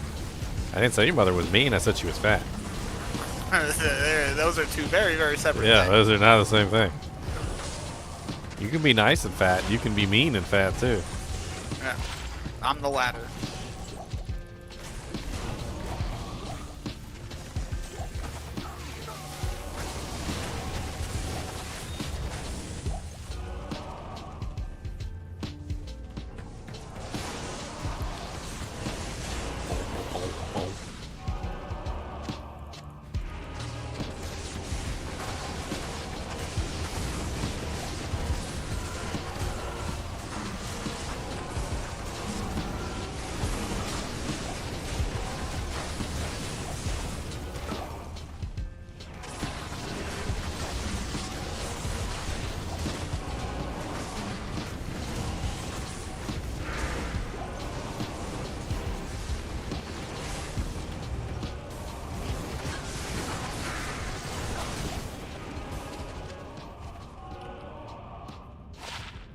Your mama's so fat she migrates south for the winter. That didn't even make any sense. North for the winter. Your mama's so fat she migrates north for the winter.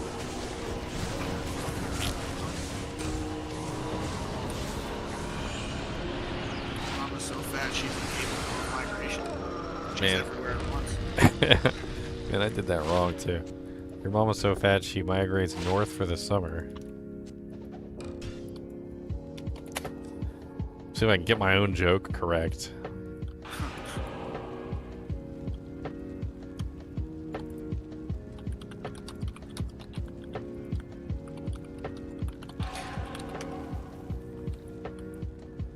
Alright, bro, Mac. Oh, I forgot to show you my charm. I was keeping you in suspense. Yeah, check it out. Pretty nice. Nice. It's not bad at all. Those are actually really nice to have, because usually you end up keeping like Oh, one. I love that thing. Yeah. Nosh. Nephrune.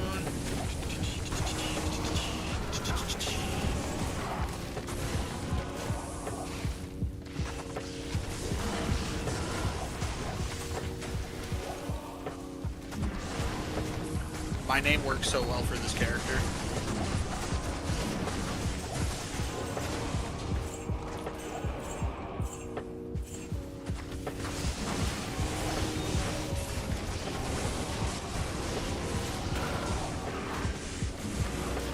Plague Wolf. What's up, Plague Wolf? He's a wolf full of plague. He's a plague wolf. He's got plague.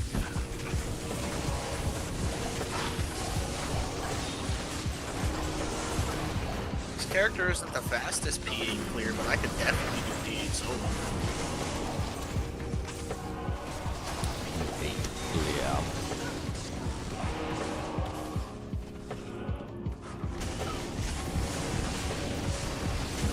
Sure.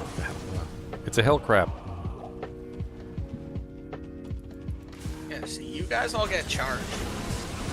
Run and try to keep up.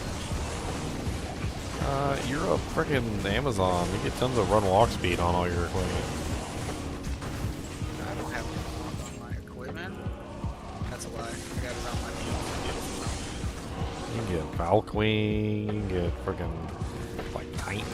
There's all sorts of run walk on it. You could swap to a Harmony bow. Like I can't. you gotta To do hit my this. 7 frames, I have to have a hustle on swap.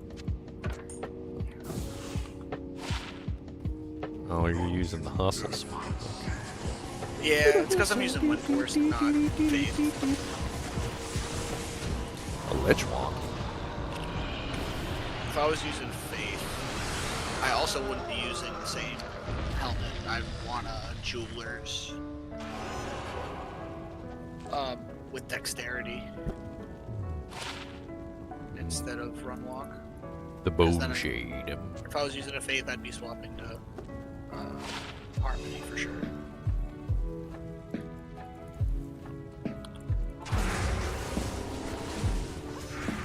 I mean, Harmony's legit. I use that on my bows on. Freezing arrows on. Super useful. You ever get left behind again? Hi guys, Hello. greetings El Presidente. Got a Jeweler's Archon of Stability. Nice. Axe. So you guys, you're donating that to me, right? Oh, free 99? Oh, I heard. Oh, free 99, they say. Come down and don't get paid, cause we ain't giving you no money. And I'm gonna take all your hot dogs from your stand. I had a lot of fun playing that game the other night. The Crypt Master. That was pretty neat. I don't know if you guys caught any of that. Every time he would open up a chest, he wouldn't show me what was in it, and he made me guess what was in the chest. And like you could tell him to do certain things to the item, like you could tell him to touch it or look at it or whatever. Man, every single time I started out with lick. He's like, what's in the chest? This thing looks wriggly. And I'm like, lick it. He's like, it doesn't taste good at all. Better than your arc on me, but your jewels are better than mine. Oh, probably worse. 72% lightning sunder.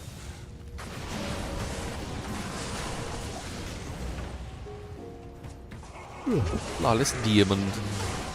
Oh, we finally got a full game. Well, it took forever. Half the TZ's over by the time you guys showed up, you slackers.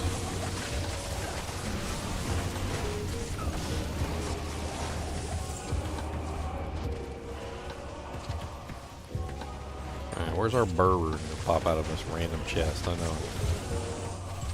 I'm calling it right now. Burr rune's gonna pop out of a random chest in the Chaos Sanctuary.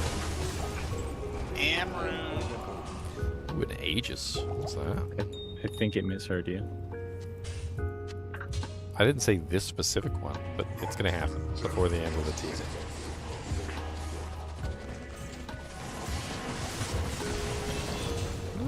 Grimmer Shred. I don't know. It does not ethereal though, so. If Grimmer Shreds are better. And the boots are suck. And the Aegis is suck. It's super suck.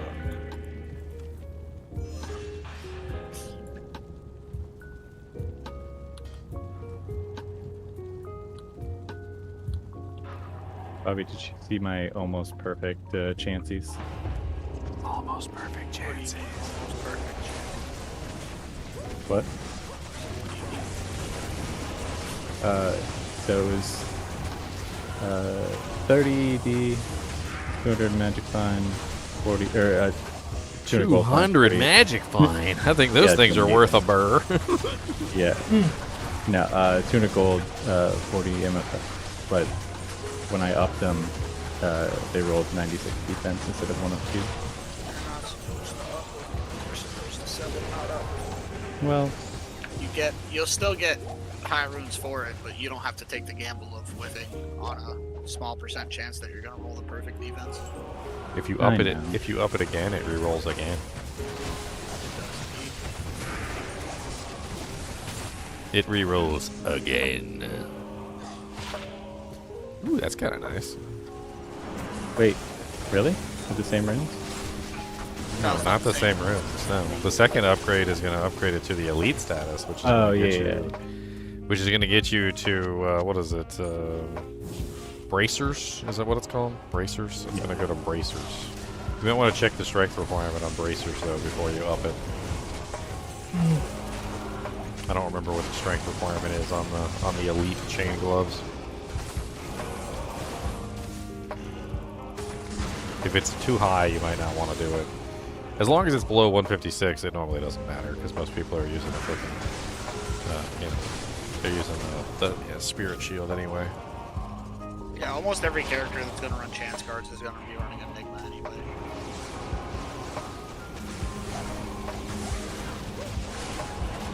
It's an interesting build charm. Poison and lightning. Alrune. Anybody want that poison lightning charm? Oof, that's a lot of damage.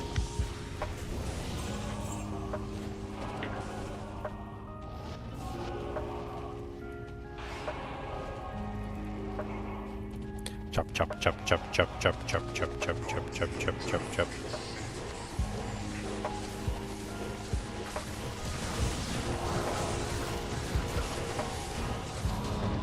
Canter trophy. I like those. Balistics. I like those.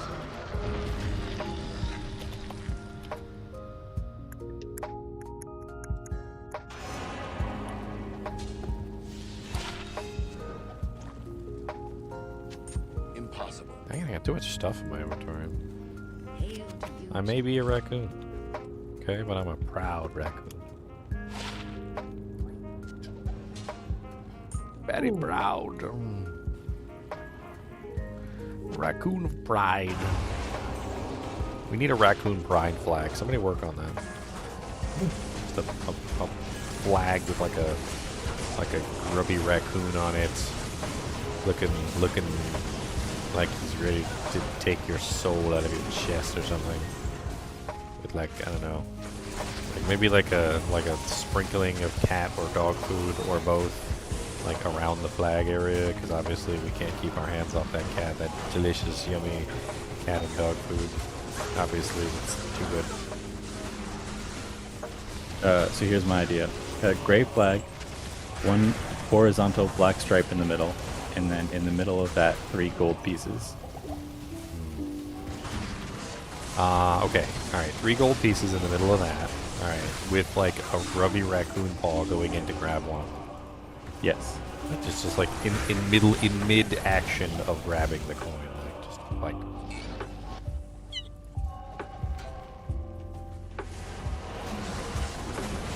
And then you know what? You know what also? Like maybe a little bit of like gold dust on the black, like in a straight line going toward where the hand is coming from. Like he's already grabbed one of the coins and like just like scraped it off. People over here not picking up the best rune in the game. I got the bug where you get stuck in one place and can't move. Alright, bro, Mac, have fun.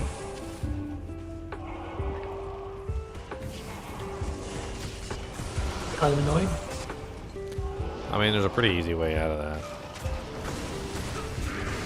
Weapon swap usually does it. Yeah, I forgot about that.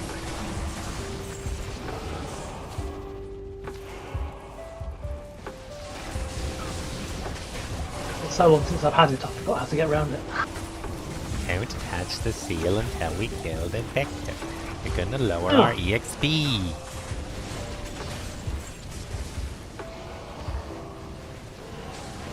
We don't get EXP for the monsters that are destroyed by the sail.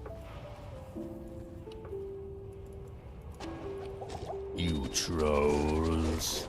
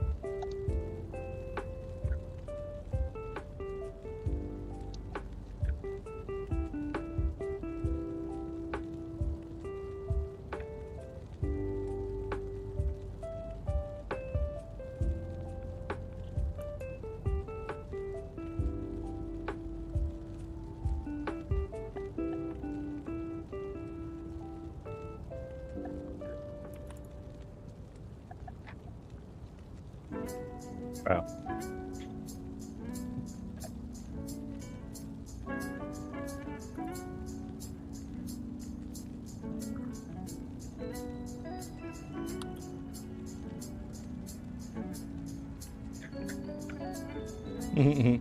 That's cute.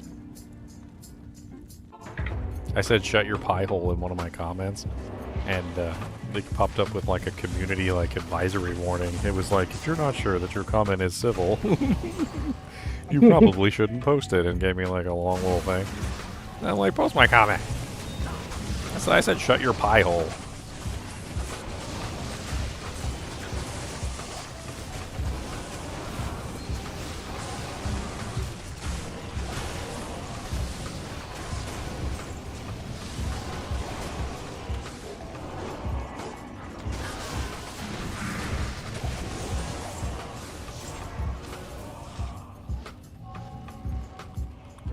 Somebody got slain.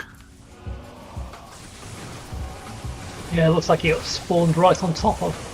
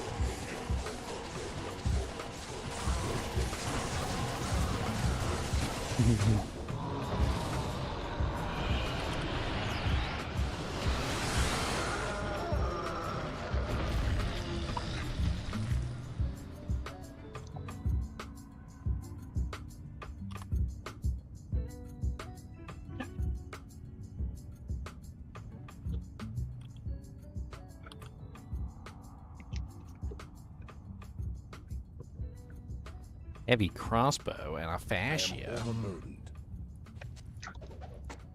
Check that trident.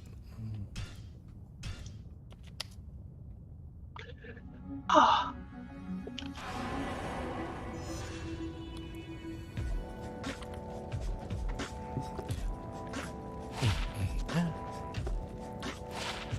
Put some gems up.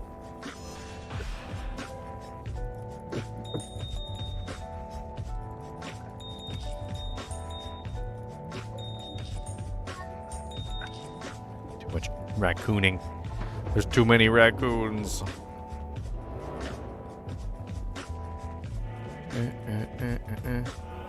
Put your grubby paws in the air. Look at all these raccoons here.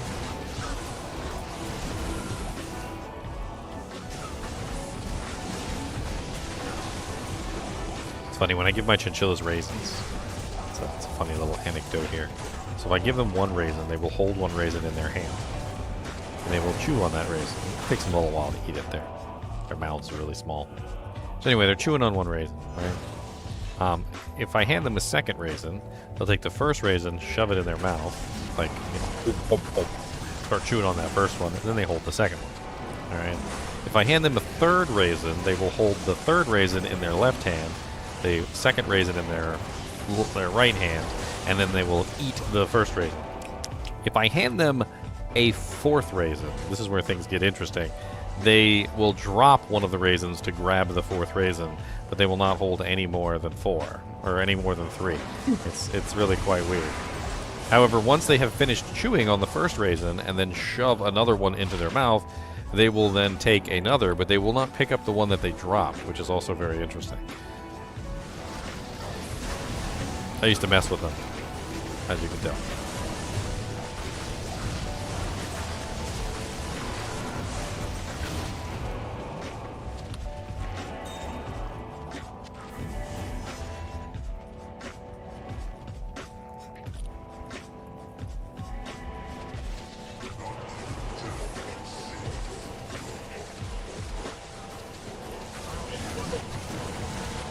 Cody's been awfully quiet today. What are you doing down there, Cody? Just sawing wood? Is that what you're doing today, is sawing wood? Man, he's so out. Good Lord. Upside down with his legs in the air. Gone.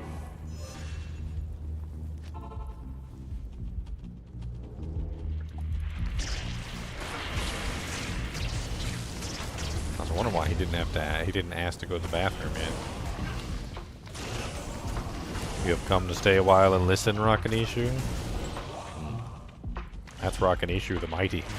The slayer of noobs. You should put that in your name. You should do Rakanishu, slayer of noobs.